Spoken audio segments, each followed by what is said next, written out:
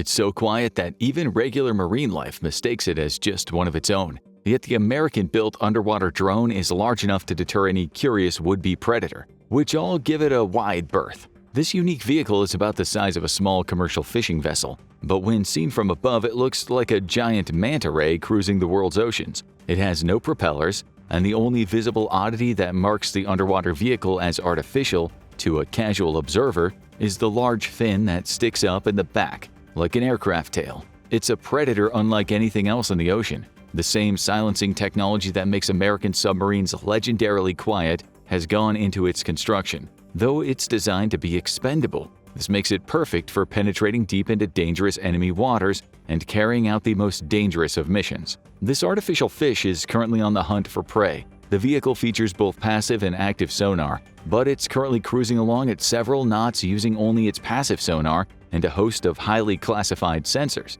all tuned into catching one of the biggest fish in the ocean, a Chinese attack submarine.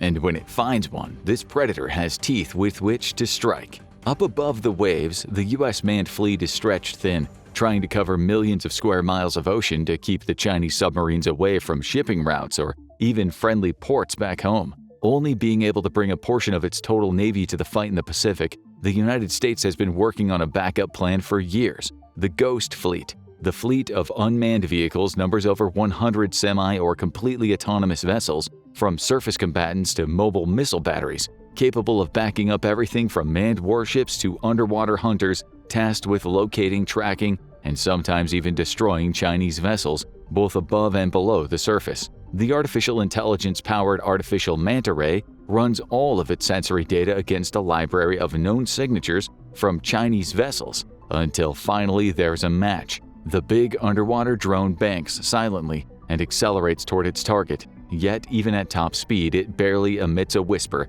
as it glides through the water. Nature has spent hundreds of millions of years achieving aquatic perfection, and the Americans are apt in their studies, emulating the natural movement and the design of manta rays for this sub-hunting drone. The Chinese submarine is busy listening for potential prey or predators with a delicate suite of electronic warfare equipment, specifically designed to sniff out enemy drones. However, the artificial manta ray gives off almost no electronic emissions. Onboard AI handles all the decisions a human operator would normally make. The vehicle is designed to engage known threats automatically, but only if it has a confidence rate of above 98%. If it's in any way in doubt about its target, the big drone will instead silently rise to the surface and extend a satellite antenna to send a microburst transmission to an orbiting satellite, relaying its location and the location of the tracked hostile. From there, a human operator will make the decision on what to do next. The drone can either follow the hostile or directly engage it. This time, though, the AI is 100% confident about its target. The Chinese submarine has unique acoustic signatures, and the drone is now in proximity to detect it with enough fidelity that it can even identify the exact submarine it's currently hunting. The AI selects a torpedo from its belly-mounted weapons bay, and a few seconds later, the weapon is silently released into the water. A second after that, the torpedo's battery brings its propulsion to life, and the deadly fish is en route to its target. There's no need to hide anymore, and both the drone and the torpedo turn on their active sonar. The Chinese boat is immediately alerted and then terrified to discover just how close the American drone is.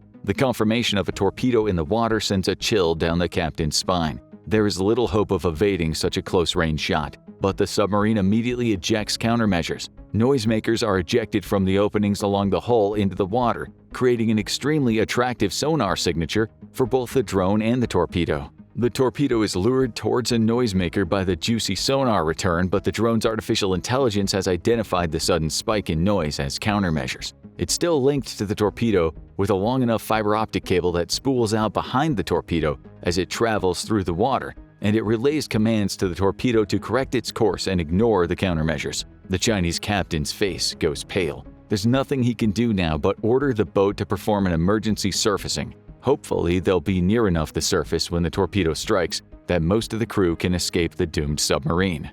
The proceeding is a potential scenario where America's new sub-hunting drone could be used in case of a war in the Pacific against China. While many nations are pursuing drone programs for land, sea, subsea, and air applications, the United States has identified a need for a massive expansion of naval drones as a priority to ensure stability in the South Pacific. This comes as a result of China's increasingly hostile foreign policy in the South China Sea and in neighboring waters, with the nation bullying its neighbors for access to rich energy and fish resources that fall outside of China's own territorial waters. The situation is so tense that even Vietnam has thrown its lot in with the U.S. in an attempt to fend off China's aggression on the high seas. Earlier this year, the Chinese Navy wounded several Filipino sailors as they attempted to resupply Filipino troops stationed on a shoal inside the Philippines' own territorial waters that are claimed by China. The move has prompted many to wonder where the red line is that'll lead to open conflict. And it's not just its weaker regional neighbors that China is picking on.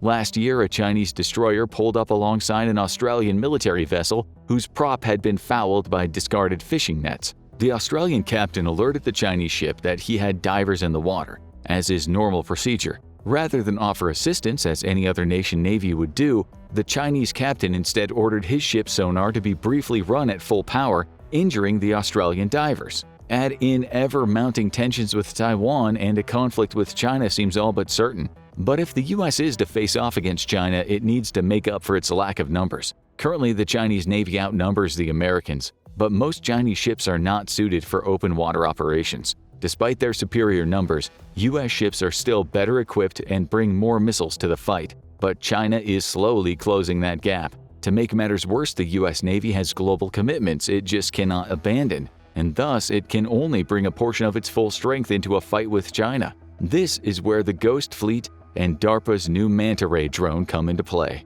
The U.S. is looking to add approximately 100 large unmanned platforms to its naval inventory by 2030, following a similar push by the U.S. Army and Marines, which are looking to acquire thousands of drones within the next 2 years. The Air Force was already planning to integrate drones in its future air fleets, with the collaborative combat aircraft concept being in development for years now alongside the next-generation air dominance fighter. This sixth-generation fighter will act as a mothership for a small fleet of expendable drones, which can then perform more dangerous tasks that the manned fighter would be at too great a risk for. The Navy's approach to drone warfare mirrors the Air Force's in that it's acquiring larger drones equipped with advanced artificial intelligence that will allow them to act either semi-autonomously or fully autonomously. This Ghost Fleet will supplement the manned fleet, leveling the playing field against superior Chinese numbers and allowing the Navy to send drones into waters too dangerous for manned ships. One key area in which naval drones will excel is where American Defense Advanced Research Projects Agency has been focusing many of its efforts: anti-submarine warfare. With threats of the Soviet Union submarines breaking out into the Atlantic and destroying U.S. reinforcements on their way to Europe, the U.S. placed major emphasis on anti-submarine warfare, or ASW, during the Cold War, becoming an expert in identifying, tracking, and hunting down these elusive assets. However, after the fall of the Soviet Union and with no major competitors on the horizon, the U.S.'s ASW capabilities atrophied to embarrassing levels, prompting the U.S. to borrow a Swedish submarine and its crew for an extended training regimen meant to restore the Navy's ASW proficiency. But the ocean is vast, and ASW can be very tedious. This is where DARPA's Manta Ray comes into play. The stealthy drone is designed to sniff out enemy submarines, though it's capable of tracking and identifying other threats as well. The path to the creation of the Manta Ray began back in 2020, when DARPA awarded contracts to Lockheed Martin, Northrop Grumman, and Navitech to begin development on a new type of drone. DARPA gave the defense contractors a description of what it wanted: an autonomous underwater vehicle able to operate on its own, harvest its own energy, and complete a variety of missions autonomously. A year later, Lockheed Martin dropped out of the race, and DARPA awarded Northrop Grumman and Navitech contracts to develop a full-scale technology demonstrator. In September 2023, Navitech, now known as PACMAR Technologies, began testing a smaller-scale prototype in open water to verify the effectiveness of its sensor suite and its ability to carry out autonomous tasks without human guidance. Northrop Grumman, however, seems to have beaten PACMAR to the punch, unveiling a full-scale technology demonstrator ready for open water trials. Dubbed the Manta Ray, the drone utilizes a sea glider shape that makes it look like a stealth bomber. The drone's been touted as being highly modular, which means it's easy to ship to wherever it's needed and easy to assemble once on location. This is important to the Navy, as it allows it to use transport aircraft to bring the drone wherever it's needed quickly and saves valuable pier space that other ships need. Ease in assembly also means that specialized technicians don't need to be present in theater wherever the drone is deployed, a key benefit given the vast size of the Pacific Ocean, where it's expected to serve the most. The Manta Ray features something truly extraordinary for any drone. A key requirement from the Navy was full autonomy for the drone. The Navy didn't want a drone that was just going to add more workload for its sailors, or require additional personnel to be recruited and trained in its operation. This is where artificial intelligence comes into play, allowing the drone to work alongside but independently of other vessels. But that's not all the autonomy that the Navy wanted, because the drone has to be completely self-sufficient as well. It is the ultimate fire-and-forget weapon, with the Manta Ray featuring the ability to actually generate its own electricity and thus removing it from complicated logistics chains. This is a massive win for the Navy, especially as otherwise it would face the prospect of having to set up refueling capabilities for drones that could be wandering the entire length and breadth of the Pacific Ocean and beyond. This is hard enough in peacetime, let alone under the stresses of wartime conditions. DARPA placed a premium on energy management when putting out design proposals for the Manta Ray. A requirement for extreme duration and independence means that a premium was placed on how the drone uses its onboard energy reserves, prompting the use of new techniques to minimize energy draw while operational. The effort has even led to the inclusion of Metron Incorporated, specifically to work on the drone's energy systems. The effort has been focused on finding ways of making the same amount of energy go even further than ever before,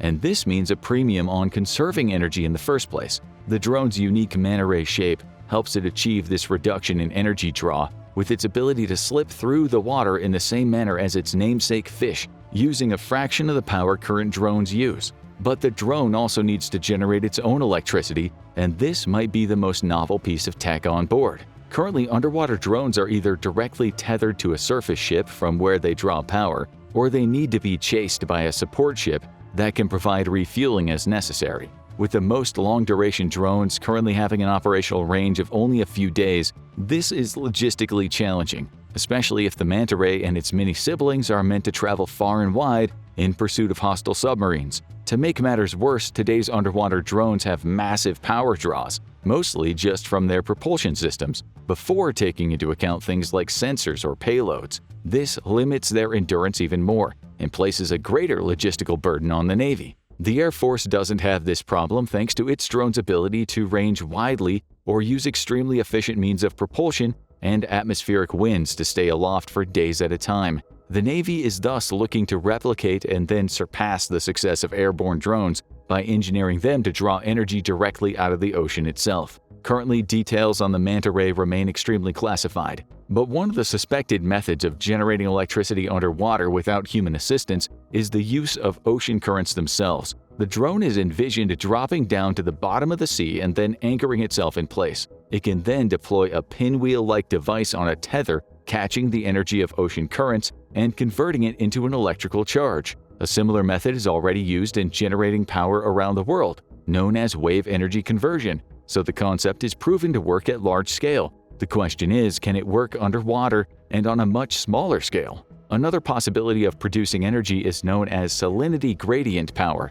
The power can be accessed via reversed electrodialysis, or RED. RED utilizes a stack of alternating cathode and anode exchanging perm-selective membranes that are alternatively filled with fresh water and seawater. The difference in salinity between the membranes generates electricity which can be captured and stored by the drone. Yet a third proposition is to simply create underwater gas stations for a whole fleet of drones, known as Mission Unlimited Unmanned Underwater Vehicle Stations. These refueling stations for underwater drones would be spread across the ocean. They would generate power by deploying a thermal energy pod, which generates electricity by harnessing the energy produced by the mixing of warm and cooler currents underwater. Permanently anchored to the seafloor, the Navy would dispense dozens or even hundreds of these refueling stations where its fleet of unmanned drones could regularly return to top off their batteries. A major obstacle for the deployment of the Manta Ray and similar drones is the challenge of long-range communications with any submerged vehicle.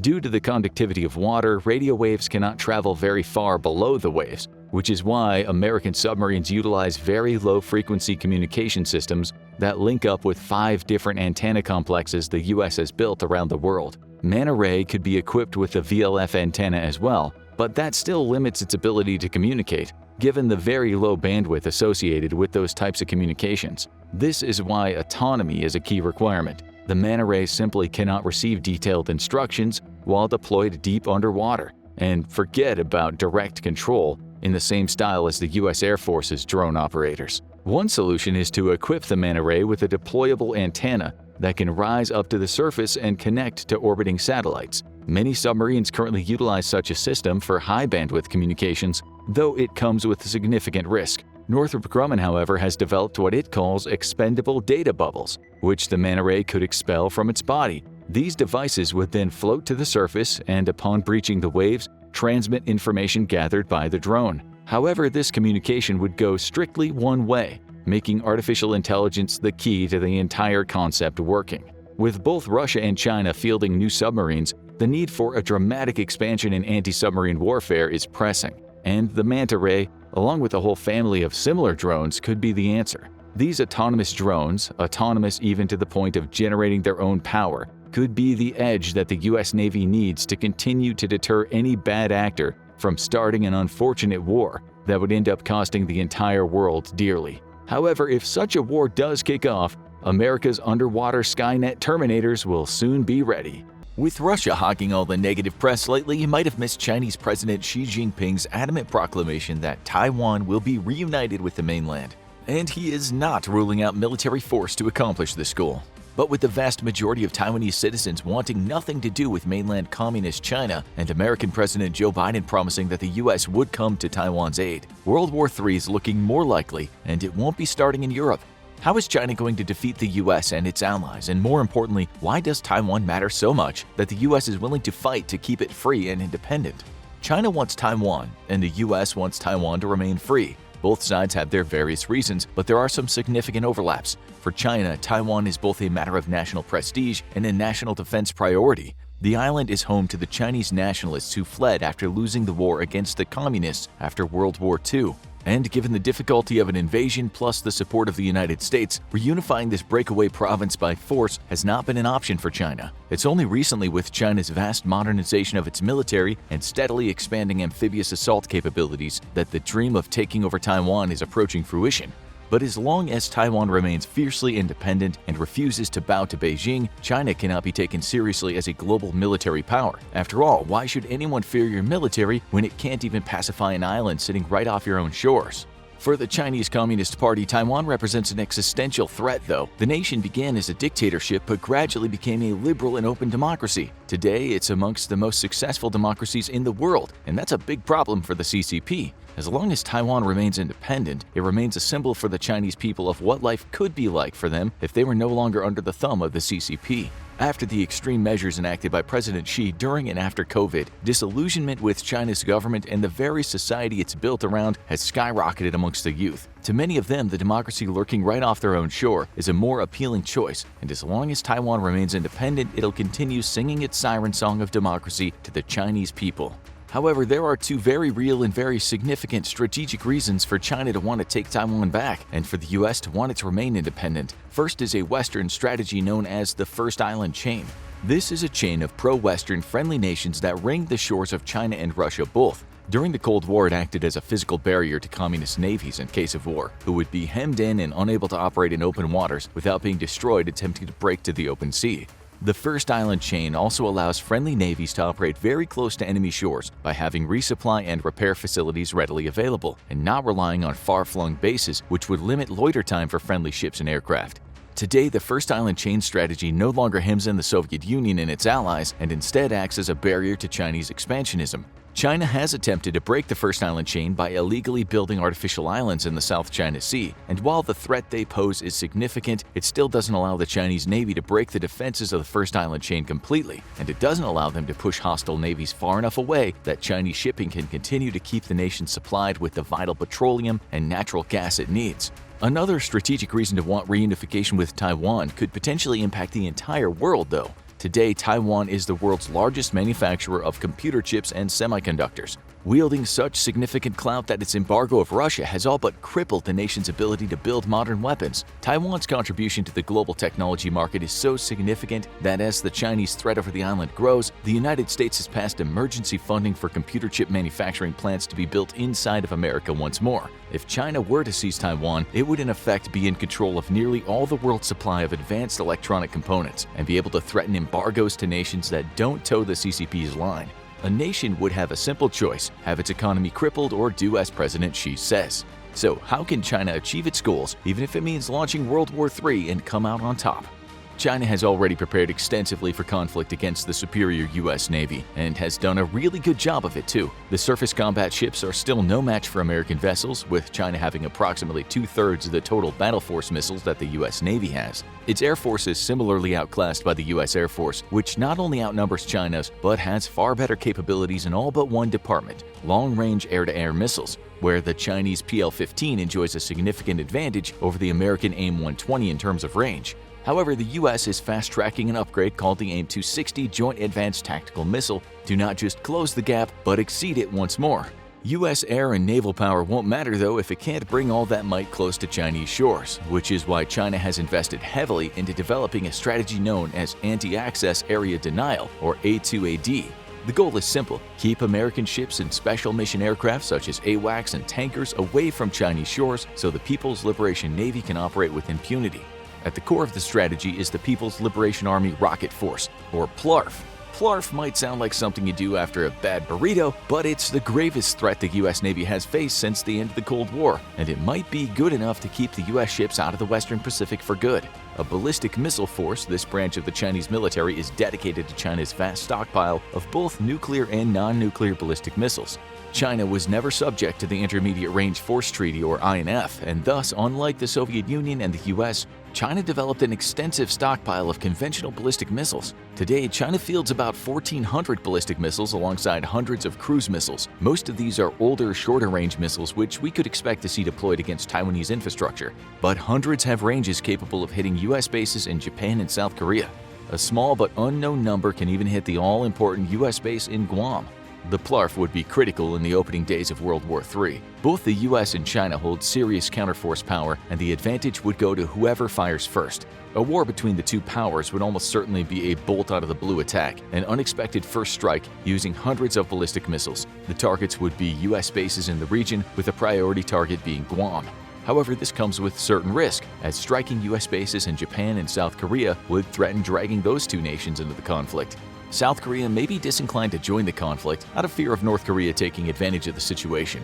In fact, for China to win, it would be in its best interest to precede a war in the Pacific with ramped-up antics from North Korea, enough to rattle South Korea without actually crossing the line over into war.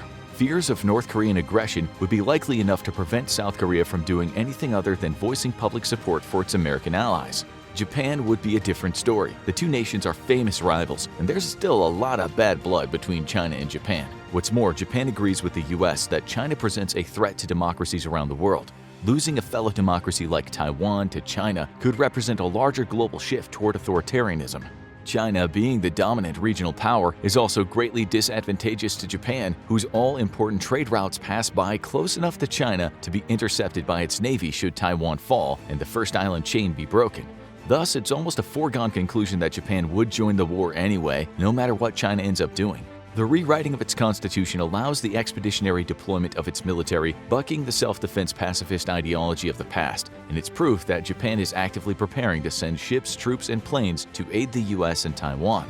This is a serious problem for China because Japan provides a convenient staging ground for both the US naval and air forces. A significant number of ballistic missiles would have to be dedicated to striking Japanese air bases and harbors in order to deny both to the US military. Chinese military doctrine states that the PLARF is to be used in a swift, precise, and overwhelming strike against an enemy force. This means eliminating the greatest threat to Chinese ambitions in the region, the United States Navy. It's not enough to shut down US bases and airfields. America has a huge expeditionary capability and lots of friends from where they could stage ships and planes. Winning the war in the Pacific means beating the US Navy black and blue. China is counting on the US's public aversion to military casualties to win the war the moment it starts. To achieve it, it needs to score huge losses to the US at the onset of the war in terms of both men and material. That's why US aircraft carrier strike groups are China's #1 priority.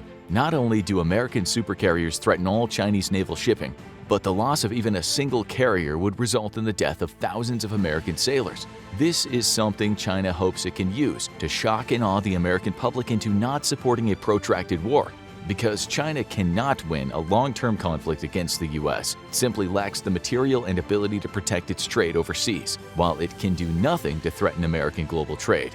With US carriers kept at bay with ballistic missiles and friendly airfields destroyed, China would have a week or two to achieve its objective of capturing Taiwan. However, China faces 3 critical problems with its war plans.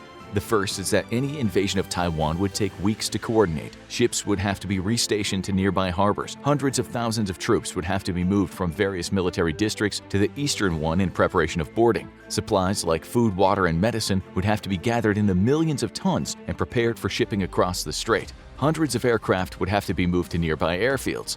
Basically, an invasion of Taiwan would be anything but a bolt out of the blue. It would be a very publicly broadcast event that would have months of warning.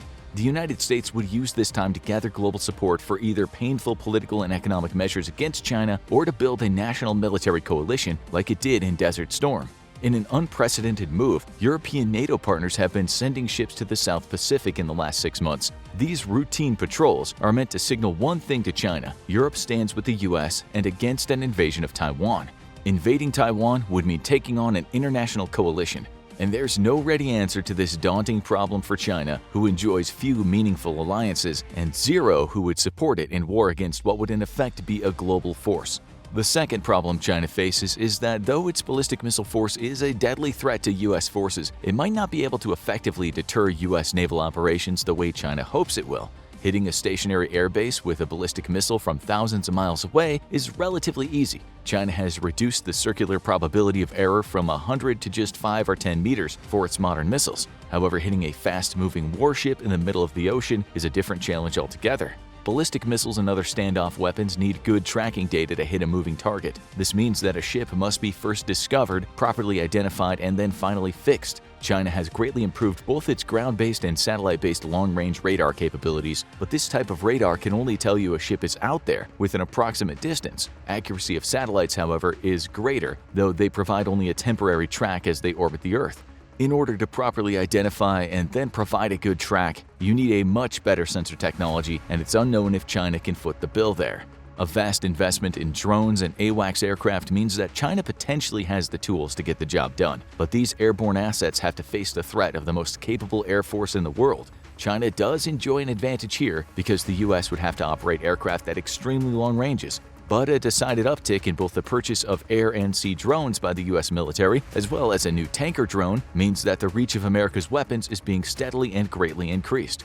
Even if China can overcome the difficulties in hitting moving targets, there's still one Achilles heel it has no solution for, neither today nor in the projected future. China depends on overseas trade for the majority of its oil and natural gas imports. It does have 2 land-based connections to Russia, but one of these, the pipeline from Sakhalin, would make an easy target for a cruise missile strike via submarine. That would leave only one inflow of oil and natural gas in the far west out of US reach. This would basically be a trickle compared to China's current fossil fuel supply, and within weeks the nation would run out of oil altogether. Its military could fight on for a few months at most due to the strategic reserves, but its economy would come crashing to a halt as the civilian sector becomes energy-starved. To add insult to injury, over 60% of Chinese trade comes via the ocean. Except it wouldn't in case of war, thanks to the US Navy. Even if its ballistic missile forces are effective at keeping the US Navy at bay, ballistic missiles can't stop the huge US attack submarine fleet. Surface task forces could also easily choke off China at multiple traffic choke points for maritime trade, including the Malacca Straits, the Gulf of Oman, and the Panama Canal. China is attempting to secure ports and airfields outside of the country so it can base forces near these strategically important waterways, but so far has only succeeded in gaining the use of a small base at Djibouti, only miles from a much bigger American base. With the bulk of the world on the US's ideological side and the vast network of friends and partners the US can use to leverage pressure on anyone contemplating allowing China to build military bases on their territory, it's not predicted that China's forward-deployed military forces will grow in any significant amount. The Chinese Navy may be the largest in the world today, but most of these ships are smaller vessels meant to act as missile boats or harass the fishing vessels and oil-exploring ships of neighboring nations, not attempting to dislodge a U.S. carrier strike group from a vital trade artery.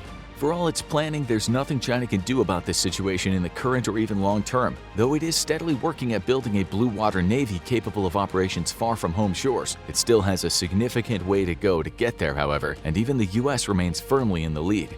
In the 1984 film Red Dawn, the beleaguered Wolverines, teen partisans defending the middle of America against a Soviet and Cuban invasion, ask a downed U.S. fighter pilot, played by Powers Booth, what started the war. His answer? The two toughest kids on the block, I guess. Sooner or later, they're gonna fight.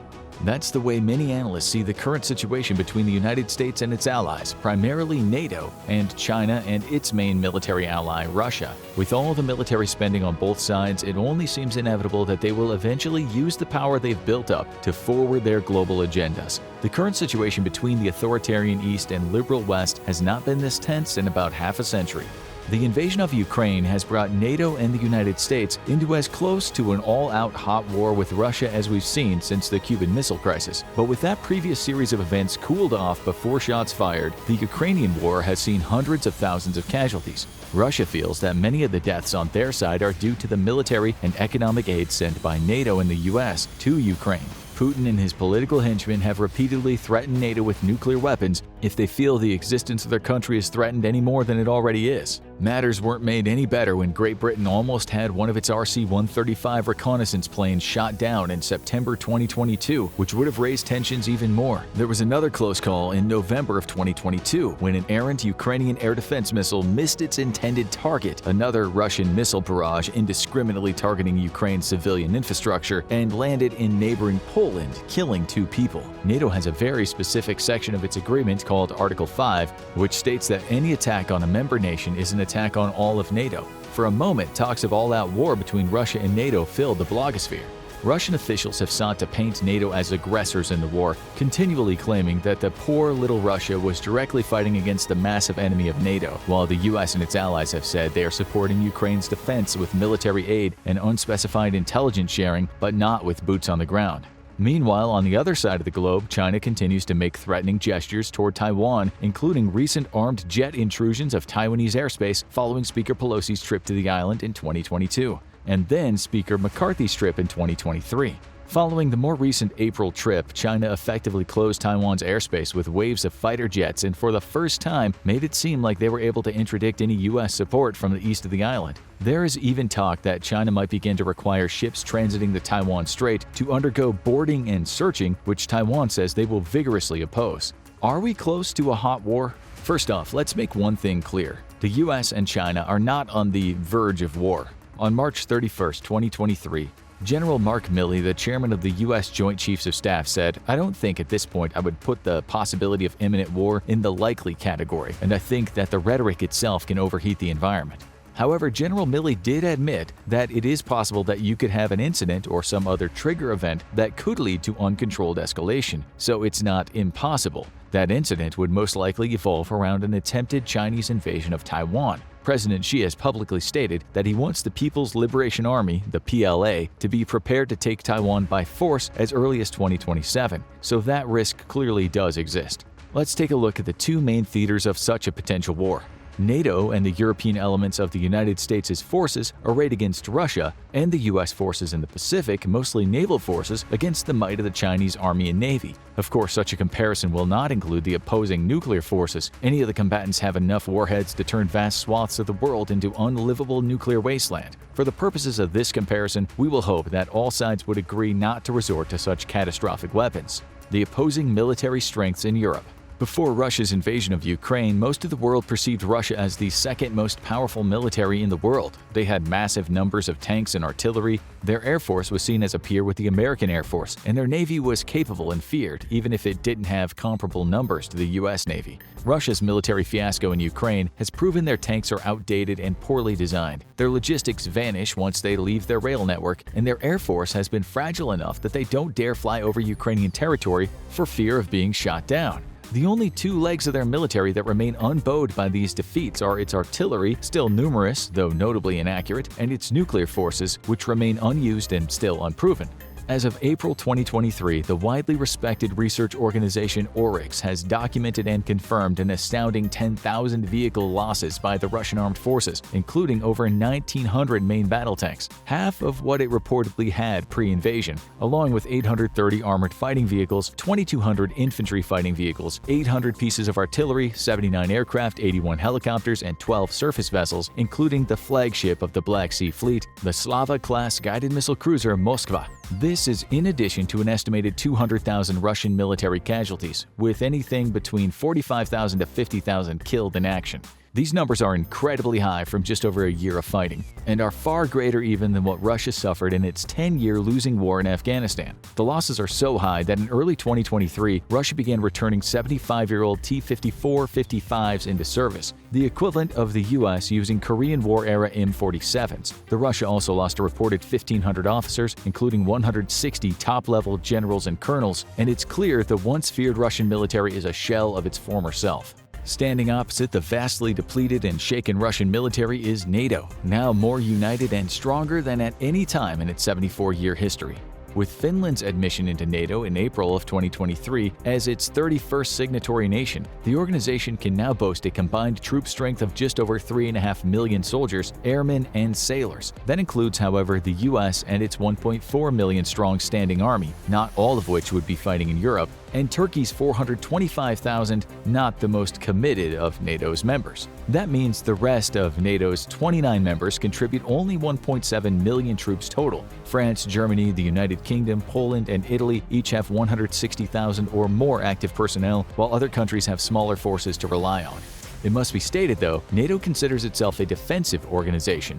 How involved they'd be beyond their own borders is anyone's guess. It's important to note that the current war in Ukraine has shown that the NATO members, mostly led by Poland and the US, are willing to supply lethal aid from missiles to artillery to tanks and fighter jets to a non-signatory nation whose defense is of a vital interest to nearby NATO members. Since Russia launched its invasion in February of 2022, NATO members have increased both their military budgets and pledged a greater amount of military spending per capita. They've also benefited from sending Ukraine their Soviet-era tanks and fighter jets, which have been replaced with upgraded models, many of them being state-of-the-art models from other member nations, like the US's F-35 stealth fighter and M1A2 Abrams tanks. NATO can also count on around 1,500 Leopard 2s and about 2,500 M1 Abrams main battle tanks, the majority of which are M1A2s, with the rest being the earlier M1A1s, with an additional 800 or so British Challenger 2s and French Leclerc and Arietes. And while the number of aircraft on both the NATO and Russian sides appear about equal, NATO forces employ more 4th and 5th generation fighters like the F-35 and the improved and updated versions of the F-16. While Russia is still reliant on more outdated MiG-29s introduced in 1982, MiG-31s introduced in 1981, and the Su-27s introduced in 1985.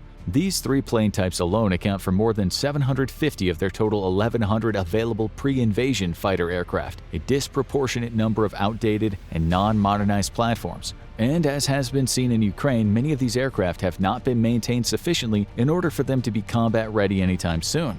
It's clear that a war between only the European forces of NATO and the struggling military of Russia would be a one-sided affair. But how would China fare against a mostly US force? The opposing forces in the Pacific. China, it should be obvious, has not suffered from an equivalent loss of military strength as Russia has over the past year. In fact, the modernization and expansion of its military has been impressive and has caused its neighbors like Japan, Australia, India, and the Philippines to increase their own military expenditures. Yet China is still missing major components that will allow it to go toe-to-toe with the US Navy. These missing elements suggest China would be better off waiting at least 5 years, and possibly as much as 10 years, before it initiates an open military confrontation with the West. For example, the People's Liberation Army Navy, the Plan, currently operates 25 of its modern 10,000-ton Type 52D destroyers, with its own version of the Aegis-type radar system, along with 8 of the more advanced 13,000-ton Type 55A destroyers, along with 6 of the earlier 7,000-ton Type 52C ships. There are up to 12 additional destroyers currently under construction. But while these ships are designed specifically for missile and aircraft defenses, they've yet to deploy with the planned HQ-26 medium-range ship-to-air missile system, which was based on the Russian 9K-37 Buk, first developed in 1972. This new missile system is reportedly equivalent to the US SM-3 missile used by the Aegis ballistic missile defense system and was expected to be able to engage short and medium-range ballistic missiles, cruise missiles, and both manned and unmanned aircraft out to 400 kilometers. However, this capability is expected to be implemented around a year or two from first deployment and will be even longer before it's deployed fleet-wide. Until then, China's missile defense destroyers like the Type 52 and 55 will have to make do with the upgraded HQ-16B with a reported maximum range of only 70 kilometers, a system that dates from 2011.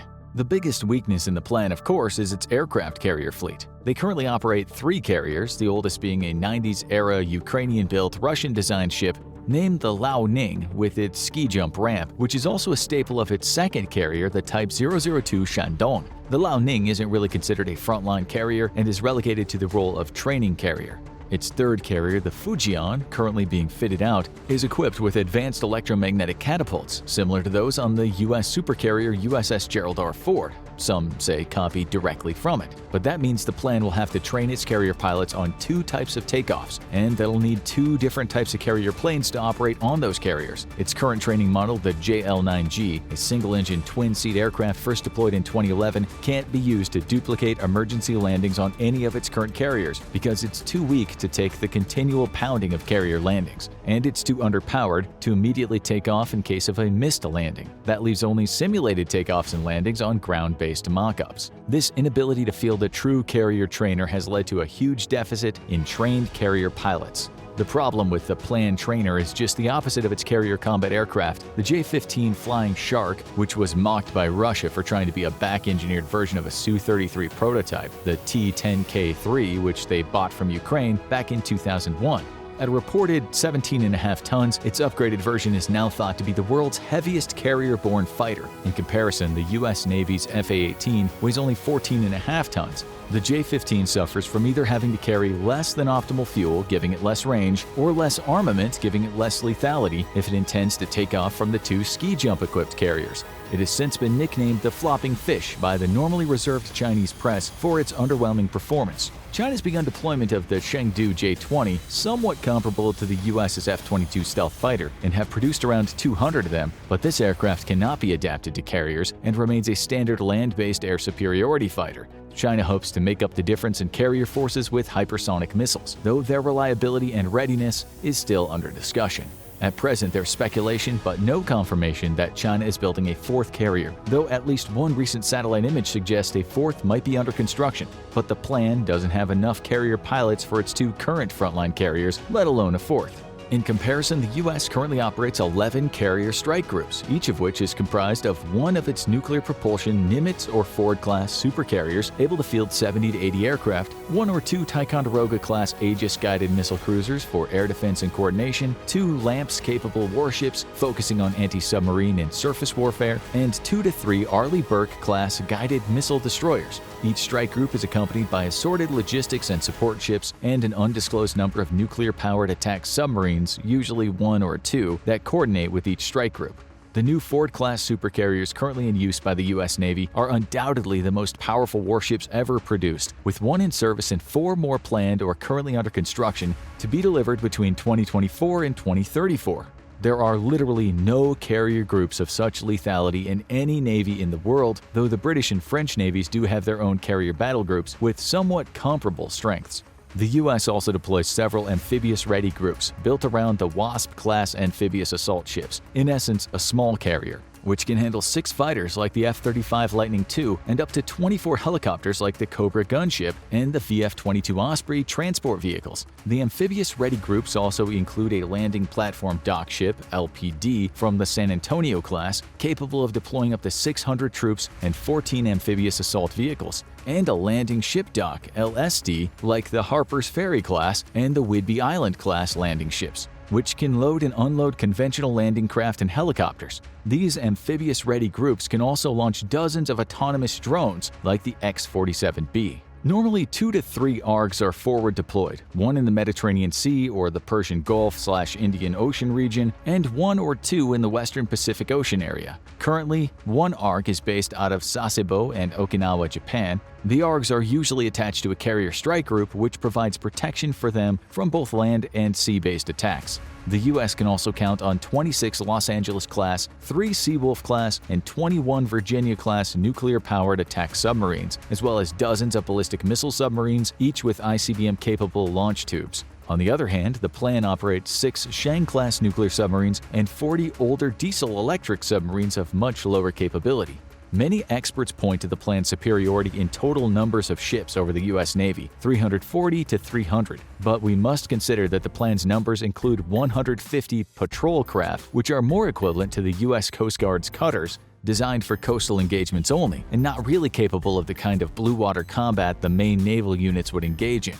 In addition, while the U.S. Navy appears perfectly capable of handling the current plan on its own, any shooting war will likely involve other countries that are either wary of or outright opposed to Chinese naval power projection, including Japan, South Korea, the Philippines, Vietnam, Indonesia, Australia, New Zealand, and India. Following continued efforts by China to claim the entire South China Sea as their own personal swimming pool, each of these countries has begun to beef up their own naval might. Japan, for instance, is building 2 of the largest destroyers in the world. At 20,000 tons, they dwarf even the U.S.'s 16,000-ton Zumwalt destroyers. These will complement and support Japan's 2 new Izumo and Kaga carriers, converted from previous helicopter destroyers, and will operate the F-35B Joint Strike Fighter. Once complete, the 2 carriers will be Japan's first since the Second World War.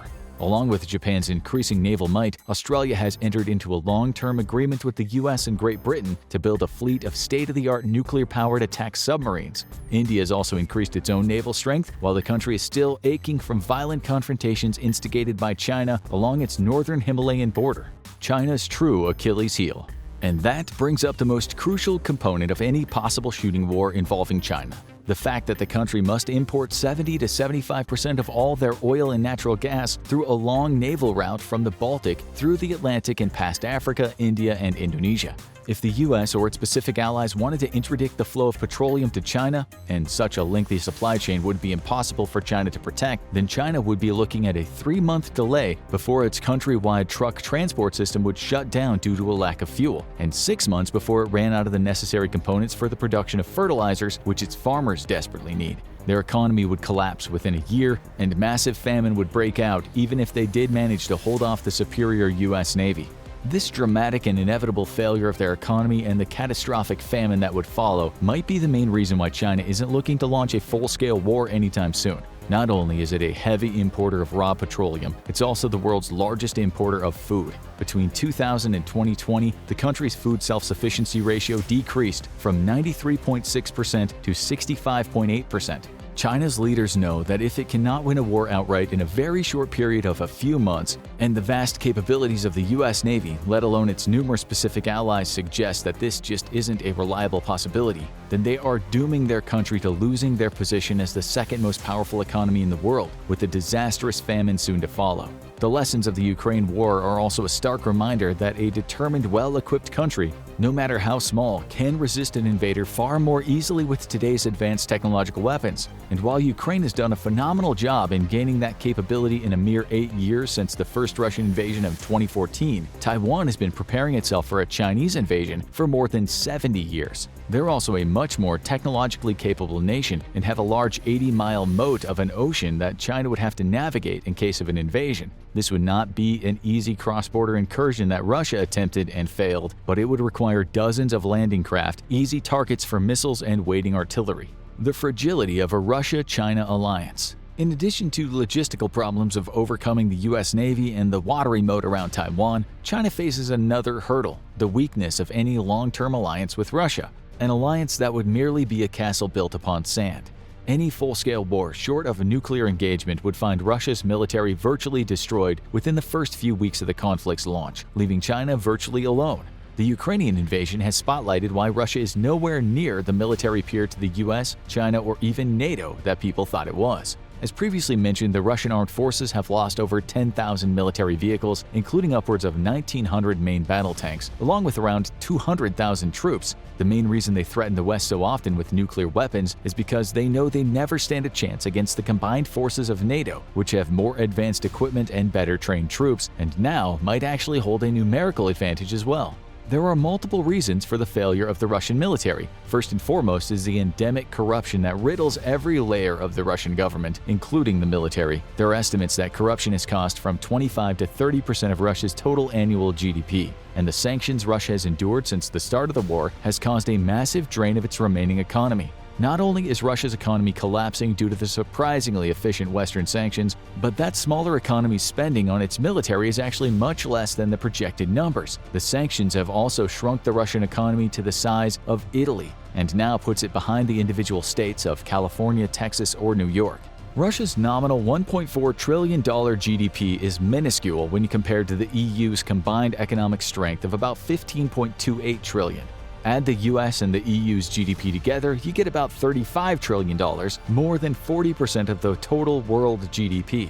Russia will simply never be able to outspend the EU and its NATO counterpart, much less the US and EU combined. Second, Russia's never had a coherent NCO training program. Russia has lost at least 150 officers of colonel rank and above simply because their orders have to be passed almost directly from the leadership to the frontline troops. The members of NATO, the US, and even China understand that the sergeants and other NCOs have to have the independent authority to assess the war from the front lines and make immediate and effective changes in response. Russia has never had that level of independence, which leads their military to dogmatic, inflexible attacks that usually require masses of tanks, waves of infantry, and massive artillery bombardments, none of which are effective in a modern battlefield environment that is overwatched by drones, surveillance satellites, and reconnaissance planes. Third, Russia has never had the ability to manage their logistics at any distance from their rail network. The ignominious 40-mile-long traffic jam north of Kyiv from late February to March of 2022 was one glaring example of how their military cannot perform the simple task of keeping their tanks and transports full of fuel and moving. This lack of logistics has been further exacerbated by the introduction of HIMARS long-range rocket artillery systems, which can hit targets over 50 miles away, and newer smart ammunition including ground-launched small-diameter bombs, GLSDB, which can hit targets 93 miles away. These have been used to great success by the Ukrainian forces against Russian depots that have often been placed too close to the front, mostly due to their lack of logistical transport capabilities. The inherent weakness of an unequal partnership. There are additional signs that China is aware of Russia's much weaker role in any potential alliance and has been capitalizing on this inequality for some time now. At first, it was the Soviet Union that held a predominant role in any bilateral negotiations, allowing them to bully China into accepting unequal agreements. Things got so bad that the two countries almost launched a major war over a border dispute in 1969, one of several border disputes between the two countries since the 1920s. But Russia eventually decided it was better to arm the Chinese government in order to have an ally against the West. China, however, decided on its own that it'd be better to copy and/or steal whatever they could get, rather than pay the full price for products coming from the Soviet Union.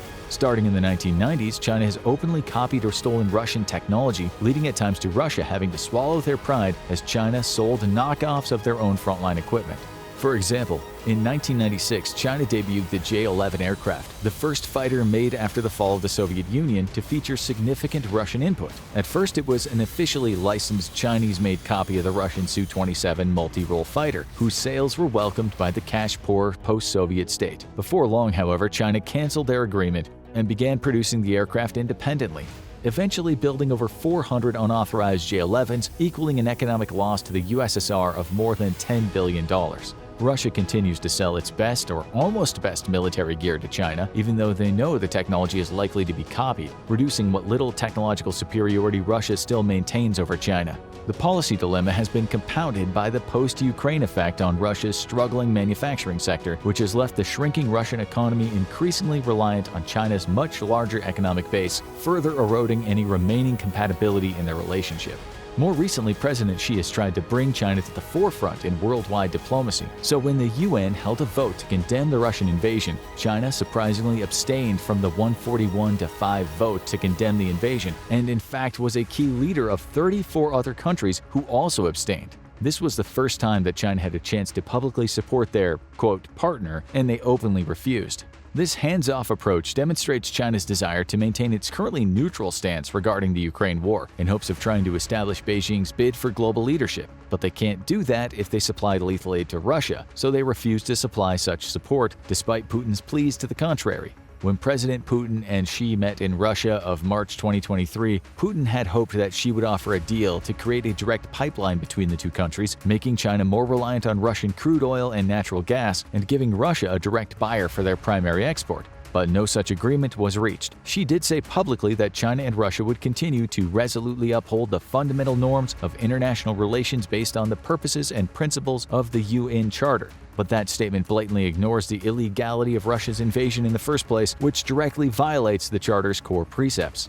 Putin's hopes for any concrete agreements for aid or mutual development never materialized. The summit was summed up by historian Sergei Radchenko with an old Chinese proverb, "Loud thunder but few raindrops." He then modified that statement as, "Scratch that, even the thunder wasn't all that loud." In fact, the Putin-Xi meetings actually caused further support for Ukraine, as Japanese Prime Minister Kishida used the opportunity to make a surprise trip to Ukraine to meet with President Zelensky. Despite Xi's efforts to lead China into a role of peacekeeper and world negotiator, he still has to deal with the hawks in his own government. On the heels of the Moscow summit, the Guangming Daily wrote an extensive article, more of a semi-official position piece declaring the four no's that China says they will not put up with. Number 1, the U.S. should not make irresponsible remarks on normal exchanges between sovereign states. Number 2, the U.S. should not compare China-Russia relations with a small circle of U.S. allies. Number 3, the U.S. should not undermine China's efforts to promote peace talks on the Ukraine issue. Number 4, the U.S. should stop using the Ukraine crisis as an excuse to attack and sanction China. Some of this rhetoric is no doubt simply strong words, but they may also signal an effort to lay the groundwork for China to ramp up its military support for Russia's war, though so far there's no evidence of that. It gets worse for Russia. In addition to everything else that bodes ill for Russia, President Xi might not be willing to go all in on supporting a leader of Russia whose future appears very uncertain. Putin's been rumored to be in ill health for years. He was filmed walking with a limp when he visited Crimea in March of 2023. And in April, there were widespread reports that he had suffered from intense head pain, a numb tongue, and blurred vision. There have been numerous indications he might be suffering from Parkinson's disease, which manifests as an uncontrollable shaking in the extremities, primarily the hands and feet. And there are additional signs he might be undergoing chemotherapy, which can result in excessive weight gain. There's also signs that Putin has killed off anyone near him that might pose a threat to his continued dominance of the Russian government. Since just before the invasion of Ukraine, over 40 of Russia's top managers, businessmen, and high-level officials have died under unclear but very suspicious circumstances. Those deaths include being found in apparent murder-suicides, like Vladislav Aveyev, vice president of Gazprom Bank, and his pregnant wife and 13-year-old daughter who were found dead in a Moscow apartment, while a former top manager of Novatek, Sergei Protosenya, was found hanged at his villa in Spain, with his wife and 18-year-old daughter also found murdered in the house. And Pavel Pshelnikov, director of communications at Digital Logistics LLC, a subsidiary of Russian Railways, supposedly shot himself at his home in Moscow. The deaths have become so numerous that one media source has given the wave a nickname, sudden Russian death syndrome. But by and far, the most conspicuous means of death has been the archaic mid-18th century habit of defenestration, that is, falling out of a high window.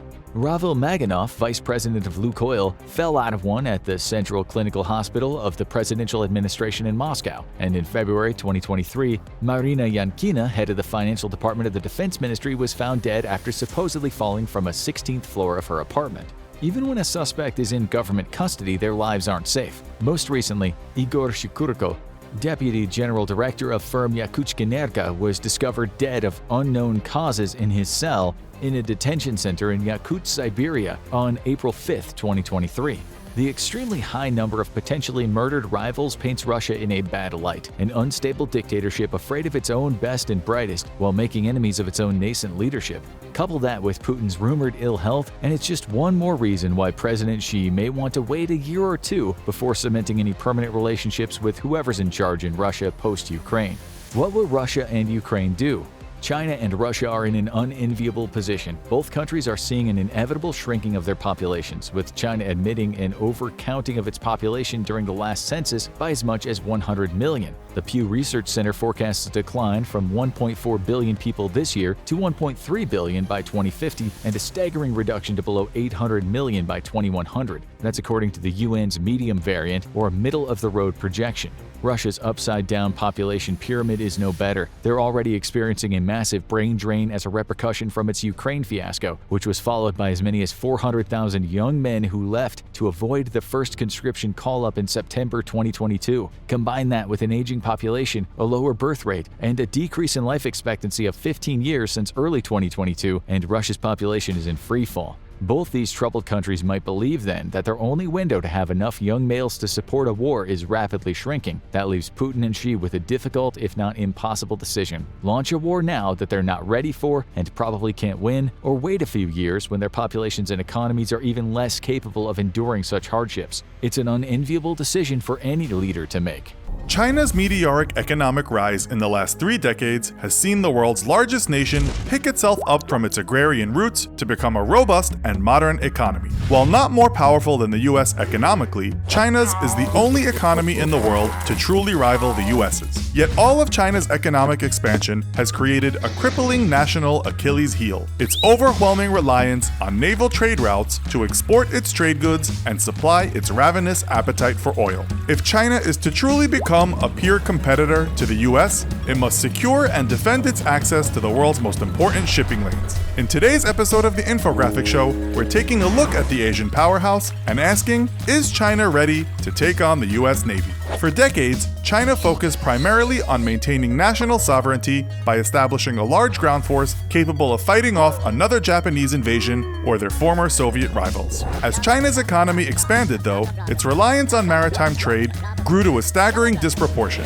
While every nation relies on maritime trade, China's economy depends on the sea for 60 to 80% of its imports and exports, and almost all of its oil supply. This has placed China in a precarious situation where it is uniquely vulnerable to disruption of those trade routes and forced a shift in focus from a ground army to a growing naval and air force. China's maritime strategic position is unique and completely stacked against it. With the bulk of its oil passing through the Indian Ocean, another of China's longtime rivals, India, is in a position to easily disrupt and even completely shut down Chinese shipping. While China maintains a larger and better equipped naval force than India, Indian ships would enjoy land-based support and quick resupply, while China would have to find a way to forward deploy a sizable battle group to the Indian Ocean that could fend off not just the Indian Navy, but the land-based Indian Air Force as well. Not only is this currently strategically impossible for the limited Chinese Navy, but China also lacks the supply and logistics ships needed to keep a task force out at sea for extended periods of time. War against the US would likely involve India as an American ally, but even if it didn't, China would still have to face America's formidable Pacific Fleet. With 2,000 aircraft and 200 ships, to include 33 nuclear attack submarines, America's Pacific Fleet alone is more than a match for China's entire Navy, which numbers at 193 combat ships and 710 aircraft. In any conflict, the US Pacific Fleet would also quickly be augmented by other American naval forces. So could China hope to fend off the US Pacific Fleet in the event of war? In 1996, in response to the US granting a visa to Taiwan's president Lee Teng-hui, China launched massive military exercises meant to intimidate Taiwan, beginning with live-fire missile and artillery firing just kilometers from Taiwan's shores. This was followed by a widely publicized amphibious assault exercise meant to signal that China was ready and willing to cross the Taiwan Strait and invade the long independent island. In response, the United States deployed 3 aircraft carrier battle groups to the area and an amphibious assault ship, the largest display of American military might in Asia since Vietnam. This brief confrontation forced the Chinese to admit that they could not hope to stop the US from defending Taiwan, and internally, Chinese military leadership doubted the possibility of defeating the US Navy in any combat scenario. Humiliated by the US's response and their inability to prevent it, China reshuffled its military priorities, placing a much greater emphasis on its naval, missile, and air forces. 2 decades later, their efforts have paid off in spades, with China boasting the largest ballistic missile force in the world and a competent, if still limited, navy. Yet China is still saddled with a great deal of internal issues, the most pressing being the systemic corruption that has for decades thrived amongst the Communist Party leadership and the armed forces both. Despite Xi Jinping's anti-corruption purges, the damage to China's military by a long legacy of corrupt and ineffective leadership could take years to reverse. China also faces a serious recruitment, training, and experience problem with its armed forces. Unable to meet military recruitment quotas, China's armed forces have been forced to lower their recruiting standards several times since 2010. This has resulted in a crop of recruits whose current capabilities are questionable to say the least. As noted by Chinese observers, in 2012, a People's Liberation Army unit became so stressed out in the midst of a 15-day wartime simulation that the ongoing exercise had to be put on pause and time taken out for movie nights and karaoke parties. By day 9 of the exercise, a cultural performance troupe, PLA parlance for song and dance girls, had to be brought in to entertain the homesick soldiers whose morale had plummeted. Further reporting notes that this is likely not an isolated incident, and Chinese watchdogs have long observed that China engages in little comprehensive training of its troops in comparison with their Western counterparts. In fact, China's confidence in its own troops is so low that it was only in the early 2010s that Chinese units began to take part in UN peacekeeping deployments, long refusing to take part out of fear of international embarrassment. To further compound China's challenges in waging war against the US or another peer power, the nation has not fought a major conflict since a brief skirmish against Vietnam in 1979.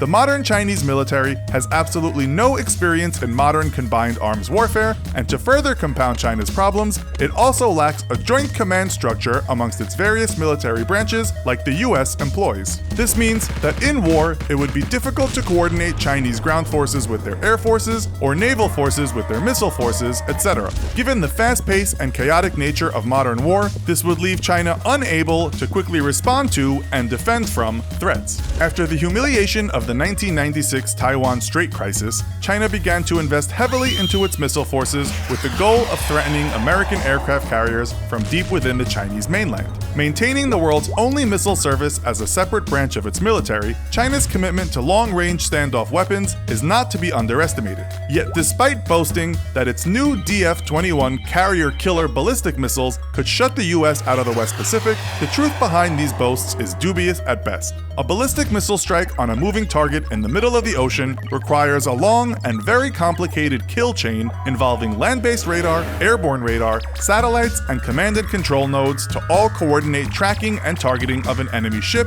and to date, China has not displayed the capability to successfully execute every step in this complex kill chain or to protect the individual links from attack or interference. Yet even the most optimistic American naval commanders acknowledge the threat that China's ballistic missiles present to a carrier battle group, which is why the US has responded by engaging in the most ambitious ballistic missile defense program in its history, testing everything from airborne to ship-installed directed energy weapons such as lasers to a new generation of the standard model anti-air missile to classified anti-satellite weapons projects. The US has taken the Chinese ballistic missile threat very seriously. China's missile forces are its best tool for keeping the US Navy at bay, but unproven as they are, it's doubtful just how effective they would ultimately be. However, the one thing that China, and most people in the US, tend to forget about are the US's submarine forces, and that's no coincidence. Secretive by design, the US's silent service is the most advanced submarine force in the world, and it maintains a constant rotation of 18 subs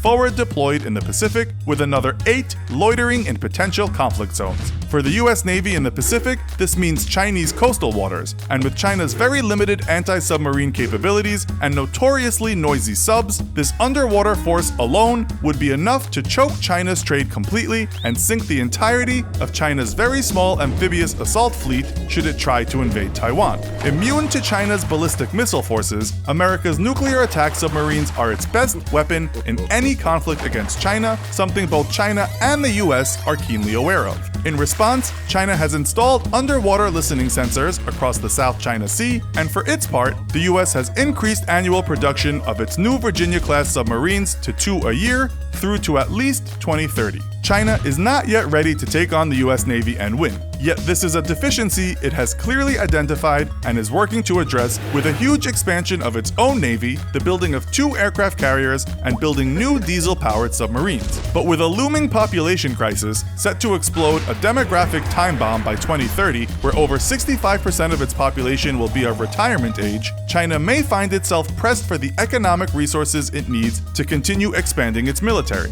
The US also faces challenges in maintaining its global peacekeeping naval fleet, but with a strong network of alliances and access to financial networks China does not, it will take some serious and very focused investment in its navy, perhaps at the expense of its other branches, for China to ever truly challenge America in the open ocean.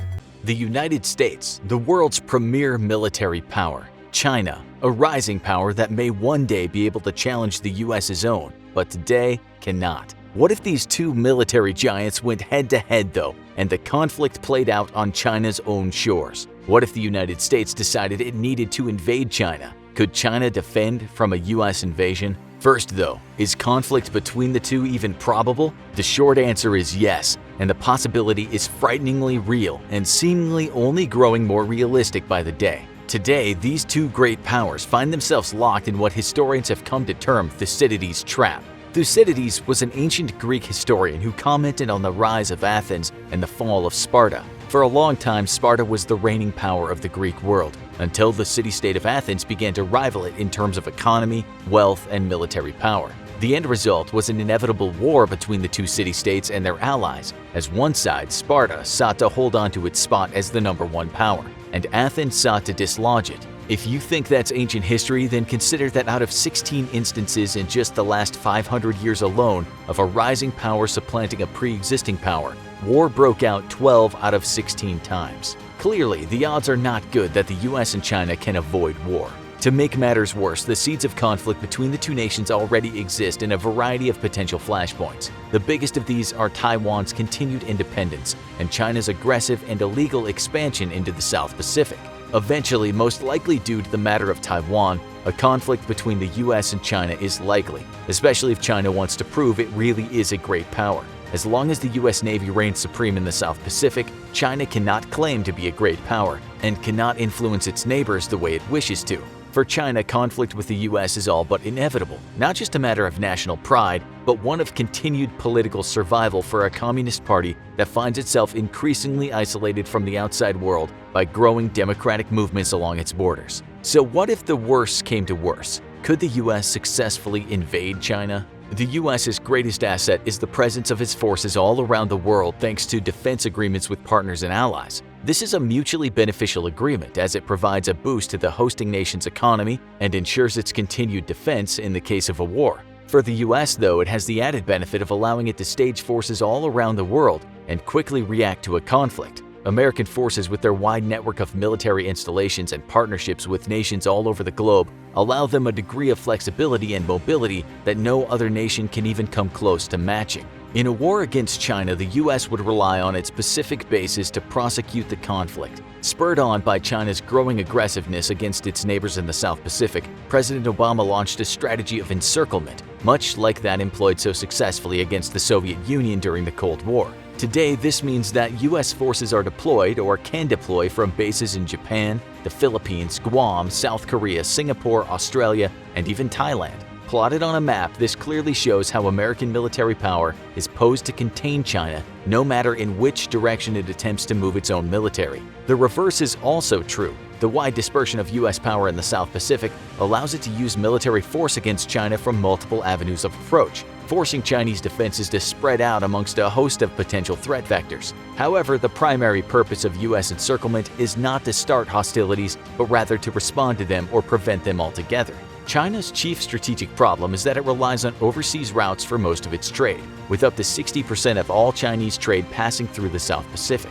Current US force predisposition has the foot in the US military poised straight on the jugular of Chinese trade, and it would not take much pressure to shut that trade off and send China into an economic collapse. In case of war, this is exactly what would happen. US forces would immediately begin a naval and air blockade of all Chinese trade, boxing in the Chinese Navy all the way from the Malacca Straits to the Sea of Japan. While the Chinese Navy now for the first time in history outnumbers the US's own Navy, it largely lacks a capability to operate far from its own shores and is best suited for coastal defense. This would make it impossible for China to send a naval expeditionary force to the Malacca Straits and secure them for its trade ships. Then there's the added complication of US allies and partners in the area who would indubitably join the US side in the conflict. Chinese ships trying to leave their territorial waters would find themselves threatened on all sides, on top of having to deal with the formidable American Pacific Fleet. At the same time that the US ships are blocking off Chinese trade though, the People's Liberation Army rocket force would saturate US bases in Guam,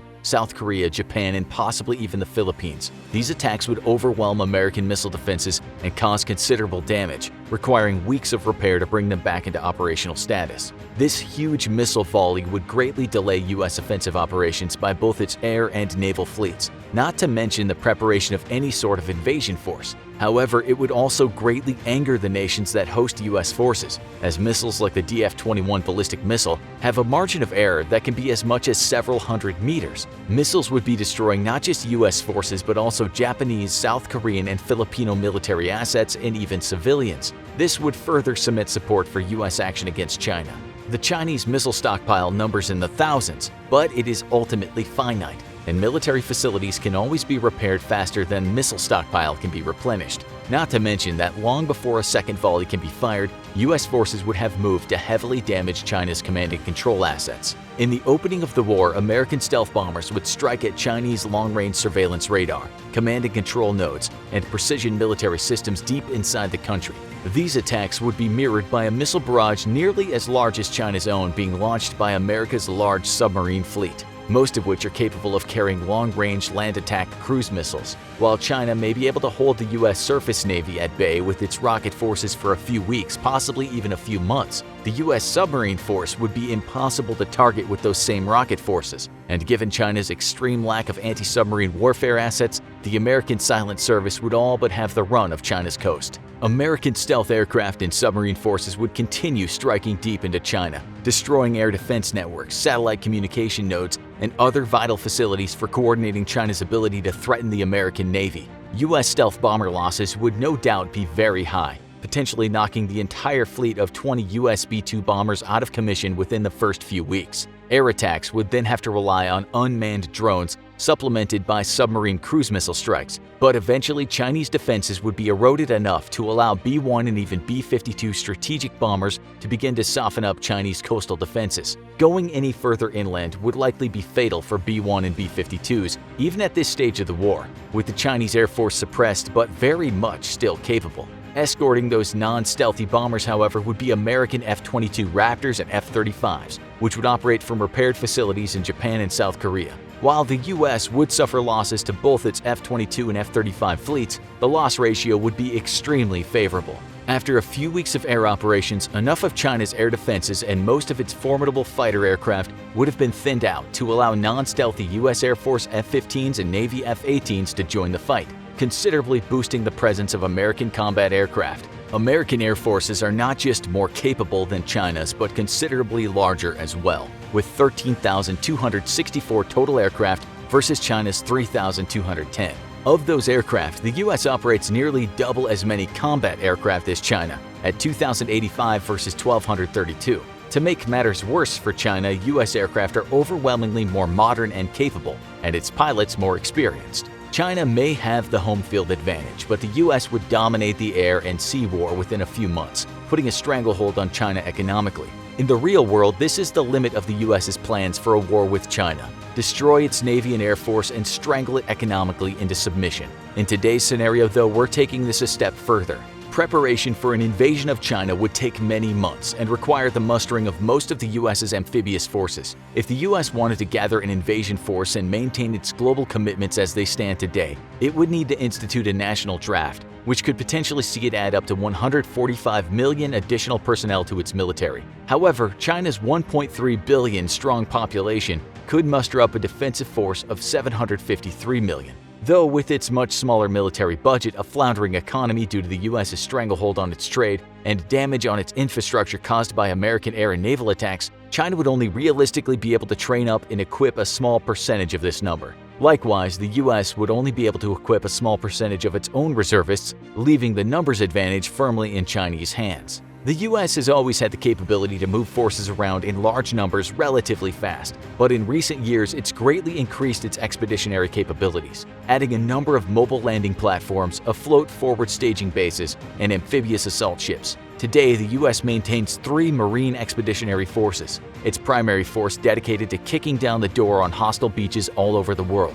Each force can bring to an enemy's shore between 20,000 and 90,000 Marines and sailors. These would quickly be supplemented by U.S. Army expeditionary forces, though they would require longer to assemble, prepare, and transport to a hostile Chinese beach. Initially, the American Marines would be forced to hold the beach alone, though they would not be able to land in their full numbers all at the same time. Not wishing to spread themselves too thin, and with U.S. air and naval power only capable of carving out a very small slice of safety on hostile Chinese beaches, U.S. forces may at best approach the numbers of the amphibious assault in Normandy, averaging between 15,000 and 20,000 personnel per day. This would require a full 3.5 days for an entire Marine expeditionary force to make the beach. This would leave 20,000 Marines with the unenviable task of holding a narrow strip of beach against a People's Liberation Army of around 975,000, not counting reservists and conscripts. Even with air superiority achieved, U.S. and Allied aircraft could not hope to hold at bay the vast number of Chinese ground troops, and it's likely that even before the first Marine Expeditionary Force could completely offload onto the beach, the Marines holding them would have been thrown back out into the ocean. Sheer numbers alone make an invasion of the Chinese mainland completely impossible for even the technologically superior U.S., and it would require the unloading of an entire Marine Expeditionary Force in one single landing to secure a foothold against the vast numbers of the Chinese People's Liberation Army. This is precisely why the United States has no plans of invading China, and instead plans on simply destroying the Chinese Navy and Air Force while blockading it economically in the case of war. China is set to be the first nation in the world to field an aircraft carrier to truly rival America's fleet of supercarriers. But how good is China's first attempt at a supercarrier? And why would a fight between the two likely end with China's brand new carrier becoming China's brand new coral reef? The United States has been operating aircraft carriers for over 100 years now, while China is relatively new to the carrier club. This gives the U.S. a significant advantage over China when it comes to running carrier operations, which are notoriously a very tough and dangerous lesson for nations to learn. The United States earned its stripes through many years of very dangerous training and testing, losing many pilots and deck crew in the process. However, China has shown it's a quick learner and has yet to suffer a major naval deck accident. While the plan has lost numerous aircraft as it learns to operate its new aircraft carriers, it has the benefit of emulating the nation that does it the best, the United States. Lessons learned from observing U.S. carrier ops has significantly decreased the learning curve and reduced the price in blood China has had to pay to gain proficiency. But China is far from matching the United States when it comes to operating the most advanced types of warships ever created. Aircraft carriers are floating airfields operating hundreds if not thousands of miles from home.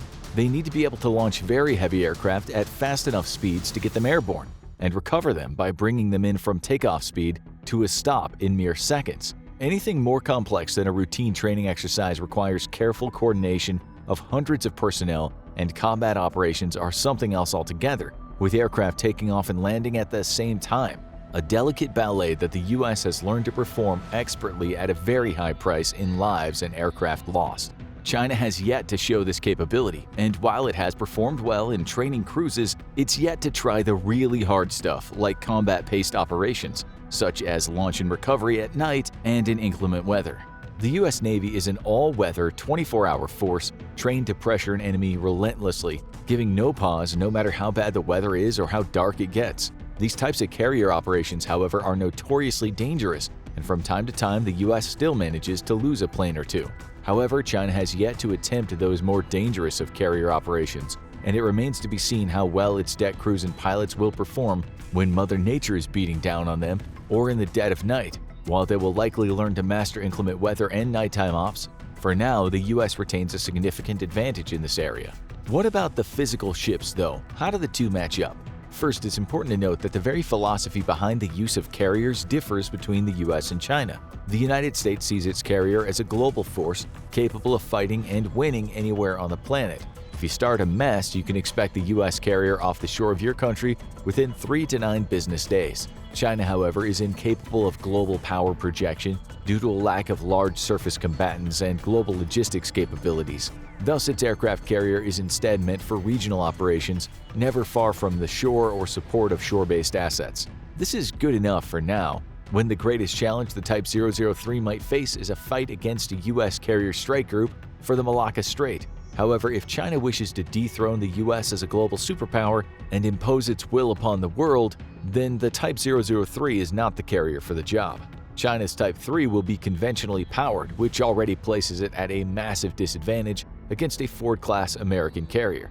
U.S. carriers are nuclear-powered, which not only makes their range infinite but comes with a host of follow-on benefits. For instance, without the need for refueling, U.S. carriers don't need their own dedicated oiler to keep them in the fight. This significantly reduces an enemy's ability to disrupt a U.S. carrier by targeting support vessels. The Chinese Type 3, however, will require constant resupply, a link in the chain of Chinese naval operations that the U.S. weapons are extremely well suited to breaking.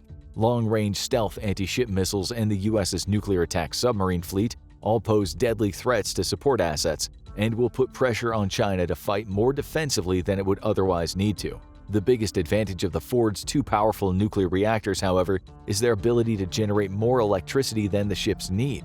This makes it possible to install future technology onto the ship without requiring a massive redesign or lengthy overhaul. The Type 03 doesn't have this capability and is largely stuck in the configuration it'll launch in. The U.S., meanwhile, is looking to soon add technology like directed energy weapons to its carriers and has more than enough juice to do so. U.S. carriers are future-friendly. The Type 003 is not. However, this is hardly surprising. The Type 3 is China's first attempt at an indigenous carrier that can begin to match U.S. capabilities. It's not a final design, so to speak, but rather one that'll influence the evolution of carrier design in the People's Liberation Army Navy.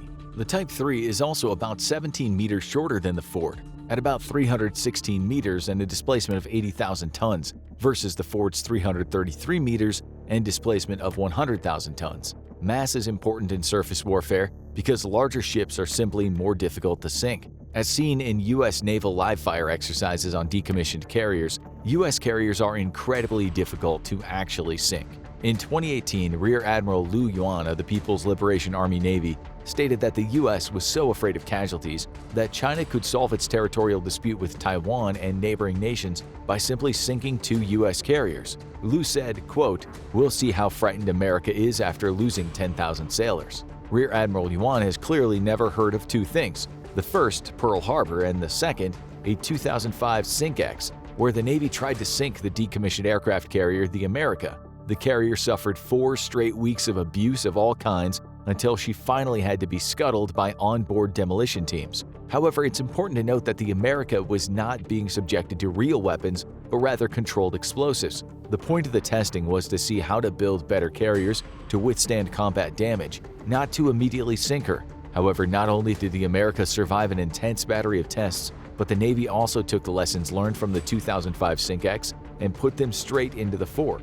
The USS America remains the only supercarrier to ever be sunk, and China is not privy to all the incredibly valuable information that the U.S. Navy gathered from such an unprecedented exercise. There's no doubt that at a fundamental design level, the Ford is simply better engineered than the Type 3.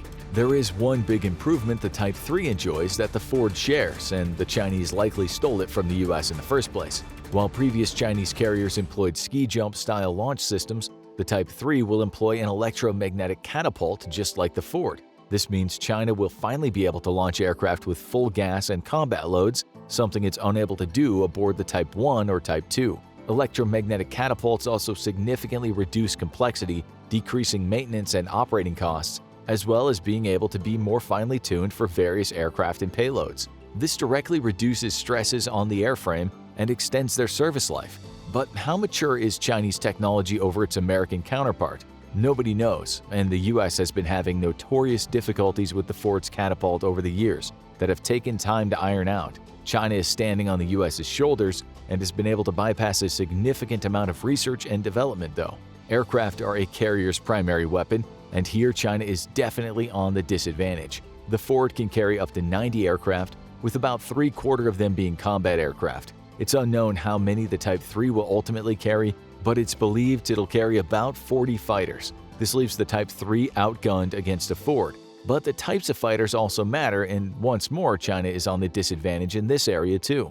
In March of 2023, the USS Gerald R. Ford deployed with its full air wing for the first time, Carrier Air Wing 8. Currently, the Navy plans to operate its Ford-class carriers with a mixed complement of battle-tested F-18s and new F-35Cs. By working together, the F-35s will be able to dramatically increase the survivability and lethality of their non-stealthy counterparts, as the F-35 can act as a miniature airborne control platform guiding weapons fired by non-stealth aircraft safely out of reach of the enemy to their targets. However, the Navy is well on track to fully operate F-35Cs from its aircraft carriers as production continues to ramp up.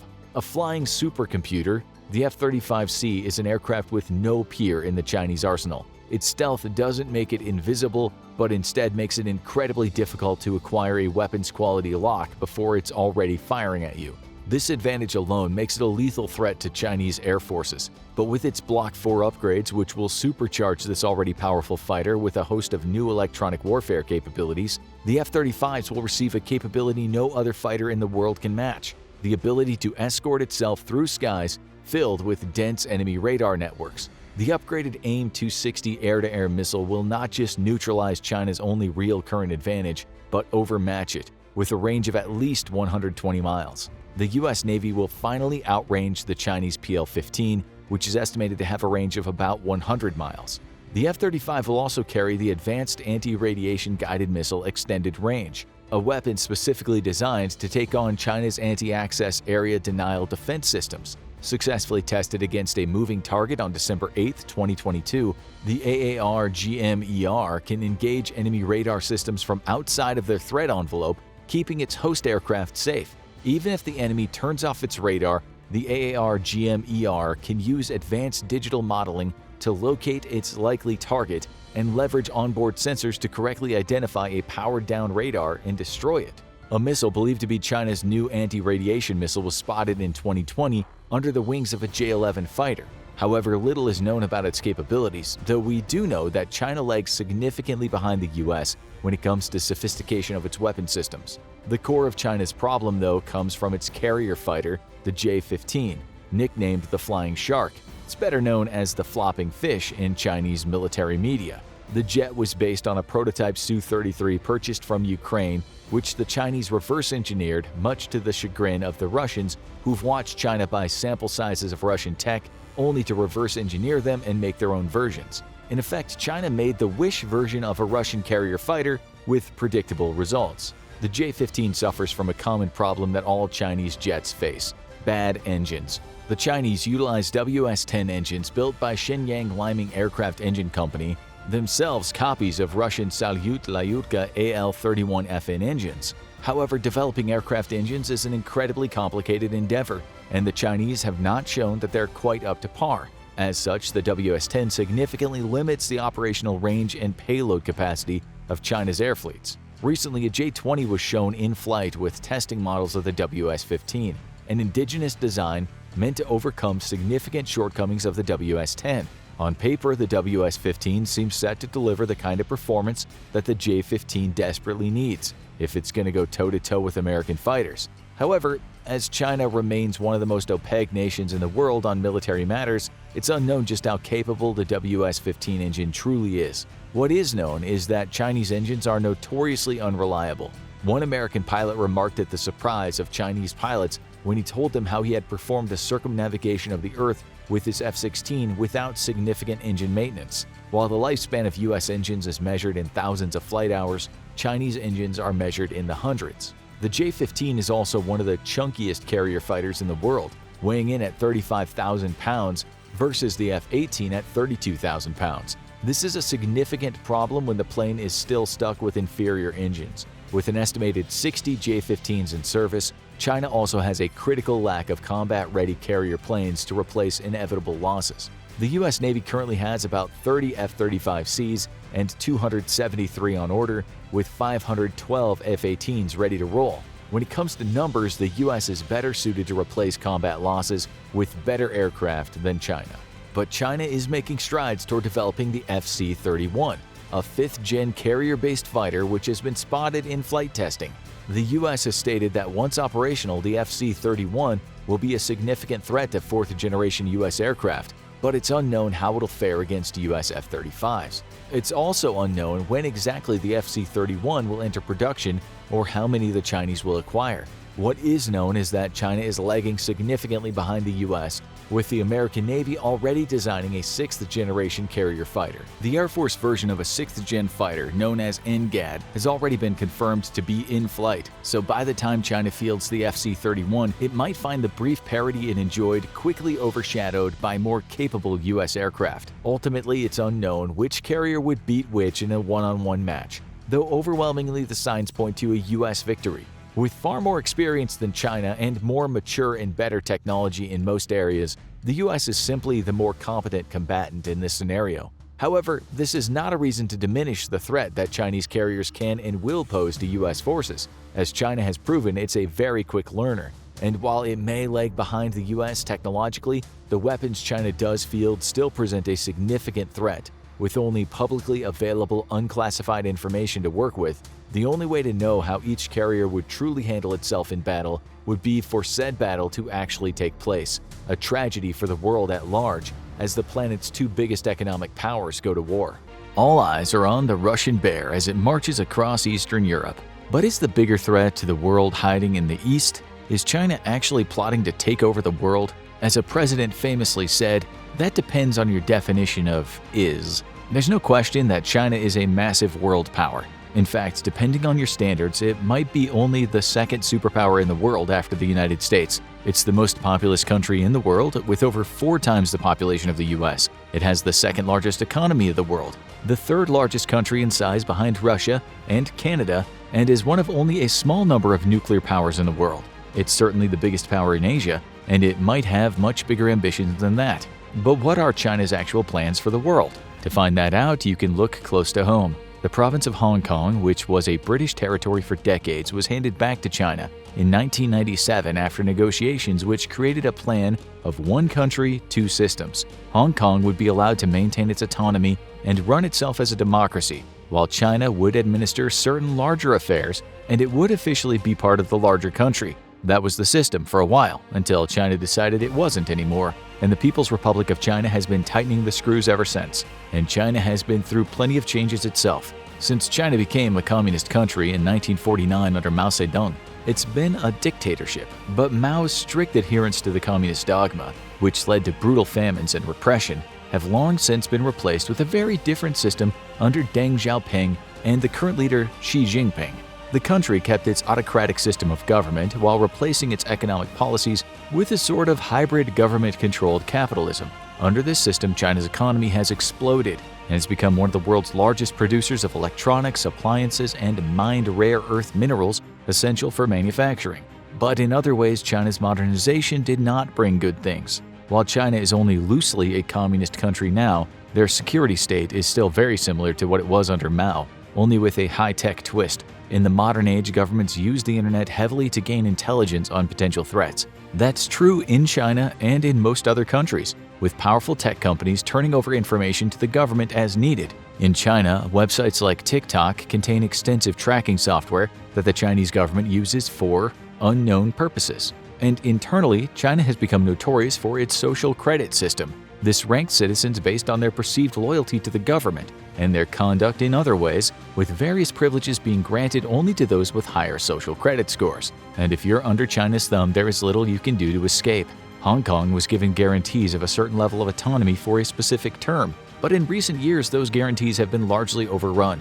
While they still have separate elections, Chinese authorities increasingly interfere in them and disqualify or arrest candidates who oppose the People's Republic's policies. This often leads to largely unopposed elections, and the recent COVID shutdowns led to China getting even more directly involved in shutting down protests and public gatherings. So, if you're inside China, you're probably kept under a pretty tight grip. But what if you're outside it? That depends on where you are, because China has been involved in a territorial conflict near its borders for almost 70 years now. When the People's Republic of China took control, it was in the middle of a brutal civil war.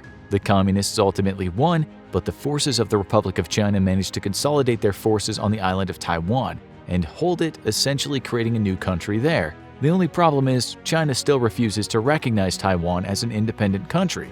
In fact, while they claim they're the legitimate government of Taiwan, the Taiwanese government, now a democracy, still claims it's the rightful government of mainland China. But the People's Republic has much more power, and they've managed to use diplomatic pressure to prevent international recognition of Taiwan as a United Nations member state. And they're not afraid to punch back against big targets. China takes it as a personal offense when anyone recognizes Taiwan as being independent, even if that person isn't actually the head of a country. That's why most US politicians have avoided paying visits to Taiwan in the last few decades, to avoid causing any diplomatic crises for the president. But in 2022, Speaker Nancy Pelosi and some other members of Congress decided to make a visit to the island nation, and China responded hard. They stepped up military drills around the island, terrorizing the citizens, and one Chinese propagandist even said the country should shoot down Pelosi's plane. While clearly that would have started a hot war between China and the US, and cooler heads prevailed, it was clear China was willing to escalate in a hurry. But is China all talk and no action? That depends on where you look. While they get a lot of attention for their over-the-top online personality, with colorful propagandists spreading conspiracy theories and trying to meme, they actually do maintain a very strong deterrent against international criticism. And it's one Russia is fond of as well. China's justice system is notoriously harsh, with long sentences and the death penalty on the table for many crimes, far more than murder or treason. And while most of the people in Chinese prisons are Chinese, they have commonly arrested people from other countries for the purpose of prisoner exchanges. When the CEO of Chinese company Huawei was arrested in Canada, it wasn't long before a Canadian citizen was arrested in China on drug charges. But China's reach is growing fast. No one knows exactly what China's long-term plans are. The People's Republic has made many claims about invading Taiwan, and they're no doubt looking closely at Russia and Ukraine to see how that would go. But it's not going well for Russia. Most of the world has committed to supporting Ukraine with military and financial backing, and Russia has found itself increasingly isolated and sanctioned. While Taiwan isn't universally acknowledged as an independent country the same way Ukraine was, the United States has promised to defend it. So any sort of hot war on the island would likely escalate quickly with potential nuclear consequences. So China might be taking a slower, more global approach. China's internet efforts go far beyond an army of internet trolls, and they might just be becoming the world's most premier cyber hacking organization. While they're certainly not sharing the details of their operations, it's believed that they have 3 divisions of cyber warriors: specialized military forces that train in cyber attacks and work on behalf of the government, state workers who aren't in the military but are tasked with cyber warfare and spying, and a group of non-government workers who are likely hired by the government and have more deniability when they need to break into rival governments' networks. And they've caused a lot of damage. Who has China hacked? Who haven't they hacked? Countless countries have claimed that Chinese hackers have taken classified data. Australia claimed that a 2013 attack accessed the blueprints of their intelligence headquarters, while Canada reported in 2011 an attack compromised multiple federal departments. Japan has reported at least 200 cyber attacks on Japanese companies and scientific institutes, while China's frequent rival India reported multiple denial-of-service attacks that may have come from agents of the Chinese government. Ukraine reported attacks during the opening days of the war, maybe China acting on behalf of Russia, and even the Vatican reported hacking attacks. The US has been the top target of Chinese cyber attacks for a long time, with reports of attacks on military, government, commercial, and industrial organizations. Even the largest companies in the world aren't safe. Google was hacked in 2010 and reported that the privacy of its users was compromised.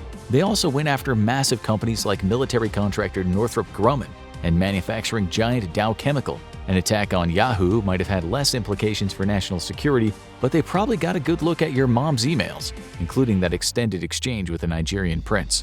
So what does China actually want with all this data? Well, if you ask them, they'd say, "We don't know what you're talking about.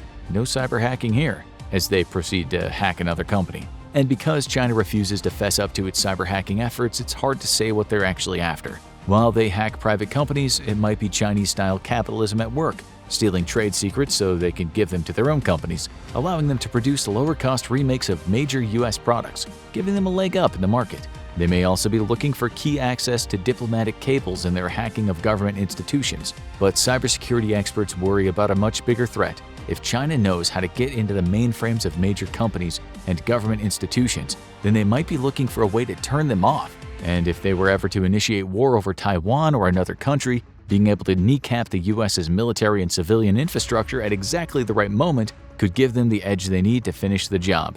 But is China actually planning a big move? If they are, they've been putting their pieces on the board for a long time. China has a long reach in Asia that goes far beyond Taiwan and Hong Kong. They unilaterally claim sovereignty over the entire South China Sea, which puts them into conflict with Indonesia, the Philippines, Vietnam, and other countries. China's claim means that they have the authority to stop intelligence-gathering activities by foreign militaries in the sea, which has led to multiple near misses between Chinese aircraft and those of other countries. The Hague ruled in favor of the Philippines during a recent dispute, and China's response was to reiterate its claims and continue its campaign of harassment. So why does China want this territory so much? Some people think it's just maximalism. After all, if you claim the sea surrounding a bunch of countries, it's really not a big reach to then claim those countries. But the ocean itself is incredibly valuable, with an estimated 11 billion barrels of untapped oil and almost 200 trillion cubic feet of natural gas hiding far below the waves. If China manages to get the world to accept their authority over these islands, they would have a huge leg up in energy production, something they very much need with their massive population and energy needs. This area also has multiple highly sought-after fishing areas, which would give China the food it needs without having to rely on imports. And more importantly, they would control access to the food of many poorer countries who would have no choice but to align with them. And when you can't find a beachhead, why not make one? China has been known to take over small islands in the South China Sea, but they've started taking another approach, building artificial islands in the South China Sea that let them create unchallenged military staging grounds. These islands are typically built on rocks or reefs that are close to the surface of the water. After dredging the area to create a more solid floor, they're covered with harder material and turned into small military bases. This turns the disputed sea area into what's de facto Chinese territory and serves as an act of intimidation against any other country that tries to set foot in the area. But is China a threat to the region? So far, China seems to be trying to win through soft power rather than open military action. They're hands down the biggest military power in the region, which means that any other country is likely to back down when directly challenged. While North Korea and India are also nuclear powers, North Korea is typically aligned with China, and India is preoccupied by its conflict with Pakistan. China's tensest relations in the region are with Vietnam, which it fought wars with previously. Now the two communist countries have hit rough waters, with China increasingly encroaching on Vietnam's coastline in the South China Sea while harassing Vietnamese ships. In 2014, China began building an oil rig deep within Vietnam's ocean territory. China seems to be making itself a regional power through sheer force of will, but elsewhere it's taking a very different approach. There's no continent more open to realignment than Africa, historically the subject of colonialism, occupation, and a brutal slave trade. Many of its nations only gained independence in the 20th century, often at the conclusion of bloody wars. Now, while many of the countries do have good diplomatic relations with Europe and North America, there are naturally old wounds to heal. And that's why China sees the continent as a massive opportunity for expansion. But this time, they're not looking to intimidate their way into a seat at the table. They're looking to buy their way in. Chinese investments in Africa have gained a lot of attention in recent years as the country moves many of its manufacturing efforts there. Africa is far away from China's expansionist actions in the South China Sea, and as such, many African countries are neutral to China. So when a Chinese firm shows up looking to build a factory there, they're likely to be approved. And China knows how to sweeten the deal. They'll frequently build new housing or other infrastructure as part of their investment, creating potential loyalists down the line should the world divide between China and the US. And for China, investing in Africa just makes sense. Many people see Africa as the future of the world.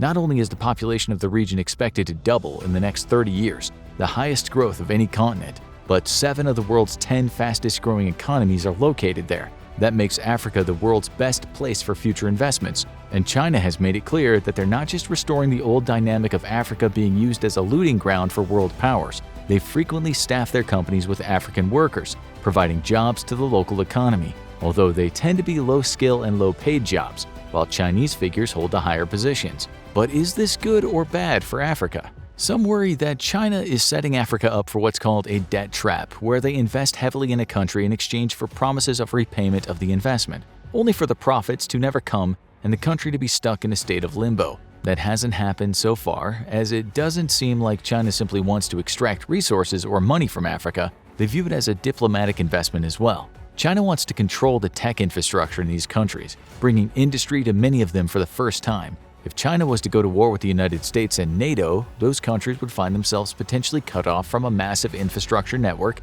as China had commandeered it. One of the biggest concerns about this effort is that the heavy industrialization in African countries is hurting their environment, but the governments in most countries seem excited for the investment. But is there a longer plan at work here? China seems to have a hand in just about every region, similar to the other superpowers of the past and present.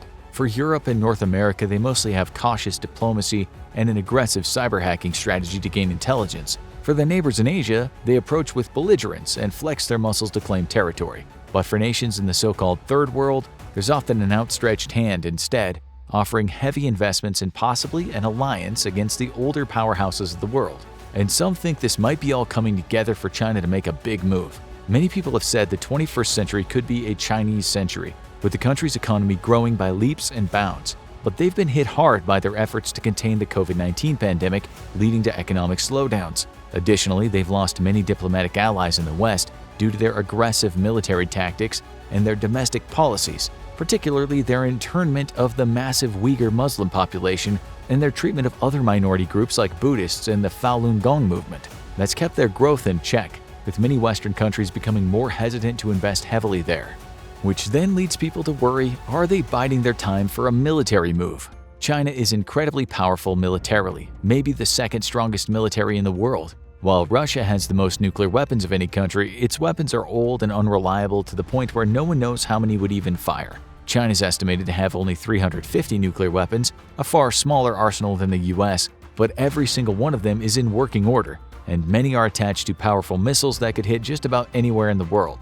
They're also one of only a few countries to have aircraft carriers, and their naval and aerial fleets are believed to be competitive with the US's fleet. But their biggest weapon might be how prepared they are. So if China was planning to actually take over the world, how would they go about it? The first step would likely to be to plan with some other countries. China has become one of Russia's few remaining allies since the war with Ukraine, helping them get around sanctions and providing vital economic help. So if China wanted to make its own move on Taiwan, or a much bigger plan, it would likely pull in Russia for help.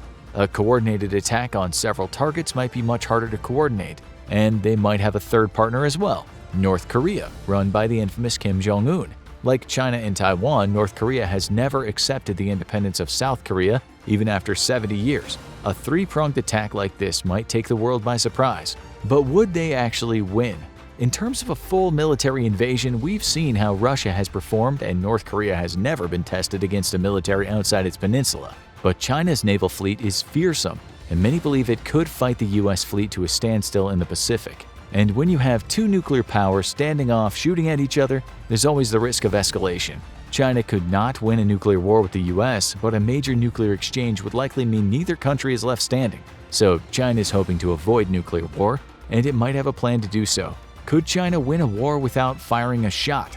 This might be where China's cyber hacking infrastructure comes into play. Unlike other military attacks, hackers don't announce themselves. They sneak in under the cover of darkness. Imagine if one morning America woke up and nothing was working.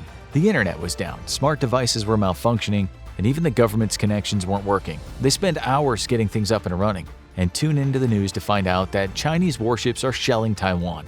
Their military has established beachheads in Vietnam and the Philippines, and North Korea has crossed the DMZ. While the fighting is far from over, China has declared their invasion successful and says that any interference from the US would be an invasion of their territory. Surely the United States would arm up, right? Not so fast. Maybe China calls in its chips with Africa and cuts the US off from several key suppliers. Supply chain issues are a bane of Russia in the Ukraine war, and the United States might now face the same problem.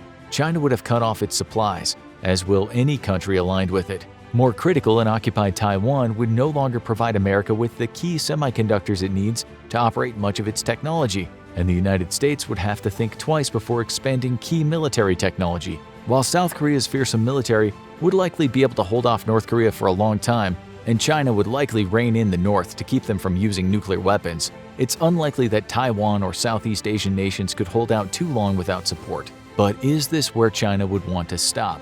Taking over much of Asia has been China's goal for a long time.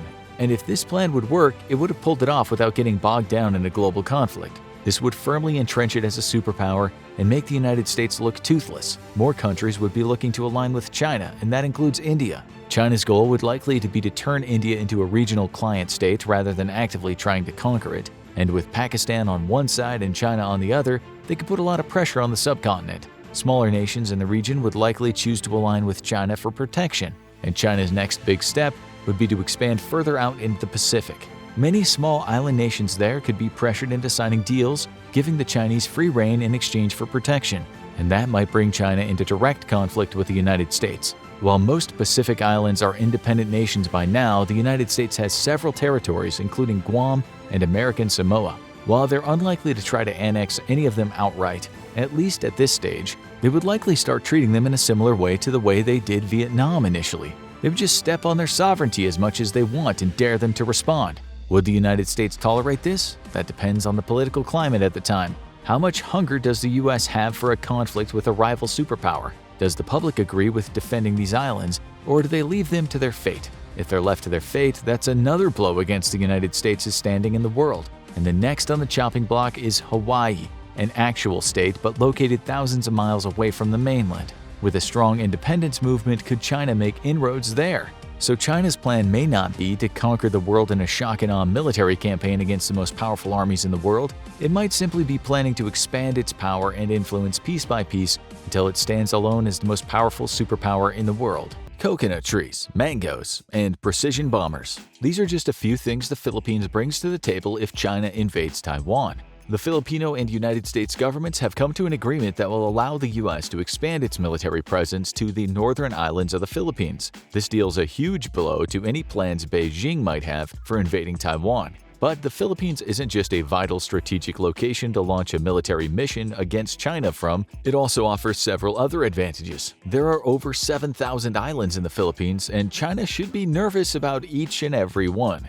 The United States has 5 treaty allies in the Indo-Pacific: Australia, South Korea, Japan, Thailand, and the Philippines. However, if a conflict between China and Taiwan arose, the Philippines would be a stone's throw away from the front lines, as its northernmost island is only 118 miles or 190 kilometers away from Taiwan. And if Beijing decided to go full-blown Russia and invade a sovereign nation, the Philippines will almost certainly play a major role in the conflict in several ways. The Philippines would react almost immediately to an invasion of Taiwan, not because they necessarily want to protect the island, but because there are an estimated 200,000 Filipino nationals living and working there. The contingency plans are already being formed on how to bring every Filipino home if China invades Taiwan. But Philippine involvement in a conflict in the South China Sea doesn't stop there. In recent months, Ferdinand Bongbong Marcos Jr. and his administration have been strengthening ties with the U.S. in case China tries to move on Taiwan. In fact, during a visit to Manila on February 2, 2023, U.S. Secretary of Defense Lloyd Austin declared that American commitment to the defense of the Philippines is ironclad. Our alliance makes both of our democracies more secure and helps uphold a free and open Indo-Pacific.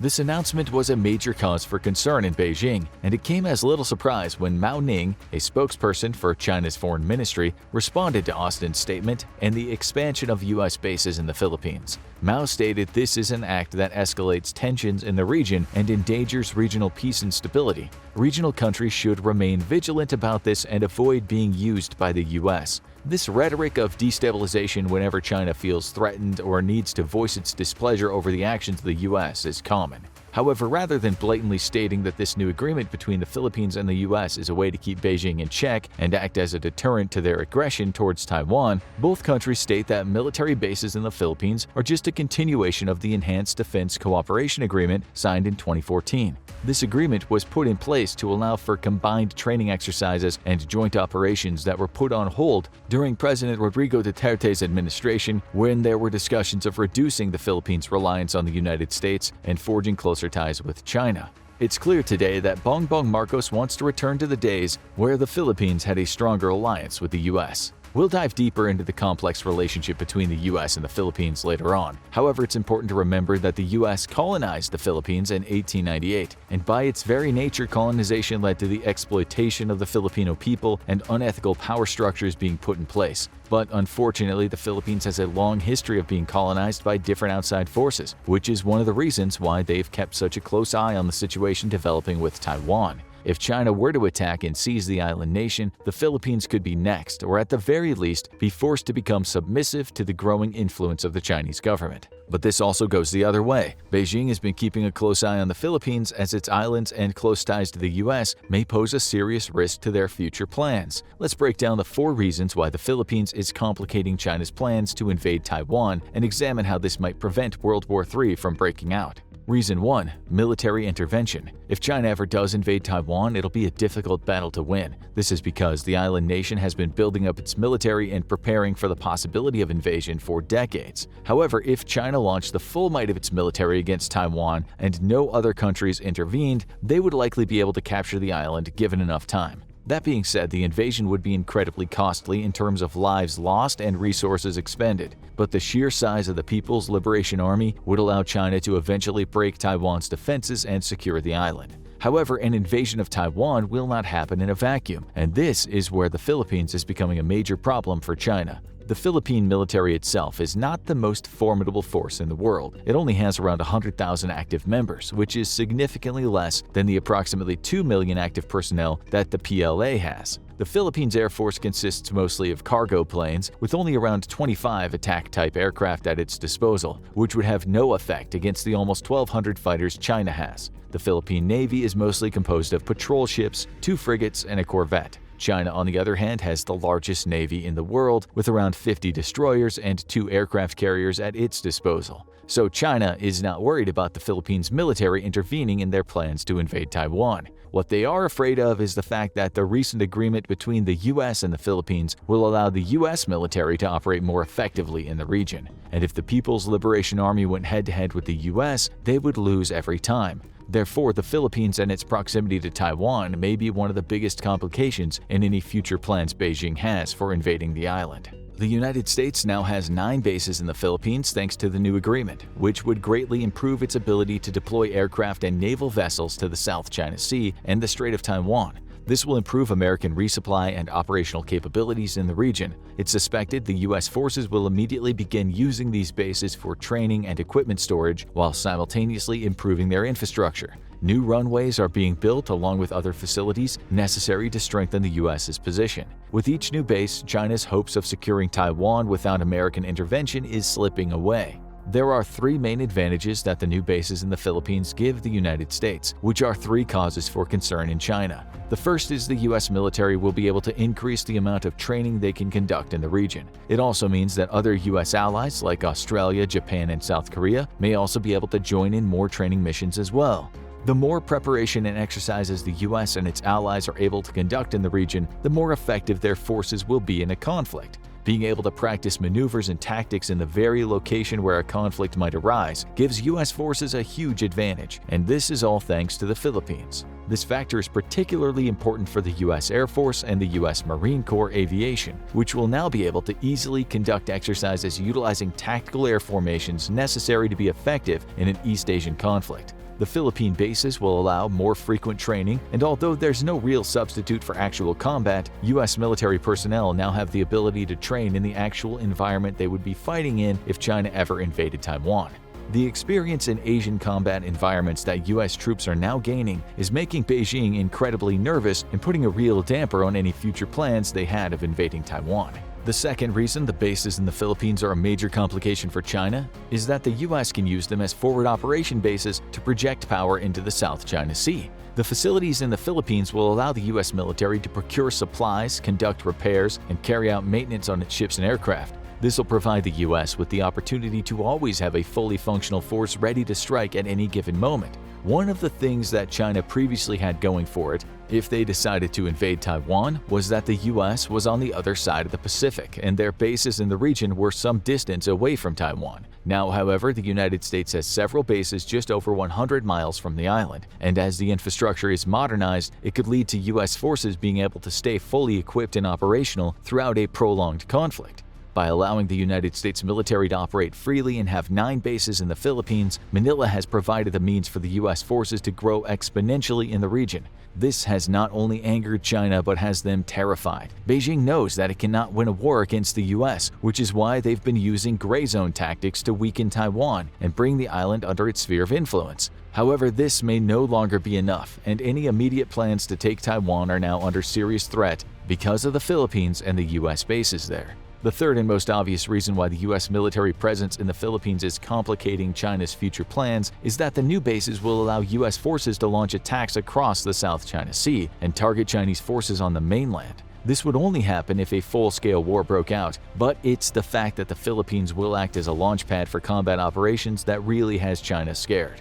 What it comes down to is that China is concerned about the continuously encroaching presence of the United States military in East Asia. Filipino and U.S. forces have already conducted joint combat exercises and disaster training in the Luzon Strait, the body of water that separates the Philippines and Taiwan. But now these exercises come with a new threat for China. The Filipino and U.S. militaries are clearly planning to defend Taiwan, which will be much easier with new bases in the northern Philippine Islands. However, it's worth noting that the Philippine construction prohibits the basing of nuclear weapons within its borders, so at least that's one thing China doesn't have to worry about for the time being. Reason 2. Economic opportunity. It's no secret that China has spread its influence around the world through trade agreements, shipping, and investment in foreign infrastructure projects. Beijing has been able to manipulate leaders, influence decisions, and sway international sentiment thanks to its rapidly growing economy. China's economic might is its main tool for spreading its power across the planet. However, nations that have closely allied themselves with the US, especially in Asia, are a thorn in Beijing's side. The Philippines definitely falls into that category. Over the past decade, China's been the largest foreign investor in the Philippines. However, Chinese companies are still nowhere near as dominant as U.S. companies are in the country. American companies continue to be the top taxpayers in the Philippines and have contributed more over the years than any other nation to its development. That being said, many U.S. companies take advantage of the cheap labor and loose regulations in the Philippines. But just in terms of economic impact, U.S. companies have more invested than China does. During the Duterte administration, China hoped to weaken U.S. influence over the Philippines and control the country through economic means, as it's done with so many other nations. Unfortunately for China, they did not succeed in this endeavor. China still has companies and major investments in the Philippines, but the new administration is clearly looking to strengthen economic ties with the U.S. Manila and Cebu are two major trading centers in the region, and there are huge profits to be made by foreign players who utilize those ports. China is now worried that on top of its military expansion, the United States could use the Philippines to further its economic influence over East Asia. The U.S. has allocated more than $82 million for infrastructure improvements in the Philippines to enhance the access to resources and the capabilities of their bases. This is a huge investment that'll bring jobs and economic growth to communities around the military facilities in the Philippines. This is exactly what China has done in other parts of the world with growing economies. It's allowed them to hold power over other governments and influence their decisions. Unfortunately for Beijing, the Philippines will not be another one of its puppets.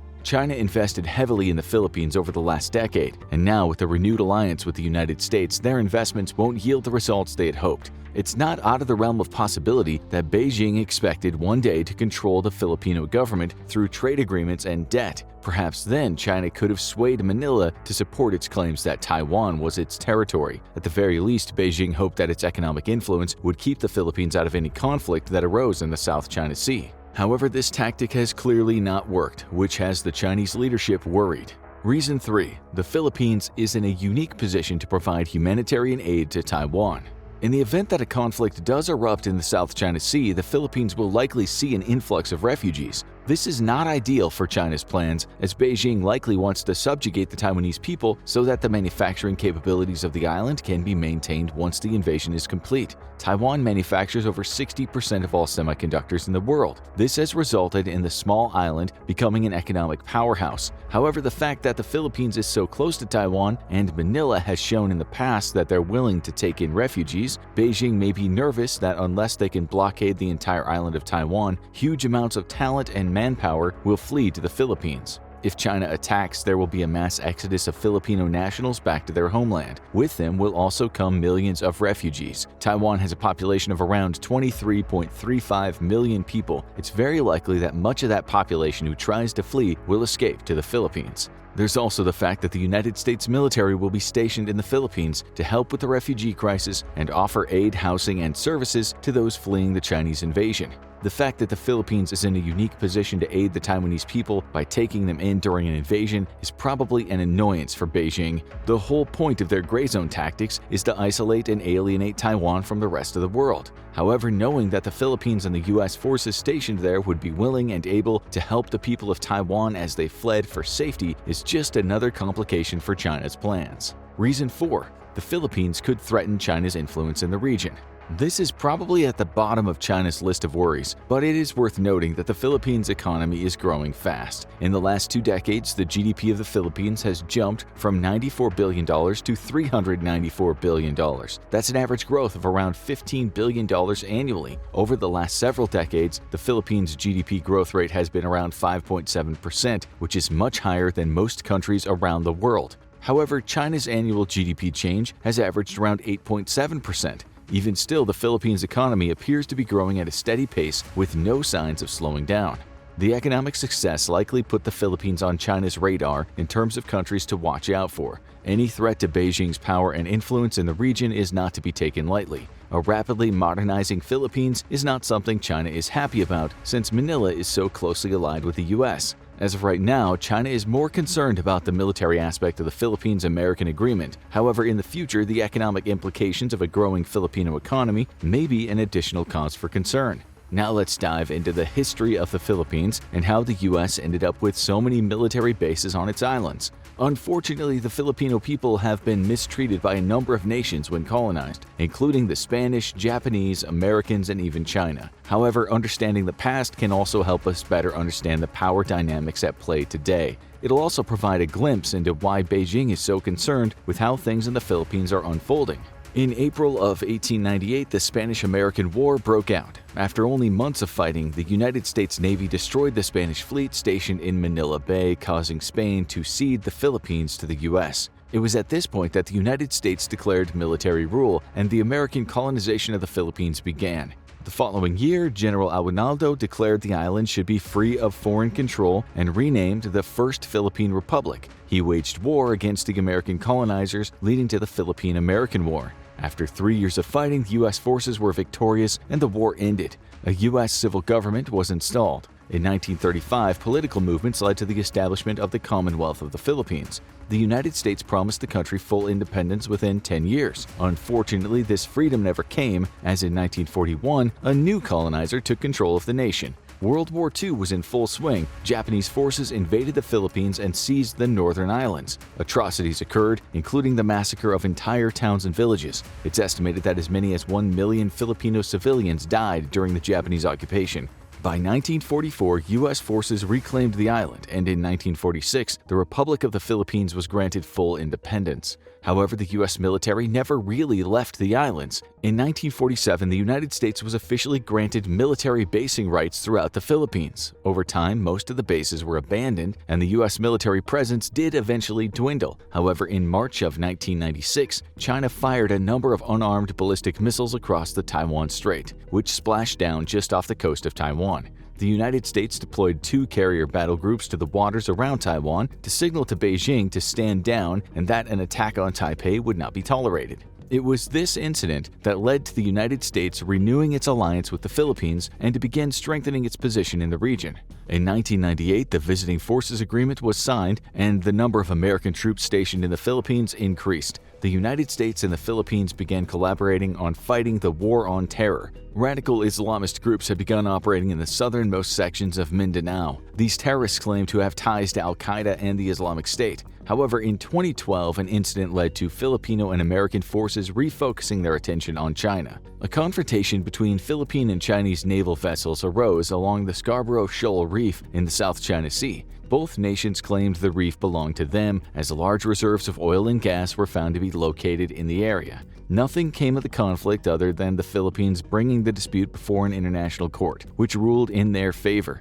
Beijing refused to acknowledge the legitimacy of the trial, and tensions over the Scarborough Shoal Reef continued. In 2016, Rodrigo Duterte was elected president and suggested the Philippines rely less heavily on the U.S. and look towards China for the future. In hindsight, that wasn't a complete surprise. Duterte ruled over the Philippines using draconian methods and an iron fist to punish anyone found with drugs of any kind. Thousands of Filipinos were arrested and killed as a result of his policies. Duterte took more of an authoritarian stance than a democratic one, which might have been why he sought closer ties to Beijing. However, in March 2022, when an invasion of Ukraine by Russia seemed all but inevitable, Duterte came running back to the United States for protection. The concern was that if Russia was willing to invade its neighbor, then China might be thinking about expanding its own borders by attacking Taiwan. The concern was that after Taiwan, the Philippines could be Beijing's next target. Talks began, and it appeared the Philippines would allow the U.S. to resume operations at their previous base at Subic Bay and the nearby Clark Air Base. When Bongbong Marcos took over, the alliance was expanded to include 9 bases in total. It was at this point that China began to recognize the major role the Philippines would play in hindering its future plans for the region.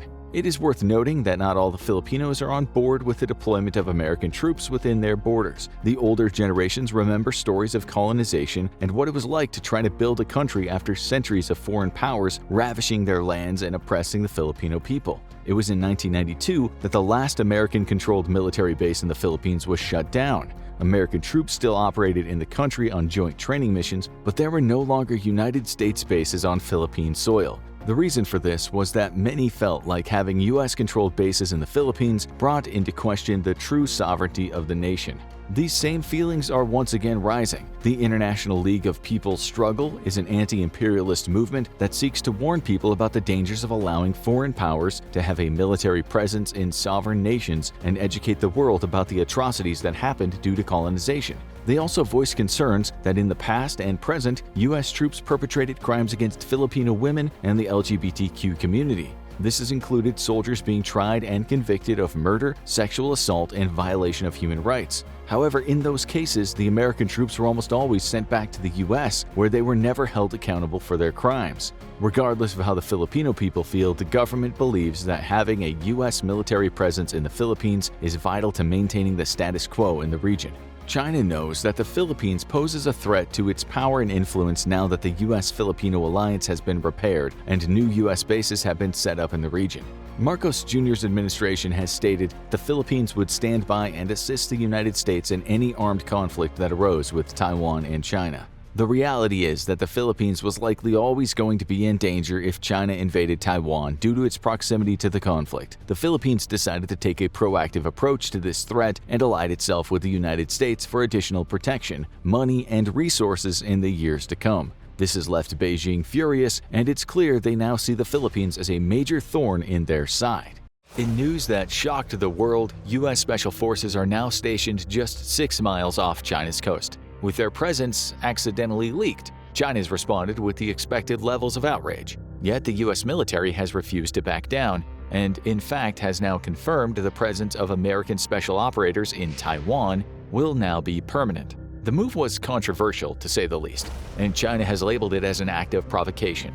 Yet it's not Taiwan that's threatening to invade China, but rather the other way around, and hence why members of the U.S. Army's Green Berets, along with other operators, will now be permanently stationed on at least 2 islands just off the Chinese coast. U.S. service members have visited Taiwan before, but this is the first time that America is putting boots on the ground permanently, and all under the invitation of Taiwan itself. Funding for a permanent presence was secured under the 2023 National Defense Authorization Act, and it's unknown just how many American soldiers now make Taiwan a part of their duty rotation. What we do know so far is that there are U.S. soldiers on at least 2 sites in Taiwan, the island of Penghu and the island of Kinmen, which is just 6 miles off China's coast. The Department of Defense has remained tight-lipped on the purpose of these special forces, though it did confirm that one of their goals is to help train Taiwan's own special and amphibious forces. Green Berets specialize in defending against enemy special forces, making them ideally suited to the task of preparing Taiwan for the inevitable insertion of Chinese special forces operators if a conflict ever sparks up in the region. A major focus of the Green Beret mission in Taiwan is preparing to counter China's special forces threat, as well as identify and neutralize infiltrators and sabotage agents. This is a major concern, given that Taiwan intelligence regularly discovers Chinese collaborators or infiltrators in the Taiwanese military, the general population, or even its government. For its part, China has launched an aggressive campaign of gray zone warfare against Taiwan in an effort to sway public opinion or help set the stage for an invasion. Chinese infiltrators stir up the Taiwanese population, with little success to date, but also gather detailed information on Taiwan's defenses. In case of a war, it's expected that the first phase of an invasion will include a massive sabotage campaign across the islands, all performed in an attempt to slow or hamstring Taiwan's initial response to Chinese incursions. Political and military leaders are also the target of Chinese special forces. Plans show that specialized kill teams will be sent to assassinate Taiwan's leadership as part of China's spearhead during its invasion of Taiwan. Here, the Green Berets are well suited for helping train Taiwan's forces, with Green Berets typically providing security for American VIPs during wartime scenarios.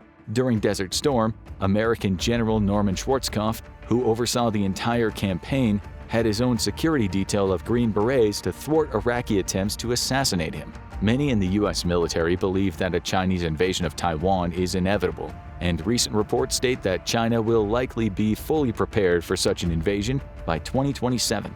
The initial estimate was that China would capitalize on political turmoil after the 2024 American election to invade by 2025. But a massive corruption scandal amongst the People's Liberation Army Rocket Force seems to have significantly eroded Chinese President Xi Jinping's confidence in his military. The scandal has ensnared numerous senior PLARF and other military officials, including 2 now former commanders of the Rocket Force. It's also revealed that it's possible a number of Chinese missile silos had faulty doors that prevented their missiles from being fired, a revelation supported by the well-documented corruption and poor quality work of Chinese construction firms. The PLARF is the key to any invasion of Taiwan, as China's rocket force is tasked with neutralizing U.S. regional power.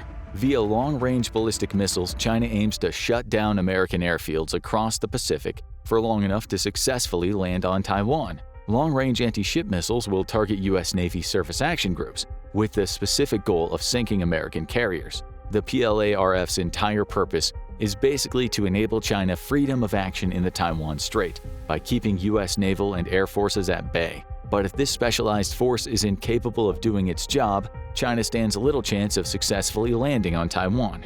China's corruption scandal may have bought the U.S. and Taiwan a few more years, but either way, America is taking the threat of a Chinese invasion more seriously than it ever has before in history. Many of the intelligence and military community agree that invasion is all but inevitable, and until now, America has retained a position of strategic ambiguity. However, in an effort to deter an invasion in the first place, American President Joe Biden publicly affirmed twice that he would defend Taiwan. White House press staff were quick to walk the comments back, creating even more ambiguity about the U.S.'s real intentions and inserting doubt into Chinese calculations. Though the presence of U.S. Special Forces so close to China leaves little room for interpretation. As America gears up for new weapon sales to Taiwan, it's likely that these operators aren't there just to train in countering China's own special forces and sabotage or infiltration attempts, but also to help train Taiwanese troops in new tools the U.S. has made available for purchase. Amongst these is the Black Hornet. These micro-drones have seen action in Ukraine, where Ukrainian special operators have utilized them to conduct covert surveillance against Russian forces. The small drones are perfect for local reconnaissance and include 3 cameras, one facing forward, one facing down, and one canted at a 45-degree angle from the nose. The powerful little drone is even strong enough to fly in harsh winds, despite its tiny size of 6 by 1 inches and a total weight of 18 grams. Its loiter time is around 20 to 25 minutes, which is the same amount of time it takes to recharge its battery. Therefore, with 2 drones, one can be ready for flight as soon as its partner returns from a mission. The drone even has night vision and infrared capability, perfect for recon at night. Very little has been publicly confirmed about the specific mission and training that America's Green Berets are undertaking in Taiwan, but their location on outlying islands is a strong hint of other aspects of their mission. The proximity to China's coast could hint at the preparation for Taiwan's own special forces to conduct counter-infiltrations into China itself in case of hostilities. Any invasion of Taiwan would take months to prepare for, as troops are moved to the coast and ships are assembled. This gives Taiwanese special forces an opportunity to conduct sabotage missions inside China itself in an effort to slow the invasion or delay it. Given that tidal conditions of the Strait of Taiwan itself are only favorable for an invasion at 2 different times of the year, a delay caused by sabotage could delay an invasion long enough to make it politically not viable. Using encrypted and jam-resistant communication links, special forces on these islands could direct long-range fires against Chinese vessels moving into the strait. This is a critical concern for China, and one that we know it's spent a lot of time worrying about. In case of war, U.S. Marines will be used to conduct amphibious landings on outlying islands across the strait and near China's coast. A structural reorganization of American Marines has now made them into a far more flexible and agile force. with the ability to deploy into outlying islands or seize them by force and turn them into anti-ship missile bases with the help of tools like HIMARS. America's goal in the Pacific is to present China with more complications than it can resolve, overwhelming its ability to defend itself and its invasion forces.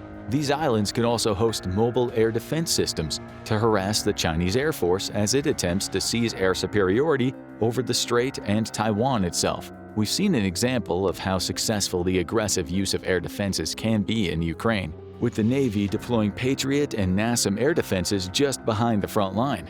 The surprise move resulted in a brutal ambush of Russian aircraft that scored approximately a dozen downed aircraft, including very high-value and expensive airborne alert and control aircraft well behind the front lines. U.S. Special Forces on Taiwan itself would be critical to America's response to Chinese aggression. They would not only help Taiwan defend itself from Chinese Special Forces, but also help coordinate action between Taiwan's military and America's own. Their knowledge of American weapon systems would prove invaluable as Taiwan purchases ever greater numbers of them, and their ability to relay precise targeting data on Chinese forces to American strike capabilities would be crucial for the rapid and accurate destruction of invading forces and their support equipment. All this doesn't come without significant risk, though. In any invasion of Taiwan, it would put the U.S. service members in the direct line of fire. Yet this was always going to be the case, as the war would predominantly play out between China's Navy and Air Force against America's own Navy and Air Force. The addition of ground combat troops could prove politically contentious for Americans, especially if the nation elects an isolationist president or one with Chinese sympathies. However, the present course being charted by America does not indicate this will be the case. For the first time in U.S.-Taiwan relations, the island democracy has become the beneficiary of America's foreign military finance program. This is not a loan or a weapons purchase, but rather direct military assistance provided throughout history to various nations such as Ukraine, Egypt, Afghanistan, and others. An $80 million transfer of weapons was meant to bolster Taiwan's defenses, with the added side effect of boosting the domestic economy by creating a need to replace those same supplies. For decades, the U.S. has maintained a strategy of ambiguity on the Taiwan matter and refused to officially recognize the country so as to not anger China. In the past, U.S. arms sales to the nation were meant to ensure that it had enough weapons to defend itself, but not so much as to completely deteriorate relations with China. Yet, as many have observed, China's military advantage over Taiwan is now massive, and the old strategy no longer works. Taiwan needs direct military assistance, and a significant amount of it, in order to deter the far more powerful and modern China from attempting an invasion. No one except senior U.S. and Taiwanese officials know exactly what weapons Taiwan is getting at the moment, but it's likely that it includes a healthy amount of Stinger short-range air defense missiles and Javelin anti-tank guided missiles, both of which have proven invaluable in Ukraine.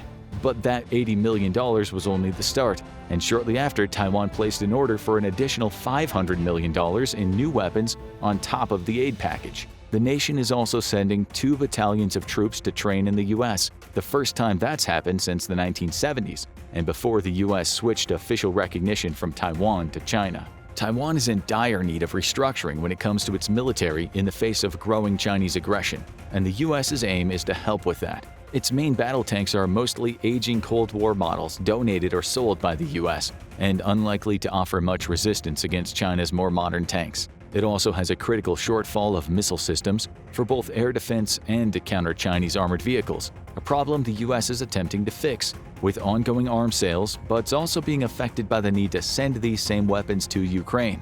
Taiwanese units are also hovering around 60% of their required manpower, thanks to the reduction of military service from 1 year to just 4 months in 2013. To remedy this, Taiwan has reinstated a mandatory full year of service for all youth, but the nation faces significant problems on the training front that the U.S. is attempting to help rectify.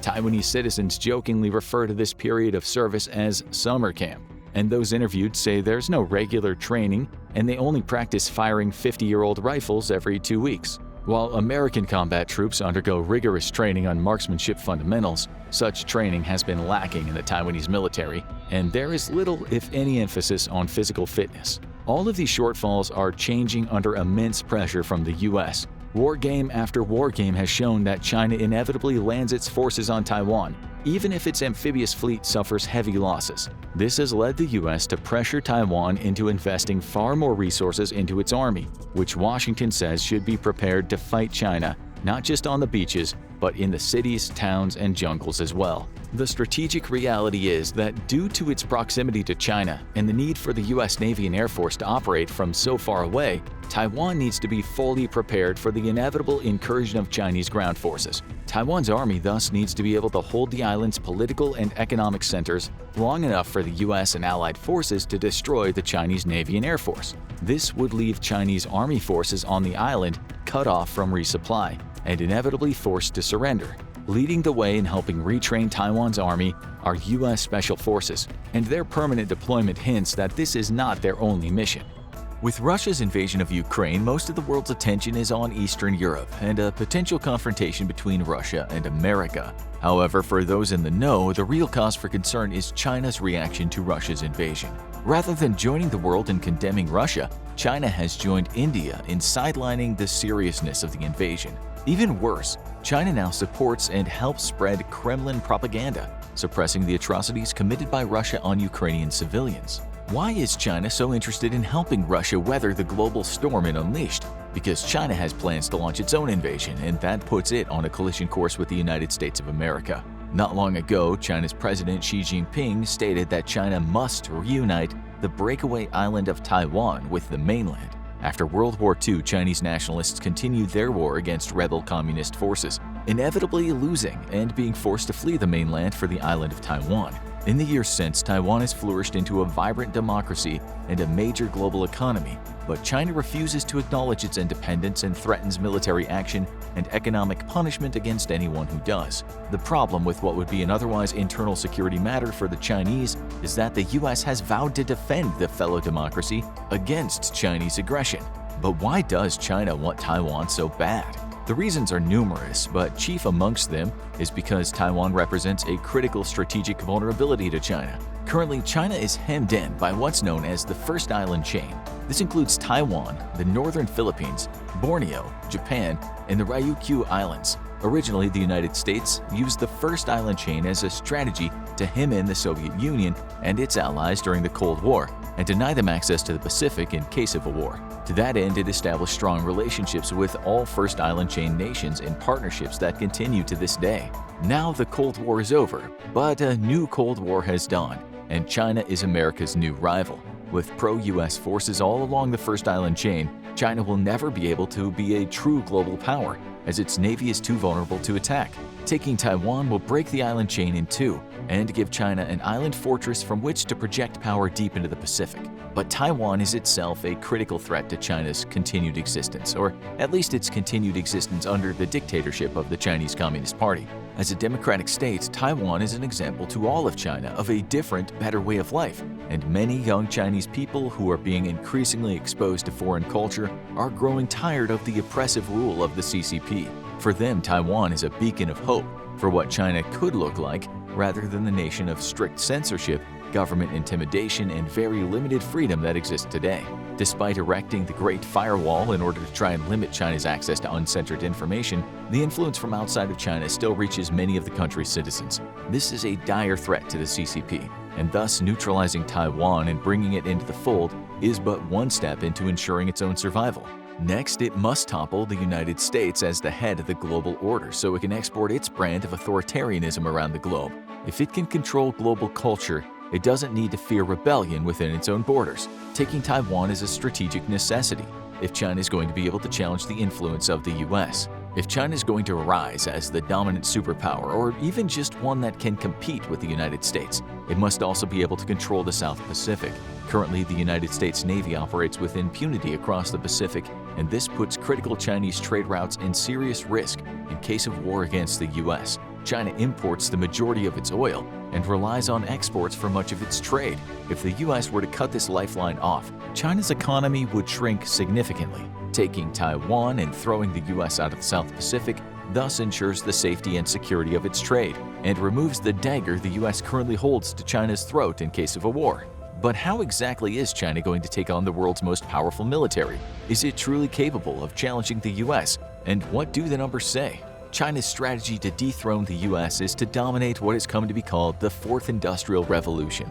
The First Industrial Revolution was the use of steam power to mechanize production, allowing for never-before-seen productivity and efficiency. Not long after came the Second Industrial Revolution, heralded by cheap and abundant electricity, which allowed mass production on an epic scale. The Third Industrial Revolution introduced advanced electronics and information technology to automate production, and now we're building on this revolution for what will become known as the Fourth Industrial Revolution. This new revolution will be a digital revolution, with billions of people connected electronically and breakthroughs in artificial intelligence, robotics, 3D printing, quantum computing, and other fields. Much like the first factory to install a steam engine couldn't picture what the world would look like just 10 years from then, it's hard for us to predict what life will look like in the wake of the Fourth Industrial Revolution, though it is going to be the most revolutionary change in the affairs of human history.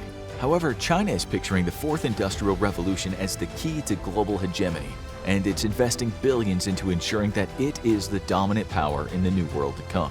China's strategy to dominate the world in the coming decades is a fusion of civilian and military application of technology. First, it's striving to be a leader in the technology department, ensuring that it is the first to create revolutionary technologies, thus enriching itself financially and creating dependency from the world on Chinese goods and services. Secondly, China is seeking to quickly turn new technological breakthroughs into usable military technologies that will allow it to surpass and dominate the US. China envisions future technologies as increasing the speed of future warfare, with future military success reliant on having forces that are mechanized, informatized, and intelligentized. According to the 2021 DoD's China Military Power Report, what this means is that China understands that victory is only possible with fully mechanized forces capable of being quickly moved into a conflict zone and supported with heavy firepower. However, those forces must also have access to a wealth of information via disseminated sensor systems, with this information shepherded through artificial intelligence that can give battlefield commanders exactly the information they need at the moment, while temporarily ignoring what they don't. Warfighters don't just need information, they need help sorting through it quickly, utilizing what's presently useful. If this sounds familiar to any of our viewers, it's because this is exactly the requirements the US military was investigating just a few years ago. China's Academy of Military Science has now established a mandate that the People's Liberation Army's warfighting theory and doctrine fully capitalize on disruptive technologies like AI and autonomous systems. Much like the US did in the First Cold War, China's focus is on building a modern state-of-the-art force. But today's force must be capable of accessing vast amounts of information and supported by AI that can execute automated tasks and assist with decision-making. China wants to teach machines how to wage war, so they can advise commanders in the thick of battle. Currently, the Chinese military is not very well networked, but those capabilities are increasing every year. It was only a few years ago that China first established a combined arms operations capability by establishing joint chains of command between its services in the same style as the United States.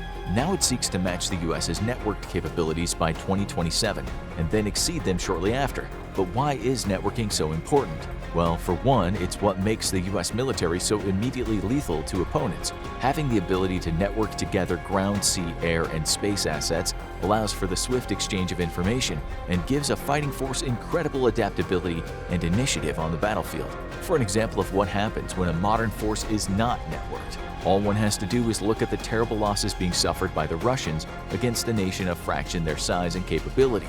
In the 21st century, the Russian military is still fighting battles like it was World War II, and the Ukrainians are making them suffer for it. In order to become a global leader in defense technology, China is taking a page straight out of the US's book by pursuing a strategy of civil-military fusion. What made the United States the superior power during the First Cold War was the close partnership between its military and civilian industry, which thrived in an environment of innovation. Such a partnership allowed for a swift adaptation of civilian technological breakthroughs into military assets and vice versa, with the U.S. military technology breakthroughs quickly adapted into civilian technologies, making U.S. companies the most competitive in the world. Artificial intelligence, robotics, quantum computing, and biotechnology will shape not just the future of warfare but of human society itself. Achieving technological superiority and leadership in one or more of these areas will make China a true competitor to the United States. Achieving hegemony over all these critical areas will make China an insurmountable superpower. In order to achieve the goal, China is investing heavily in domestic innovation, but also in foreign investment to acquire technology, the recruitment of global talent, academic collaboration for research and development, and finally, China's strong point, military and industrial espionage. So how is the US preparing for this looming confrontation? First, as scary as China's ascension may seem, it's important to remember that it's still running uphill against America. Since the end of the First Cold War, the United States has influenced a new global order based on growing liberal democratic values. As we've seen in the global backlash against Russia, the New World Order frowns on the autocracies and abuses of the Old World. Vladimir Putin is a relic of the Old World with no place in modern society, and with a unified voice, the West has shouted him and his nation down, even going so far as to severely hurt themselves financially in order to punish Russian military aggression. This should be of grave concern to China's Xi Jinping and his Chinese Communist Party, as they too are relics of the Old World. The uprisings in Hong Kong that lasted for months are but a taste of the simmering tension just under the surface of Chinese society, and proof to the CCP of the corrupting influence of liberal Western values. Should China follow in Russia's footsteps and engage the world in hostility, it too will quickly find itself a pariah and outcast nation, effectively crippling any bid to become a global leader. This is why it's important for China to undermine Western values. The United States remains the world leader in technological innovation, despite mounting pressure from China and beyond. But the US is far ahead in one important area of technology, its ability to rapidly commercialize new and emerging technology on global markets. While Chinese technology grows in influence around the world, American companies are already globally established brands. China's modern problem is in convincing the world to buy more than just cheap manufactured goods from it. US commercial success is also due to its global culture domination. American brands are present in every country on Earth, but so is its culture. With one of the most rapidly evolving cultures in the world, US culture can be hard to define or nail down, but cultural export instruments such as Hollywood and Silicon Valley remain unassailable by their Chinese counterparts. For instance, while China may have developed the massively popular TikTok app, it wasn't until China pushed the app on the American marketplace and established relationships with American influencers that the app exploded in popularity. This is important because military and economic might only count for so much, and the US has used culture to bridge ideological gaps with partner nations around the world. Shared culture is the bedrock of strong strategic partnerships, and China has absolutely nothing of the like except for its partnership with North Korea. Shared culture and shared values are the reason the US remains the leader of the free world, and not because of its military being the strongest. Culture is another problem for China in its ongoing confrontation against the US and the rest of the West, because one of China's biggest problems is creating immigrant Chinese citizens. While over 1 million Chinese Americans reside in America, only a few thousand American Chinese have made their home in China. If China seeks to dominate future technologies by recruiting promising talent from around the world, it must be able to entice them, not just financially, but also with a desire to make China their new home. This is a massive problem for China versus the US, which remains one of the most attractive destinations for the world's most talented, due to not just economic opportunity, but its liberal democratic values. Finally, China must not just triumph over the US in future competition, but against the world, because outdoing the United States in one or more areas of technological innovation means little due to wide-reaching US alliances and partnerships. For America, a win by one of its allies is still a win for the US, while China must stand against the world completely alone. But how do the numbers stand today? What if a conflict broke out tomorrow between the two military heavyweights? Currently, the US is ranked as the world's #1 military power, with China in the #3 spot. However, this is debatable, as given Russia's extremely poor performance in Ukraine, we expect that China will climb to the #2 spot by next year, dethroning Russia, whom it seems derives most of its power from its ability to threaten with nuclear weapons. However, poor Russian performance should deeply concern China, because just like Russia, the Chinese military is also completely untested against modern capable foes. While Russian forces were more than adequate to crush uprisings in Aleppo and Chechnya, Russian superiority in numbers with equipment meant very little when it went up against Ukraine's Western-trained military. With China's last war being in Vietnam in the 70s, a conflict it ended up losing, China should be extremely concerned about facing the United States in battle, whom, unlike China, is thoroughly tested in modern combat. Much like Russia, China has lacked a robust training regimen for its military, with exercises typically being highly scripted and mostly for the benefit of visiting dignitaries. This culture has begun to change within China, but the nation is yet to match the robust training schedule of the US military. Realistic training, though, is not enough for the Chinese military, as it, also like Russia, must also contend with a legacy of corruption that has plagued its ranks for decades. President Xi Jinping's massive anti-corruption effort has produced great results, but the service must still contend with many officers who hold rank due to the time-honored Chinese tradition of gifting, wherein a junior official gifts a senior official in exchange for promotion. Currently, the Chinese military numbers at 2 million strong, dwarfing the U.S. military in its 1.39 million strong force. This gives China a numbers advantage, but the U.S. retains a great deal of force multipliers that don't just even the playing field but tip it decisively in its favor. Chief amongst these is a well-trained and well-equipped modern fighting force, while Chinese units vary widely in modernity. A hefty investment in precision weaponry, integrated forces, and superior sensor and tracking technologies make the U.S. a lethal adversary even against a numerically superior foe. Reserves will play a critical role in any Sino-American conflict, but both sides are nearly evenly matched, with China having 510,000 ready reservists versus the U.S.'s 442,000. American reservists receive continual training of 1 weekend a month and 2 weeks out of the year, while training for Chinese reservists is improving but still spotty. This provides the U.S. with a smaller reservist pool, but one that is more quickly capable of being introduced into the fight, while Chinese reservists require longer training periods or risk being thrown into combat completely unprepared. The American defense budget dwarfs China's at $770 billion versus China's $250 billion, but that's not telling the whole story. First, the U.S. budget includes many costs for operations that would have nothing to do in case of war with China, such as funding for its 11 unified combatant commands spread out across the world. These combatant commands are responsible for general peacekeeping, and their presence is a globally stabilizing force. Without them, local conflicts would quickly sprout and spiral out of control. For example, without U.S. Central Command, Iran would quickly seek to neutralize regional adversaries such as Saudi Arabia, causing massive global disruption of oil and other trade that passes through the region. Also, China does not count all of its military investments within its published budget report, cleverly hiding them within other non-military budgets. A large part of its nuclear modernization initiative, for example, is coming from funds outside of its official military budget. Lastly, because Chinese military equipment is sourced locally, it pays less for goods than the U.S. does for its own equipment. That's because the standard of living is lower in China, with lower wages and less benefits, which means cheaper production costs. When compared by purchasing power parity, China's budget is significantly closer to the U.S.'s than a first glance would lead one to believe. Any war between the U.S. and China would be waged at sea and air, making comparisons of the two sides' air forces and navies of utmost importance. The U.S. operates an air fleet of 13,247 aircraft, easily dwarfing the Chinese air fleet of 3,285.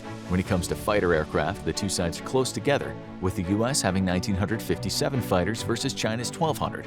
American air mobility absolutely dwarfs Chinese mobility, though, with a transport fleet of 982 versus China's 286. Understandable given that the U.S. faces conflicts far from its own shores, and China has little need to move its own forces significant distances. However, the massive advantage in airlift capability makes the U.S. military much more flexible and agile than the Chinese military. Perhaps the most important distinction between the two air forces, though, is the number of special mission aircraft, with the U.S. operating 774 versus China's 114. The U.S. has placed a premium on equipping aircraft for everything from early warning to electronic and signals intelligence and anti-submarine warfare. The U.S. dwarfs China in special mission capabilities, and it's part of what makes the U.S. Air Force and Navy so lethal.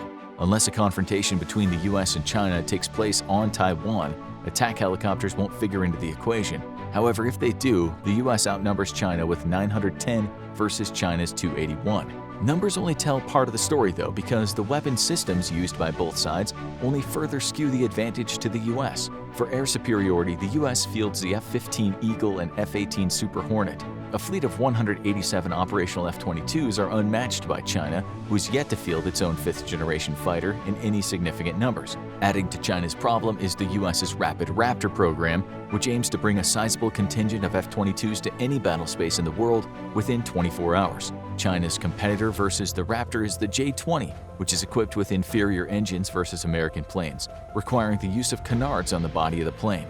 These canards and other obvious engineering flaws have led to defense analysts to conclude the J-20 has at best only a slightly smaller radar cross-section than a traditional fourth-generation fighter. In fact, India claims it has frequently observed and tracked Chinese J-20s with long-range radar.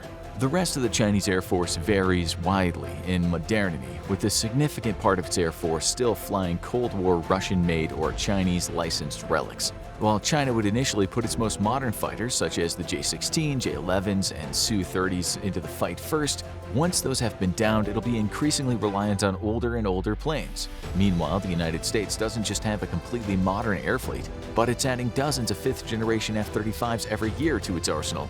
The U.S. Air Force now has over 280 F-35s it can bring to the fight, with an additional 157 being added a year across the various services. In a war where air power would be decisive, the U.S. not only has the numbers advantage but also the technological advantage. At sea, the U.S. Navy is outnumbered by the Chinese Navy, with 484 vessels versus China's 777. However, there are numbers once again only telling part of the story. The U.S. operates 11 aircraft carriers versus China's 2, and American aircraft carriers can bring over 800 aircraft into the fight versus China's grand total of 70. China's inflated naval numbers take into account things like missile boats, of which it has 84, while the U.S. only operates 10. In terms of tonnage, the U.S. Navy has over twice the hardware of the Chinese Navy, 4.6 million tons versus 2 million tons. A better way to compare the capabilities of the two fleets is to use a modern metric: battle force missiles. This is a count of the total number of missiles that a fleet has for use in combat before requiring resupply. This includes anti-ship missiles, land attack missiles, surface-to-air missiles, and torpedoes. Excluded from the count are short-range self-defense missiles like the U.S.'s SeaRAM. In 2019, the U.S. Navy had 11,834 battle force missiles versus China's 5,250. The gap is narrowing, but not significantly, with China adding 15 more Type 55 cruisers with 112 missile cells and 6 torpedo tubes each throughout the 2020s. That will increase total battle force missiles by 1,770, just over half of what the U.S. fields. Under the surface, China has the advantage with 71 submarines versus the U.S.'s 68. However, Chinese subs are mostly conventionally powered, while the U.S. subs are all nuclear. That makes U.S. submarines much more robust and able to operate for longer, but also decreases their vulnerability while operating. Chinese submarines are also an order of magnitude louder than U.S. subs, with their Jin-class ballistic missile submarines having an acoustic signature of around 120 decibels, while American Virginia-class submarines have an acoustic signature of 95 decibels, which is just 5 decibels over background ocean noise at an average of 90 decibels. Submarine warfare has always been a weakness of China, and it looks to continue being so for the foreseeable future. While the U.S. clearly has the naval advantage, it's important to remember that China can concentrate most of its fleet into a Pacific war against America, while the U.S. has naval commitments around the world. Even if it were to recall the bulk of its fleet for action in the Pacific, such an act would take from days to weeks to mature into a sizable transit of combat power into the theater. Realistically speaking, the U.S. Navy maintains an edge over China, but the two sides are very close to parity in terms of capabilities. Where the U.S. advantage comes is in its ability to quickly replenish combat losses with well-trained crews and modern ships, while Chinese combat losses are not so easily replaced. Further honing America's advantage over China is its partnership with regional powers such as Japan and Australia, who would either allow the U.S. to use their territory as bases of operation for war against China or very likely join the conflict itself. A new trilateral defense pact between the United Kingdom, the United States, and Australia is even seeing the U.S. building nuclear-attack submarines for Australia on the condition that in case of war, it will join in the effort against the People's Liberation Army, Navy, and Air Force. America's advantage in equipment and technology is sizable and looks set to remain so, but it's the U.S. global partnerships and championing of liberal values that present the greatest likely insurmountable challenge for China. Until the Chinese Communist Party changes its core values, if it wishes to fight against America, it's picking a fight against most of the free world. Early in its invasion of Ukraine, when the world turned a collective cold shoulder to it, Russia claimed that the Russian-Chinese partnership was one of no limits. Not long after, the Chinese were quick to rectify the sentiment and make it clear that there were indeed limits to this relationship, with its only real friends being Iran and North Korea. If Russia wants to win the war in Ukraine, it desperately needs China's support, but China has other plans, and it would like nothing better than if Russia lost this war.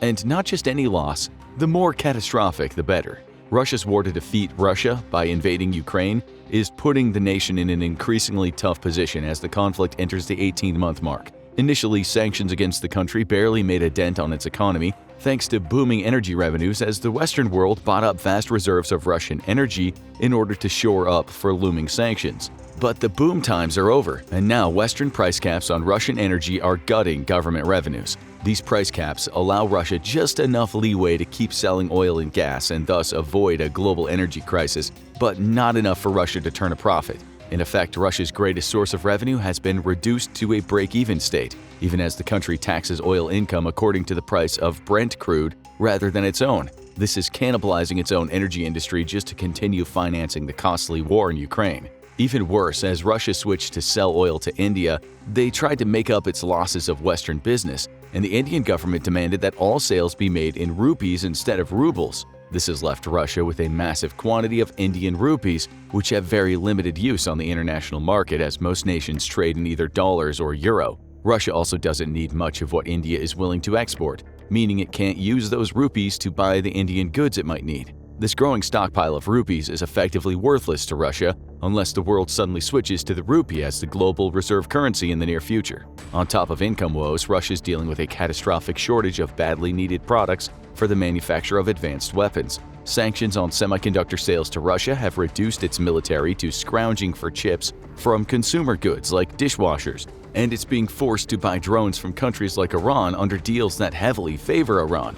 In the wake of the Russian invasion in Ukraine, the world learned that while Russia is a huge arms exporter, it was extremely reliant on advanced components from around the world to actually produce sophisticated arms. Without those components, the Russian defense industry can only manage to chug out a few advanced weapon systems per month, an estimated 20 tanks per month, for example, and in a questionable state of modernity to boot. China has helped alleviate some of the pressure that Russia is currently under. It has greatly expanded its import of Russian energy in the wake of Western sanctions and allows Russia to use its own financial institutions to undertake some transactions and evade Western restrictions. Further, there's good intelligence announced by the Americans that Chinese defense firms have been providing vital equipment to the Russian war effort. It was long feared that China would announce their full-blown support for Russia in a similar style as Ukraine enjoys from the West. Everything from Chinese tanks to artillery and especially missiles were feared to be crossing the border into Russia, replenishing its stockpiles and significantly expanding Russia's ability to continue waging this war.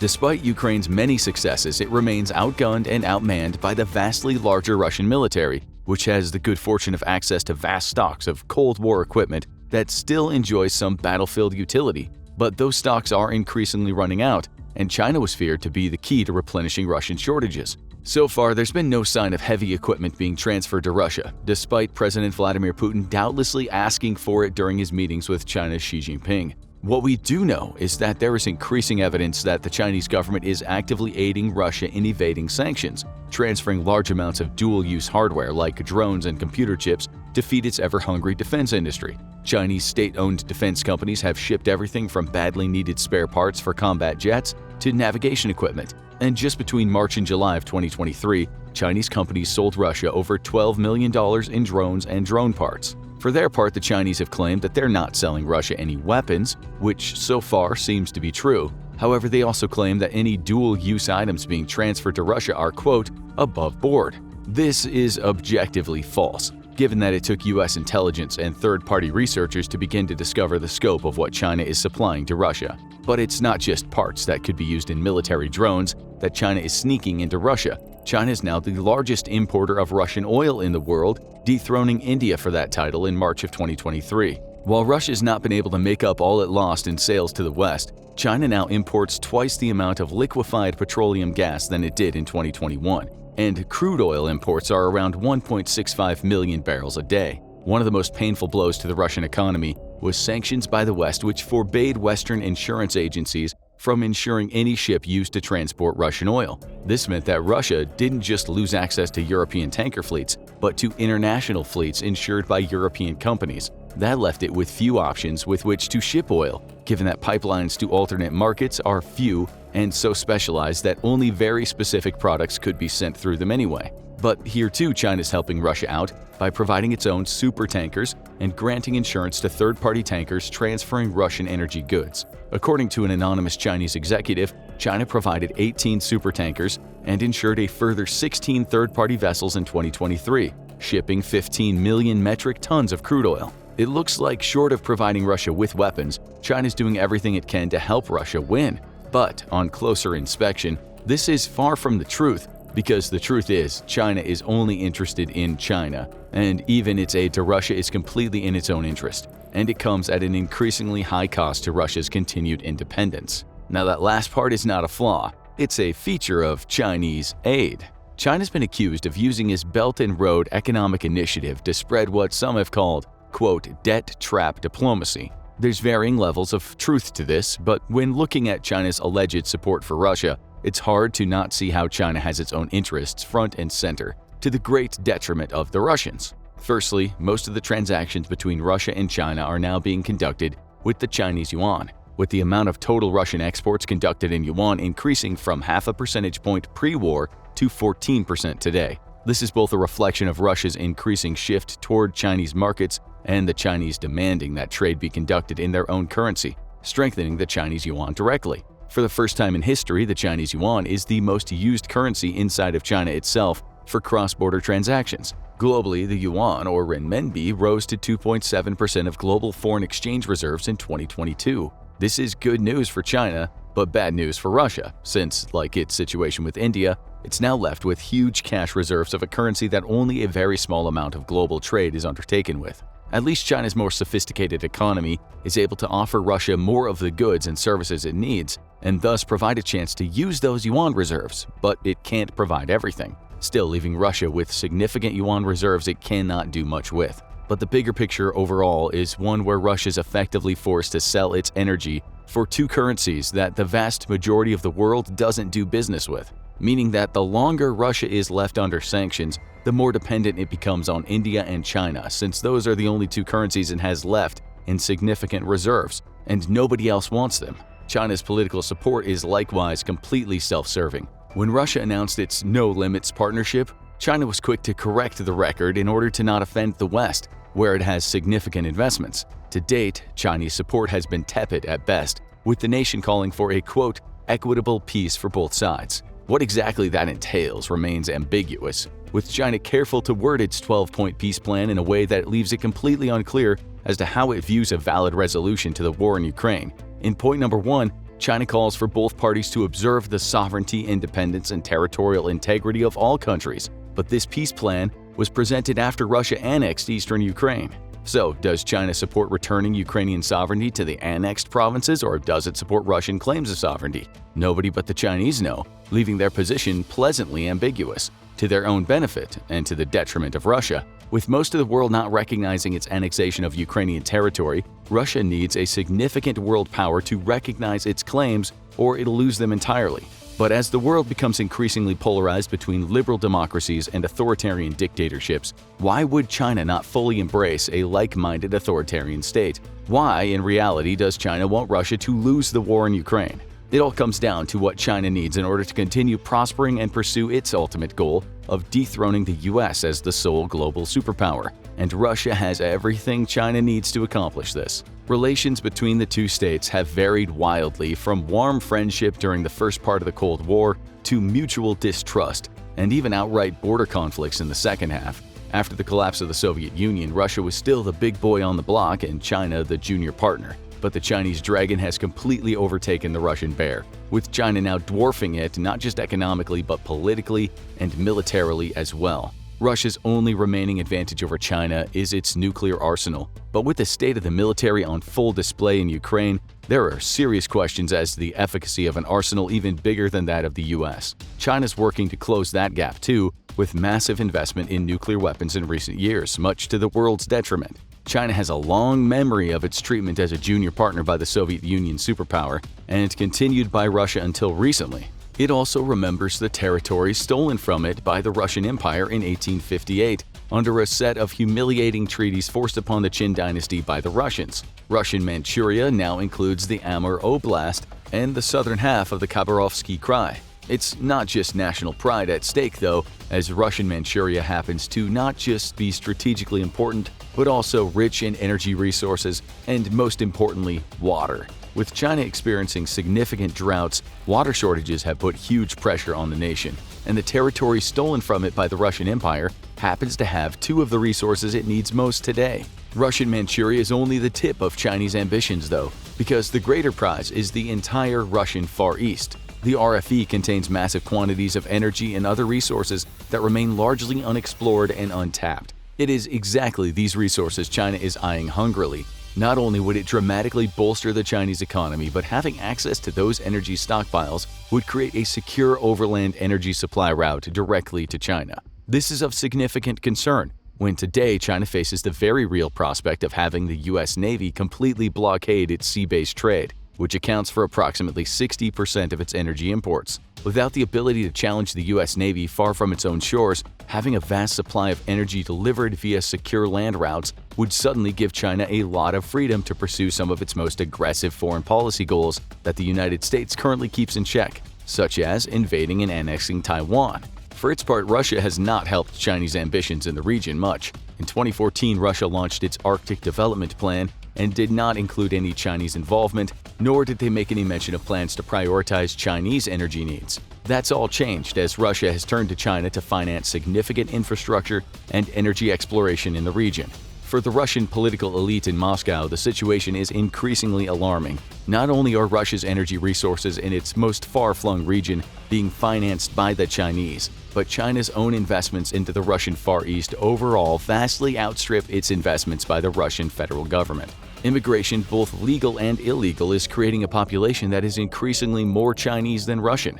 In 20 to 30 years, it's feared that there will be more ethnic Chinese in the RFE than Russians. A concerning situation given the 113 million Chinese are sitting right across the border in neighboring Chinese provinces. Tensions between local Russians and Chinese populations are already nearing a boiling point. There's a deep resentment over the growing crowds of Chinese tourists who are said to be rude and patronize only Chinese businesses. In 2019, tensions came to a fever pitch over a Chinese-owned bottling plant on Lake Baikal, which is the world's deepest lake and holds 20% of the global freshwater supply. This Chinese plant would not only block local access to the water supply, but ship that water to China, where it's desperately needed. The Russian outrage was so pronounced that plans to build the plant were deemed illegal in Russian court. China's not done much to ease tensions and in fact seems to have signaled intentions to eventually retake Russian Manchuria. In 2023, Beijing approved the creation of official maps which showed the territories surrendered under the Qin dynasty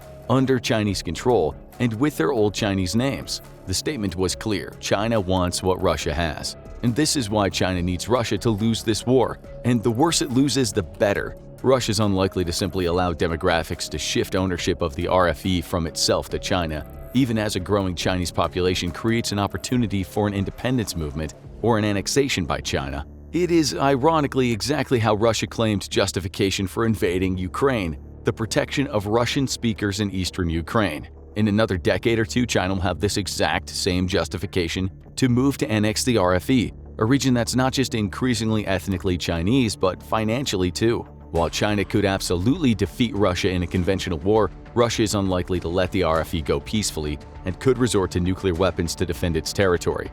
This is where a crippling loss in Ukraine would be to China's advantage, as such a loss would likely come with significant political upheaval, exactly the type of chaos China could use to make a move on the RFE, consolidating its hold before a fractured Russian state could properly react. In the end, it'd be a fitting fate for Russia to have its own territory annexed by a belligerent neighbor, but it would be a significant setback for the liberal world order, which has relied on the U.S. Navy's ability to control Chinese trade to keep its worst ambitions in check. Imagine the scene. It's July 2023. In a meeting, Vietnam's Minister for Culture, Sports and Tourism is furious, his face twisted into a picture of superlative disgust. Behind him on a large screen is an image of a pretty blonde American lady decked out in a smart button-up dress. "I want this movie banned," he snarls. "I want every single image, digital, paper, or even printed on a little girl's knapsack removed from this country and dumped into the trash can of fake history." He's talking about Barbie. A blockbuster movie that has divided the West on socio-cultural grounds, but one that's angered and offended Vietnam on a much higher level. Why? Because Barbie, as some people have said, is an assault on men, or according to another critic, is a flaming piece of dog poop, a Death Star-sized piece of drack that teaches children all the wrong things. No is the answer. Vietnam could give a rat's behind about polarizing Western world issues. What's incensed the country is an image that appeared in a Barbie scene we just mentioned featuring China's perhaps indelicate 9-dash line. In fact, the Barbie movie is not the first film that Vietnam has banned over this line. 9 highly offensive dark dashes demarcating what critics say is China's brazen territorial claim. Malaysia and the Philippines have also banned American movies over 9 dashes, a problem for Hollywood's bottom line, but a feather in the cap for China. The issue of that now infamous line has been heating up lately. It doesn't look like this story will have anything close to a Hollywood happy ending. Rather, violence is probably on the not-too-distant horizon, which, as you'll see later, has many citizens of Asian nations worried. The USA plays a major role in this existential concern, of course. We'll come back to the present scraps and squabbles soon, but first, we need to look at how this line came into being in the first place. We must ask ourselves, how can China be so bold as to claim so much of this area as its own? Are its long territory-grabbing fingers acting within their rights, or is China being the schoolyard bully of the South China Sea? First, you must understand some history to understand China's rather big claim. As some of you know, for centuries, China was quite an isolated nation. It was very advanced, though, so when those first Europeans went there and marveled at various Chinese inventions, the Chinese would often refer to those Westerners as uncivilized barbarians. When those enterprising Europeans started to exploit the world's natural resources, sailing around the world to do business and often kill and conquest, China still remained mostly isolated. During the height of the European Industrial Revolution in 1820, despite the British and the rest of Western Europe churning out newfangled money-making industrial machinery, China easily had the world's largest economy. That year, the country's economy was about 6 times bigger than Britain's, which was the largest economy in Europe. China's economy at the time also dwarfed the USA by about 20 times. In fact, China and India at that point together made up 49% of the world's GDP. The British went on to govern India, 1858 to 1947. Some say rob India blind, but getting to China's wealth became a different kind of ballgame. Presently, China will waste no time telling the world about its superpower prowess in those days, but the country also believes the imperialists robbed it at a time when those imperialists were getting very good at making weapons. It's important to understand this widespread conviction in China when trying to understand the country's present territorial claims. In a nutshell, the Europeans weren't happy about China's isolationism. They wanted to do business. The Brits, through the East India Company, especially didn't like China snubbing trade. The Brits hated the fact that China would only sell its very popular products, such as tea and silk, in exchange for British silver. This created a trade imbalance, and one way to get around that was by illegally selling opium from British India to China. As effectively the first large drug trafficking cartel in history, the Brits went from selling 200 chests of opium a year in 1729 to 10,000 chests per year between 1820 and 1830. In 1838, Britain was selling about 40,000 chests, helped along by very dodgy Chinese officials and drug dealers in the port of Canton. Meanwhile, China had an opiate crisis on its hands that makes the US opiate crisis today look like an opiate triviality. The British were acting kinda like a big pharma/Sinaloa cartel of the 1800s. Millions of Chinese were addicted to this old-school OxyContin. A UN report said at the height of the crisis, 1 in 4 Chinese adults were spending their days nodding out on opium. Not good for society at all. In short, the Chinese fought back by burning a huge amount of British opium, and after some more incidents, the two countries ended up going to war. The Europeans, with their new technologies, were certainly very advanced. Barbarians maybe, but barbarians that could easily outclass China in a fight. The Brits by then had far superior battleships and weapons. China was riddled with corruption, official misinformation got back to Beijing, and so the Brits easily won what's now called the First Opium War. For the next century or thereabouts, Western European powers, as well as Japan, Russia, and the US to some extent, beat China up in a series of wars and conflicts that ended with brutal treaties now known as unequal treaties, and the superpower China gradually turned into what was called the sick man of Asia. It lost so much, including lots of territory, China was carved up and plundered. Imperialism is ferocious, Chairman Mao Zedong said years later, even if he was a tyrant of the highest order. China now calls this the century of humiliation, and often you'll hear political rhetoric in China telling people never again. For you to appreciate the present beef over these 9 dashes, you have to understand that bit of history. We only gave you a small snapshot, but it'll do for now. China claims that its 9-dash line, which encompasses close to 90% of the 3 million square kilometers in the South China Sea, is its own blue national soil. The country claims indisputable sovereignty over this area based on its days as a powerhouse in the region before it started losing parts of the territory to the likes of Britain, Japan, and France. Nonetheless, you'd be within your rights to ask why China gets this territory when indeed the South China Sea is surrounded by many countries, including Vietnam, the Philippines, Malaysia, Brunei, and Taiwan. You need to know something about the latter. Taiwan, aka the Republic of China, ROC, was annexed in 1683 by China's Qing dynasty, only to lose it to the Emperor of Japan in 1895 as part of the Treaty of Shimonoseki. This was another one of those so-called unequal treaties that China doesn't look so fondly upon. In 1945, the war ended and Allied China retook control of Taiwan, but this time under the ROC. The ROC had overthrown the Qing dynasty in 1911.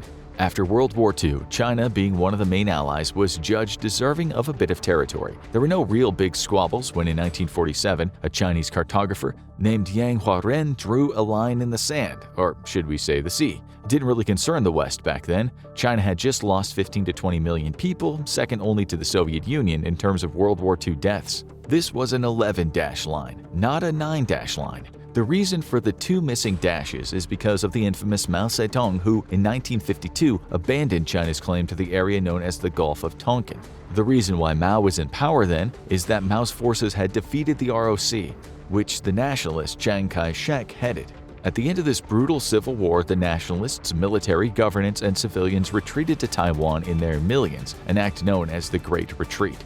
They thought about coming back to reclaim China, but this plan, named Project National Glory, never came to fruition. The People's Republic of China, PRC, was staying, even if it was later weakened after Mao's crazy development plans, aka Great Leap Forward, and his bloody oppression, aka Cultural Revolution, that together cost tens of millions of Chinese lives. So there were 2 competing claims to China, but we should remember that it was the nationalist Yang Huaren who drew the map. When the nationalists skipped off to Taiwan, they still claimed the territory that lied within the 11 dashes that they'd drawn. Mao had nothing to do with the map when it was created. So, you might ask, how did China, the nationalists or the communists, think they could lay claim to all that territory? Surely you can't just draw a map and, well, that's that. Well, China might respond, that's exactly what we did. Often Chinese scholars like to point out that it was only doing what the imperialists in the West had done for centuries. And as you now know, China in its heyday was indeed the regional hegemon. It now says it claimed these territories during that period of strength.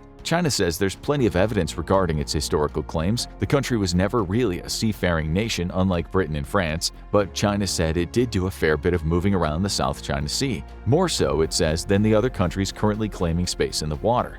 There are the Spratly Islands, a 164,000 square mile area named after 19th century British sea captain named Richard Spratly. Right now, there's a military presence on the 100 or so reefs and atolls, not only from the PRC but also Malaysia, Taiwan, the Philippines, and Vietnam.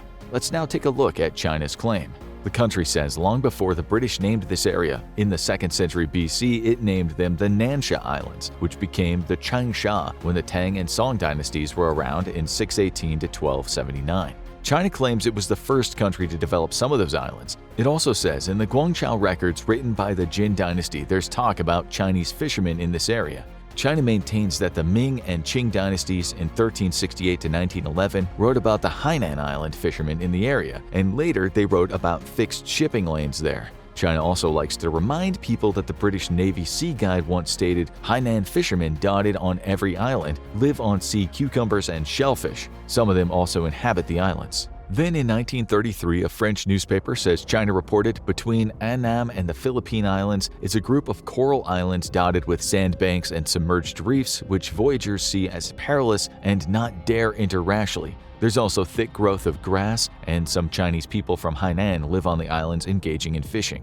On top of that, China says that the Cheng He navigational charts written by the Ming Dynasty record activity on the Nansha Islands. It says there are 2 Qing Dynasty maps, one dated 1716 and another 1817, which both include these islands. A Chinese website edited by Wang Xiaohua, Vice Minister of the Central Propaganda Department of the Chinese Communist Party, wrote, "In 1883, Germany stopped its invasion activities on the Nansha Islands in the face of protests from the Qing government. In 1933, French occupation of the Nansha Islands met with resistance from Chinese fishermen, after which the Chinese government made firm its claim to the territory, which resulted in France's eventual retreat." China says in 1946 the Chinese government, according to the Cairo Declaration and Potsdam Proclamation, regained its sovereignty over the South China Sea islands and reefs and re-erected a monument of sovereignty on the main island. China also claims that in 1951, at the time of the Japanese Peace Treaty draft and San Francisco Conference statement, Chinese former President Zhou Enlai was quoted saying the area within the 9-dash line was China's territory.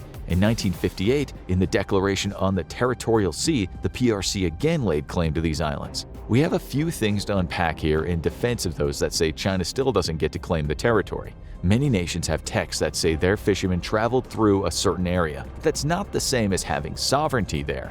There are even caves on one of the Spratly Islands that show us humans were there around 50,000 years ago. It doesn't mean they had sovereignty. And for sure, as China was easily the most advanced nation in the area, it drew up maps with the islands and talked about them, but that still doesn't mean China had sovereignty over them. Just because you draw a map and include some islands doesn't mean you own them. In fact, as China was exploring these islands, Vietnam was also in the area, claiming to have discovered these new territories. Both nations were doing the same thing. Europeans were in the area too, although when a 1758 map by a man named William Herbert referred to the Spratly Islands, it just called the area dangerous ground, and it didn't mention much else. It's true that in the 1880s, when the Germans started sailing around the Spratly and Paracel Islands, the Chinese told their ships to leave ASAP.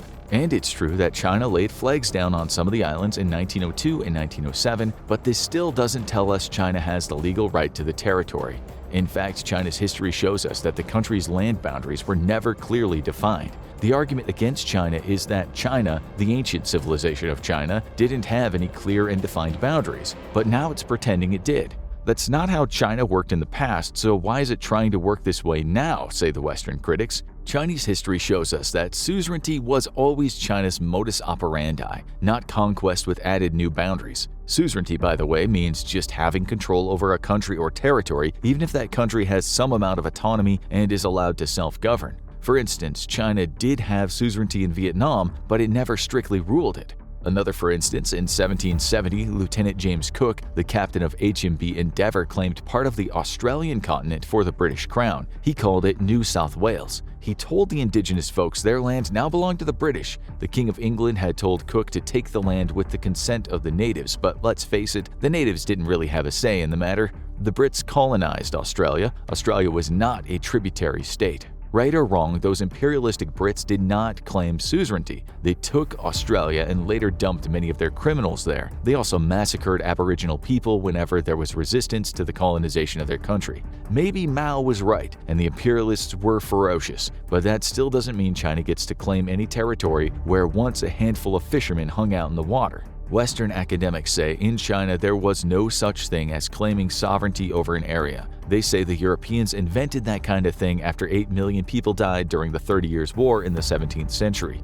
These nations introduced the Treaty of Westphalia in 1648, which included the Westphalian system, a system that said there should be international laws and rules, and states that have exclusive rights in their territories. Asia did not adopt the law, not until the 20th century anyway. It's the international law now, but it wasn't when China claims to have done its island hopping. So China, they say, never had sovereignty over the South China Sea islands. Making historical claims based on who was there at one point in history doesn't give you sovereignty in the future.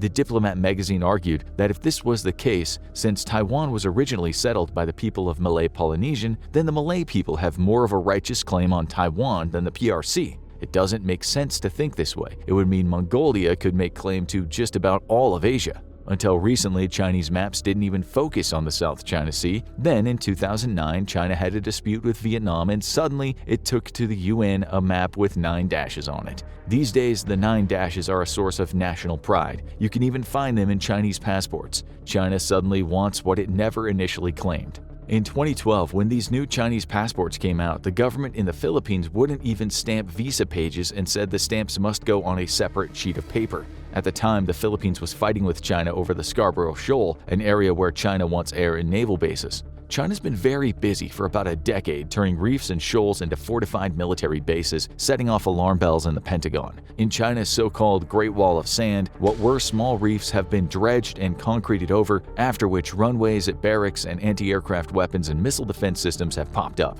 This concerns the U.S. more than fishing rights or oil, but the U.S. can also put pressure on countries to go against China. Then again, China can do the same, as it has substantial power in ASEAN, the Association of Southeast Asian Nations. Just recently, China and ASEAN agreed to attempt to conclude their non-aggression pact on the sea feuds for at least 3 years. As all you historians out there know, such feuds could escalate and lead to a potential world war.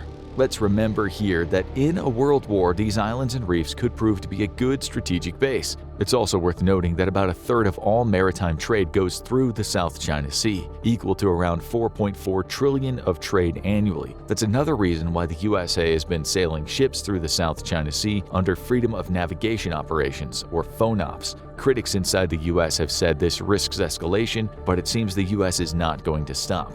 The U.S. has undertaken 9 FONOPs since 2015, which has infuriated China. By undertaking these cheeky journeys, the U.S. is basically saying China has no right to these territories. So again, these islands meant less to China not too long ago, but now the 9 dashes are firmly implanted in most Chinese people's minds. They're told time and again that there will not be another period of humiliation, never again. Despite the shaky historical evidence that everything within the line is China's, the people are made to think the evidence is solid. They are also rightly concerned about their existence, which has improved a hell of a lot over the last 20 years. When Chinese President Xi Jinping spoke in March 2023 to the 14th National People's Congress, he talked about when China was turned into a semi-colonial society, when bullying foreigners plunged China into an abyss of great suffering and tore the country apart. The people listened intently. He had a point. China did get done over, but Xi's compelling rhetoric still doesn't mean China has a right to the territory.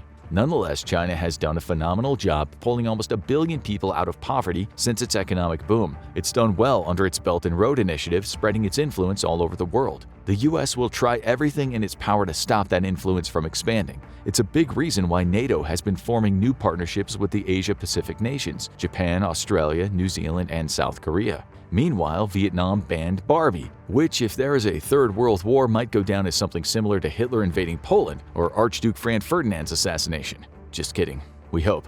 Vietnam actually banned the movie Uncharted too for the same reason. Vietnam, Malaysia, and the Philippines all banned the innocent animated movie Abominable. The 9-dash line barely appeared in the background in just one scene, but that was enough. They might not have the same existential fears of the US, they might have more financial concerns, although they might also be getting a push from the US. As we said, these 9-dash line disagreements effectively kicked off in 2009. That was when Malaysia and Vietnam submitted territorial claims in the South China Sea. China made a formal diplomatic response to the UN stating, China has indisputable sovereignty over the islands in the South China Sea and the adjacent waters, and enjoys indisputable sovereign rights and jurisdiction over the relevant waters as well as the seabed and subsoil thereof. This contained a copy of the 9-dash line to protest the Malaysian-Vietnam submission. China claimed the line was widely known by the international community. Then in 2016, the United Nations Law of the Sea Convention Tribunal ruled that China's claim isn't based on any kind of international law.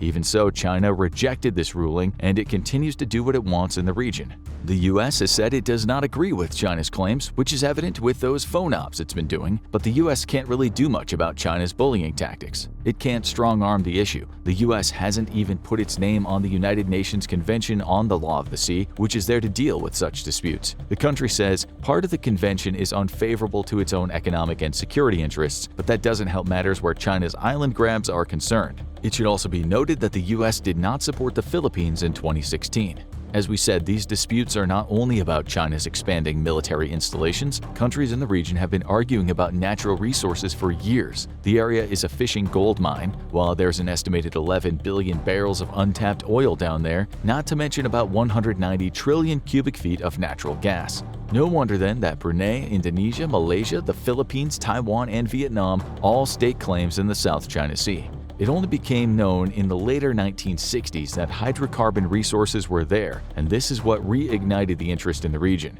In May 1970, Japan, South Korea, and Taiwan held talks regarding joint energy exploration in the East China Sea, and that's when China started making new claims. In 1972, the Philippines struck oil off the coast of Palawan Island. There was lots of bickering to follow, and even though in 1982 a resolution was reached under the United Nations Conference on the Law of the Sea, it didn't really address sovereignty issues concerning the South and East China Seas. Then in 1988, China sank 3 Vietnamese ships and killed 70 sailors in another beef about territory in the region. China fought with the Philippines in 1996 in what was called the Mischief Reef Incident. Later in 2002, China and 10 ASEAN nations signed the ASEAN-China Declaration on the Conduct of Parties in the South China Sea to prevent such conflicts from happening again. Further on, China signed an agreement with Japan, again related to energy, and in 2010, when China was looking like it was at the peak of its growing economic powers, the US stopped being neutral regarding the South China Sea. That's when Hillary Clinton said in a speech that the US had an interest in what she called open access to Asia's maritime commons. Soon after, China started building its Great Wall of Sand, and in 2015, the US did its first phone ops, which China's ambassador to the US said was a serious provocation. A regional dispute was now a much bigger dispute and became much more of a concern to the US in 2018 when a Chinese H-6 bomber landed and took off from Woody Island in the Paracel Islands. In 2020, Vietnam condemned China when it opened up administrative structures on the islands in the Paracels and the Spratlys. Again, China just keeps doing what it's doing and throwing its 9-dash line in front of naysayers' faces. The US sees China as a threat. China sees the US as a threat, especially with its new NATO footprints in Asia. Unless there is some serious détente diplomacy, it's hard to see how this all won't end very badly. People in Asia understand this very well. A recent poll was undertaken by the Eurasia Group Foundation, which conducted a survey in 3 Asian nations, Singapore, South Korea, and the Philippines. All these nations had significant ties with both China and the US. Read, they'll have to take a side. 90% of respondents said they're worried about a US-China confrontation, 66% were somewhat worried, 24% were very worried, 62% of all the nations said their national security will be put at risk, but 81% in the Philippines said that. Interestingly, around a third of the respondents said they have a positive view of both Chinese and American culture in their country, although some more people said they had a favorable view of the US at 70% than they do of China at 34%. South Korea had the most people that said they have a very unfavorable view of China at 38%, while Singaporeans, only 10% of them mind you, took a very dim view of the US. It's doubtful any of them want to be stuck in the middle of a war, but if the world can't evolve out of balance of power politics, that's what's going to happen. The Chinese economy could be on the brink of collapse. Companies from around the world are pulling investments and moving their manufacturing to other countries. China has the second largest economy in the world, but with foreign and Chinese businesses fleeing their borders every day, it may only be a matter of time before everything falls apart. What is causing this? Where's everyone going? And will China be able to recover from this mass business exodus? There are some very good reasons that companies are racing to escape China and the stranglehold of Beijing's leadership, which can be placed into 4 broad categories. 1, an unpredictable and unreliable government when it comes to maintaining production and manufacturing within its borders. 2, rising labor costs as a result of rapid economic growth. 3, the Chinese government's use of power and influence to extort businesses that rely on its labor force and facilities. And 4, the very real geopolitical threat China poses that could threaten the ability of companies to do business. So let's dive deeper into the specifics of why each of these things is causing companies to flee the People's Republic of China. But first, we need to understand how the nation became a powerhouse of manufacturing and economic growth. There's no denying that China has unparalleled success in developing its economy over the last several decades. And although the United States still has the largest economy in the world, with a GDP of $23.32 trillion, even American companies rely heavily on Chinese manufacturing. It's China's rise to economic dominance in Asia that led it to becoming so influential and powerful on the world stage. So how did we get here? In 1949, the People's Republic of China, under the leadership of Mao Zedong and the Chinese Communist Party, was established. Soon after, the regime implemented the Great Leap Forward, which is viewed by many historians as one of the greatest human disasters of the 20th century. The thought behind the Great Leap Forward was that China could rapidly become industrialized and China's peasant economy would become a workforce of modern, skilled laborers that could manufacture Chinese goods. The plan took a heavy toll on the Chinese population, though, and it's estimated between 10 and 40 million people died between 1959 and 1961 as a result of Mao Zedong's policies and a famine that swept through the nation. Then in 1976, after Mao died and Deng Xiaoping gained control of the country, a new series of reforms were implemented to jumpstart the Chinese economy. Rather than adhere to the strict rules of Mao's brand of communism, farmers and peasants were granted the right to farm their own land, which led to fewer food shortages and a healthier population. In 1979, Beijing decided to open up China to foreign investors. The United States and China re-established diplomatic ties that had been cut off when the Chinese Communist Party first took over and Mao isolated China from the rest of the world. Businesses in the US and around the world realized that the massive and cheap labor in China was a game changer, and money began to pour into the country. Now companies could manufacture their products for a fraction of the cost and make huge profits. It was at this point that the Chinese economy began to grow at a tremendous rate. 2 decades passed, and China continued to skyrocket. Then in 2001, China joined the World Trade Organization, and an explosion of new investments, businesses, and money flowed into the country. When the nation joined the WTO, it removed many barriers such as tariffs that had been holding back the spread of Chinese exports. This allowed Chinese goods to reach far and wide. The words "Made in China" were printed on consumer goods in practically every household. Just to put China's incredible economic growth into perspective, in 1978, Chinese exports stood at about $10 billion. This was less than 1% of total worldwide trade at the time.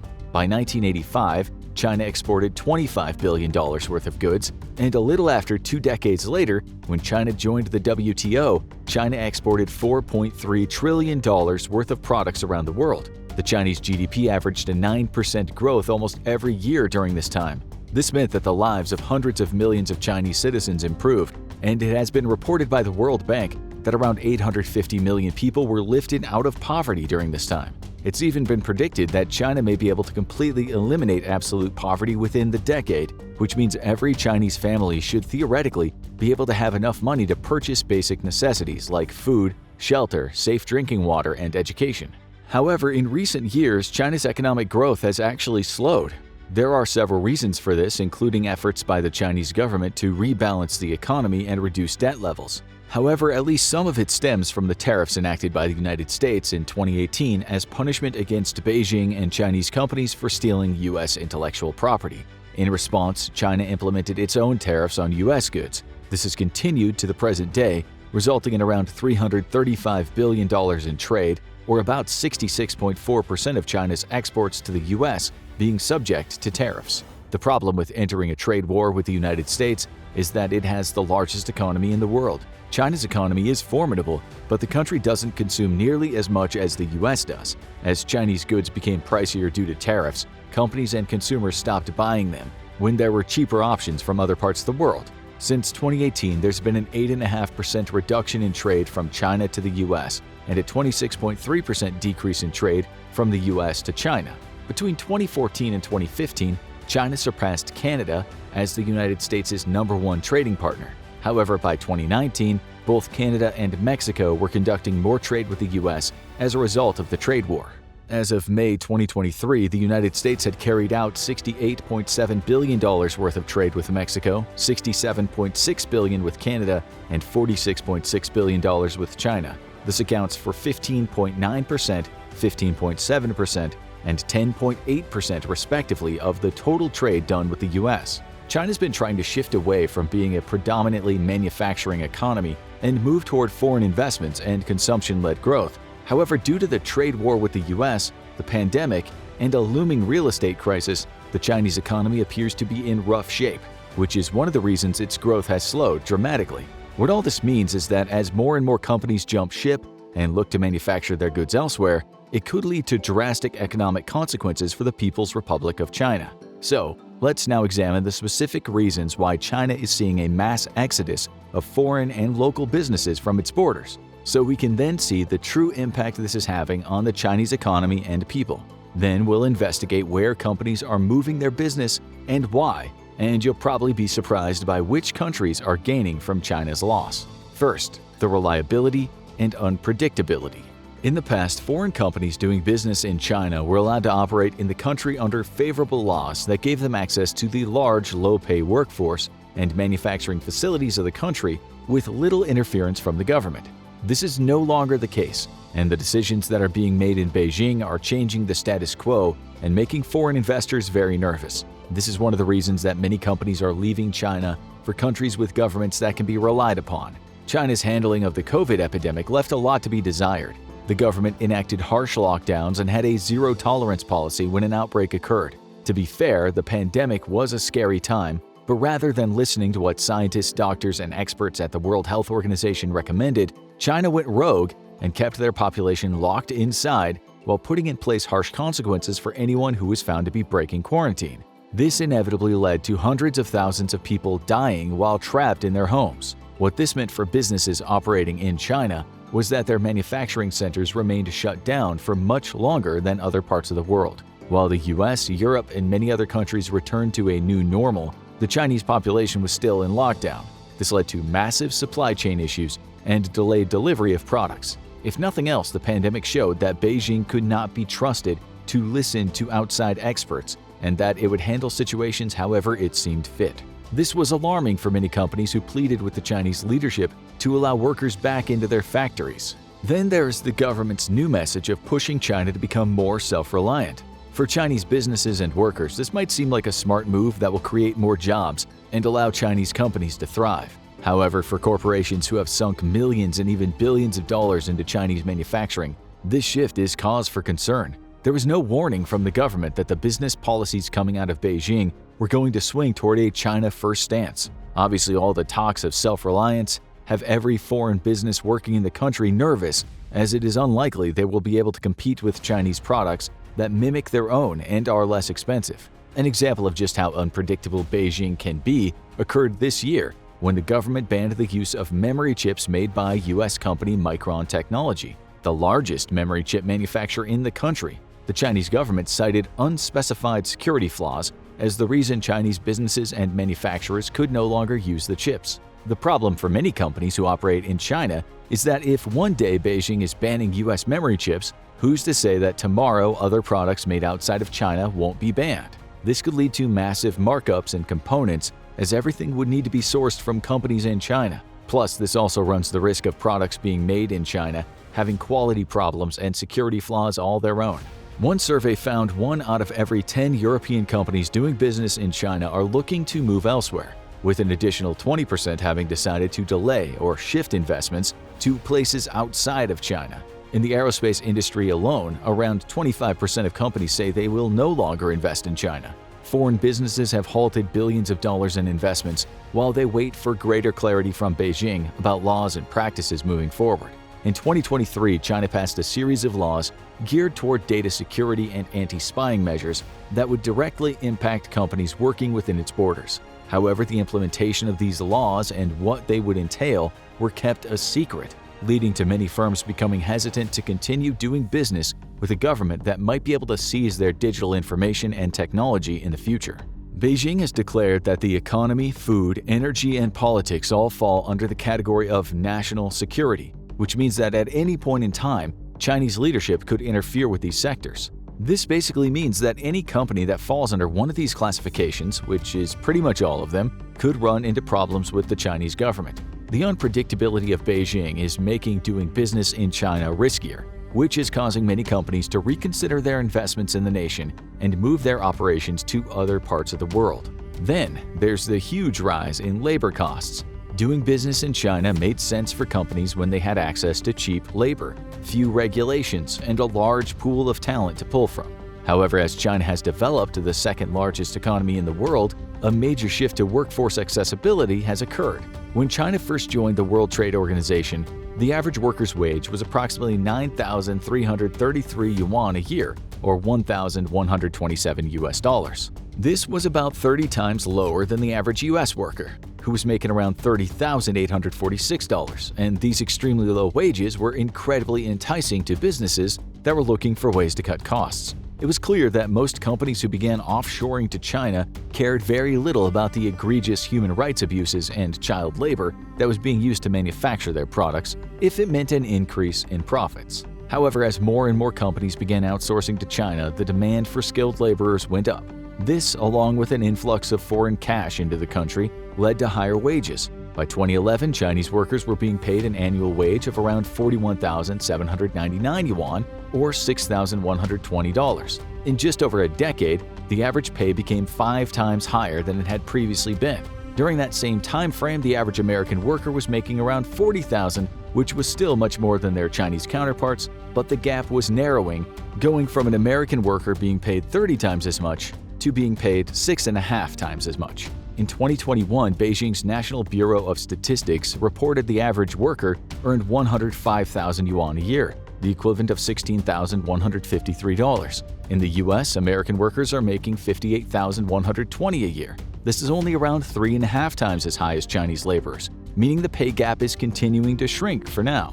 To be fair, everything that Beijing says about the data they release should be taken with a grain of salt, especially when it comes to the economy. The Chinese government is not known for reporting the most reliable data, and instead, it often puts out numbers that are skewed to make the country and government look strong. However, even independent consulting firms have concluded that the wage gap continued to shrink between Chinese and US workers in 2022 and will also likely close further in 2023. Some reports have extrapolated that wages in Asia will outpace inflation, while wages in Europe and the US will fall behind in the coming years. In fact, it's predicted that Chinese earnings could increase by as much as 3.8% in 2023 alone. And while Chinese paychecks are going up, European workers might see a 1.5% decline in their real wages, while US workers will experience a 0.5% decline. These increased wages are a direct result of the Chinese economy thriving as a result of foreign companies operating within their borders and the ability of China to manufacture and ship goods across the world. Over the last 20 years, both the income and GDP per capita in China have increased tenfold. This has improved the quality of life for many and allowed a middle class to emerge. As these things happen, many young and educated Chinese citizens are no longer willing to work in the back-breaking conditions in factories that manufacture products for foreign companies. Finding low-wage workers is becoming harder and harder, which means that profits are starting to shrink. As this happens, businesses are looking for new countries to relocate to where they could exploit a poor population and hire them as cheap labor. We'll dive deeper into this topic later on when we uncover where companies are moving their operations to. But suffice it to say that rising labor costs in China are now one of the driving factors behind businesses leaving the country. Another huge problem? Extortion. Piggybacking off of unpredictability and reliability of the Chinese government comes the shady practices that Beijing engages in to get what it wants. Now that China holds the keys to the facilities and skilled labor needed to pump out large quantities of products such as complex electronics, some companies are stuck doing business in China. But this may not be the case for much longer. Recently, businesses operating in China have been forced to share their technology and trade secrets with their Chinese partners. This is done to streamline production, but it also means that Beijing has access to these things as well. Since the Chinese government has its hands in pretty much everything that happens within its borders, any company operating in China is forced to share information with the government. This wasn't such a big deal when China was still developing and wasn't a major global power. However, those days are gone, and Beijing is now doing everything it can to spread its influence across the planet. Now that operating in China has become risky and not as cost-efficient, many companies will no longer submit to the bullying and extortion tactics done by the Chinese government. President Xi Jinping and his associates constantly remind foreign businesses that China is still the only nation in the world that can manufacture certain goods affordably and quickly due to decades of investment in manufacturing facilities and workforce training. Therefore, Beijing is not afraid to take advantage of companies within its borders, as they have nowhere else to go at the moment. However, this won't be true forever. Other nations are expanding their manufacturing capabilities, and their governments are much less divisive when it comes to working with Western businesses. The United States and Europe have condemned Beijing for taking advantage of their unique position by saying it's breaking its free trade commitments. However, this hasn't stopped the Chinese government from extorting businesses that rely on the manufacturing capabilities of their nation. 66% of Western companies believe it's become more difficult to do business in China than ever before. This is directly correlated to the stranglehold that Beijing has on everything going on within its borders. Even with a growing consumer market in China, foreign businesses are being deterred from remaining in the country due to strict government oversight. This is why many companies are looking for other locations to produce their products where governments will not extort them for money and information. But one of the biggest issues facing China's economy has nothing to do with manufacturing. It's because China has become too big of a geopolitical threat. It should come as no surprise that companies are very wary of conducting business in a country that is constantly threatening to invade a neighboring territory. And as Beijing continues to use gray zone tactics and endanger the sovereignty of Taiwan, businesses are looking for ways to move their manufacturing out of China to mitigate any disruptions to their supply chains if a worst-case scenario should develop. Between conducting military exercises right off the coast of Taiwan and building artificial islands with military bases atop them in the South China Sea, Beijing has made it clear that it has no problem broadcasting its intentions. This has led to sanctions and geopolitical tensions. Disputes between major economic powers are never a good thing for business. This is why some companies are opting to move out of China to nations with less volatile tendencies. China also has regularly disregarded the ruling of international courts and made it very clear they will only follow the rules if they make them.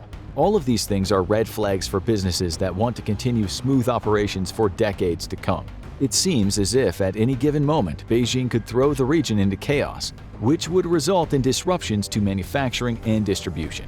And Beijing is not above using its economic might to punish entire governments for questioning its authority, which inevitably causes collateral damage to the businesses operating within its borders. An example of this occurred when the Chinese government stopped the importation of Australian wine when Canberra began to question the origins of the COVID outbreak. China's also hurt businesses such as Sweden's Ericsson, South Korea's Lot supermarkets, and Lithuania as a whole for trading with Taiwan. It's clear Beijing has no problem punishing foreign businesses when their governments do something they don't like. This is a major problem, especially for companies operating within Chinese borders. So now that we know why companies are leaving China, what does it mean for the People's Republic? Manufacturing goods in China was once cheap, reliable, and enticing for many businesses. But this is no longer the case because the government in Beijing and the growing middle class. However, without an influx of foreign investments and companies operating in China, the nation could be headed for economic turmoil. For every action that China's taken, there has been a reaction by the United States and other Western nations. For example, the stealing of American data and information led to tariffs. The aggression of China against Taiwan has led to an increased military presence in the region by the US and its allies. As Beijing continues its aggressive foreign policies and shifts toward Chinese economic dominance, businesses are going to leave its borders to seek a more stable and reliable nation to operate in. As time passes, more and more companies are changing their attitudes toward China. Not too long ago, manufacturing in China seemed like the only viable option, but this is no longer the case. There are several other nations that are developing vibrant and cheap manufacturing sectors that are more than happy to accommodate foreign businesses. Nearly 50% of all companies with ties to China claim that doing business in the nation has become too politicized and that it's hurt their bottom line.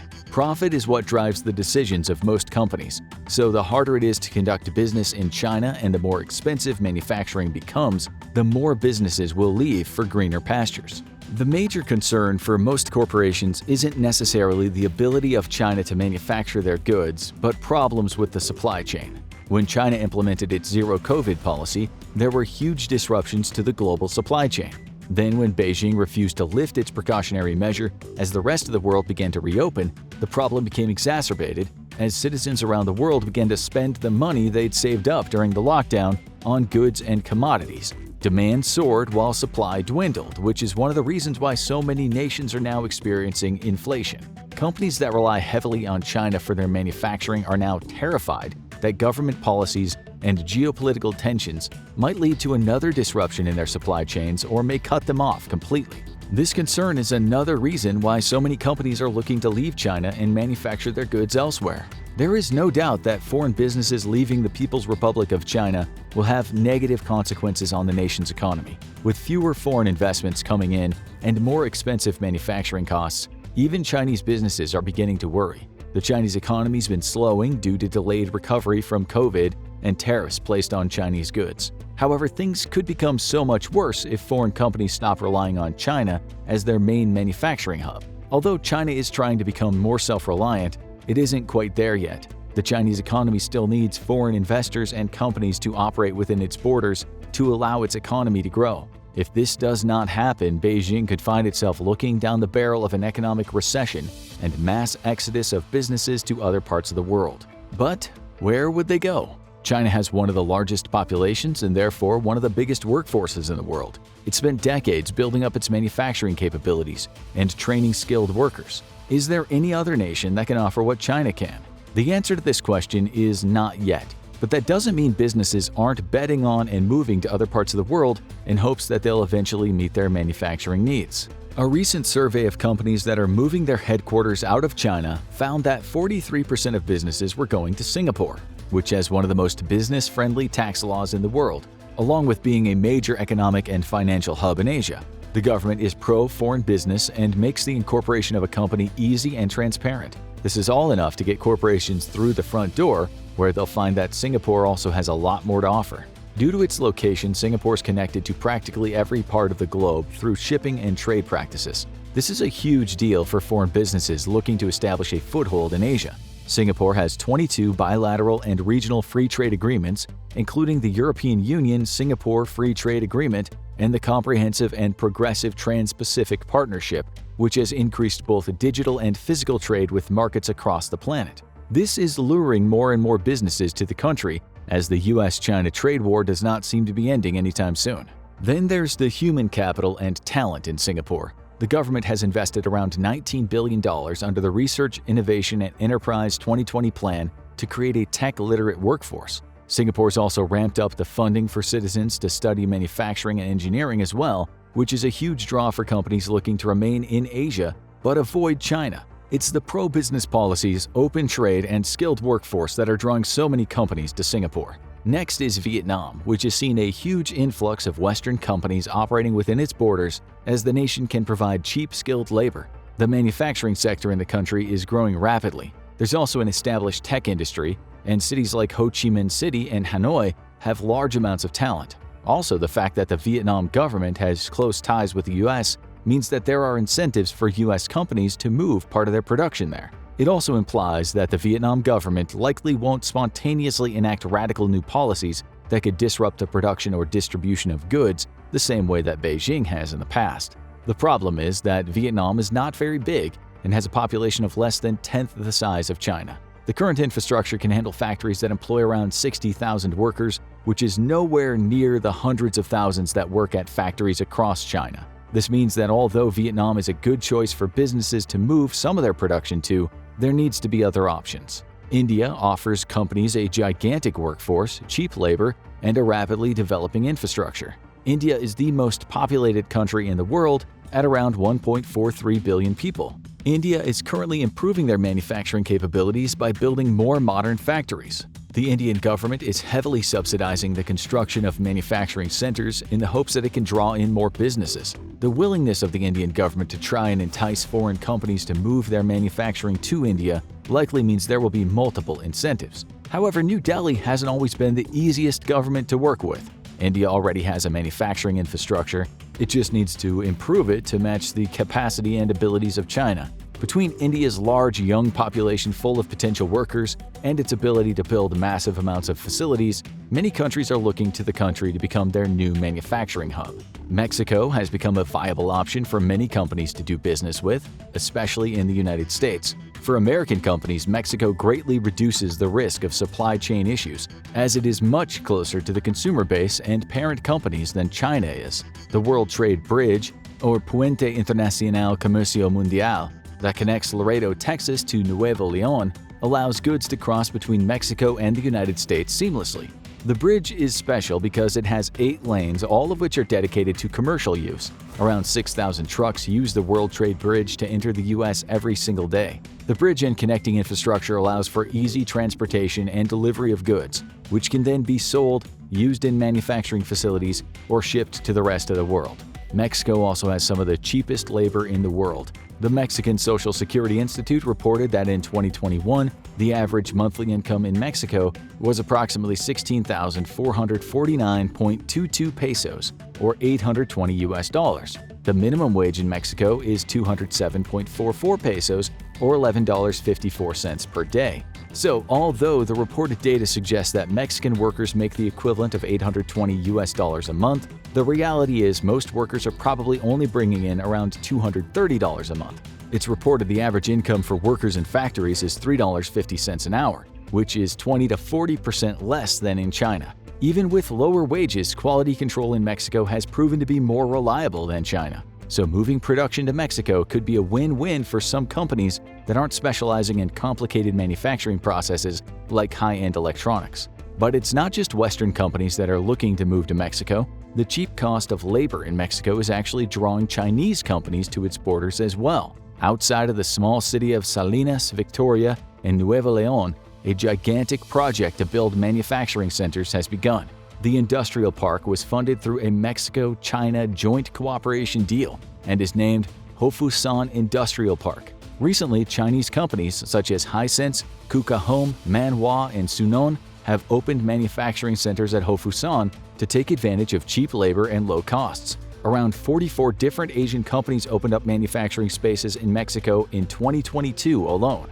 So it is clear that there are other options for companies to conduct business in than just China. Right now, more and more corporations are looking to leave China and manufacture their goods in other parts of the world. This is because the cost of doing business in China is rising, both monetarily and politically. Supply chains are being threatened, and companies operating within the People's Republic are being taken advantage of by Beijing. Many have had enough and see staying in China is too much of a risk. Now watch why China will never be a global superpower, or check out how US just paralyzed Chinese manufacturing overnight.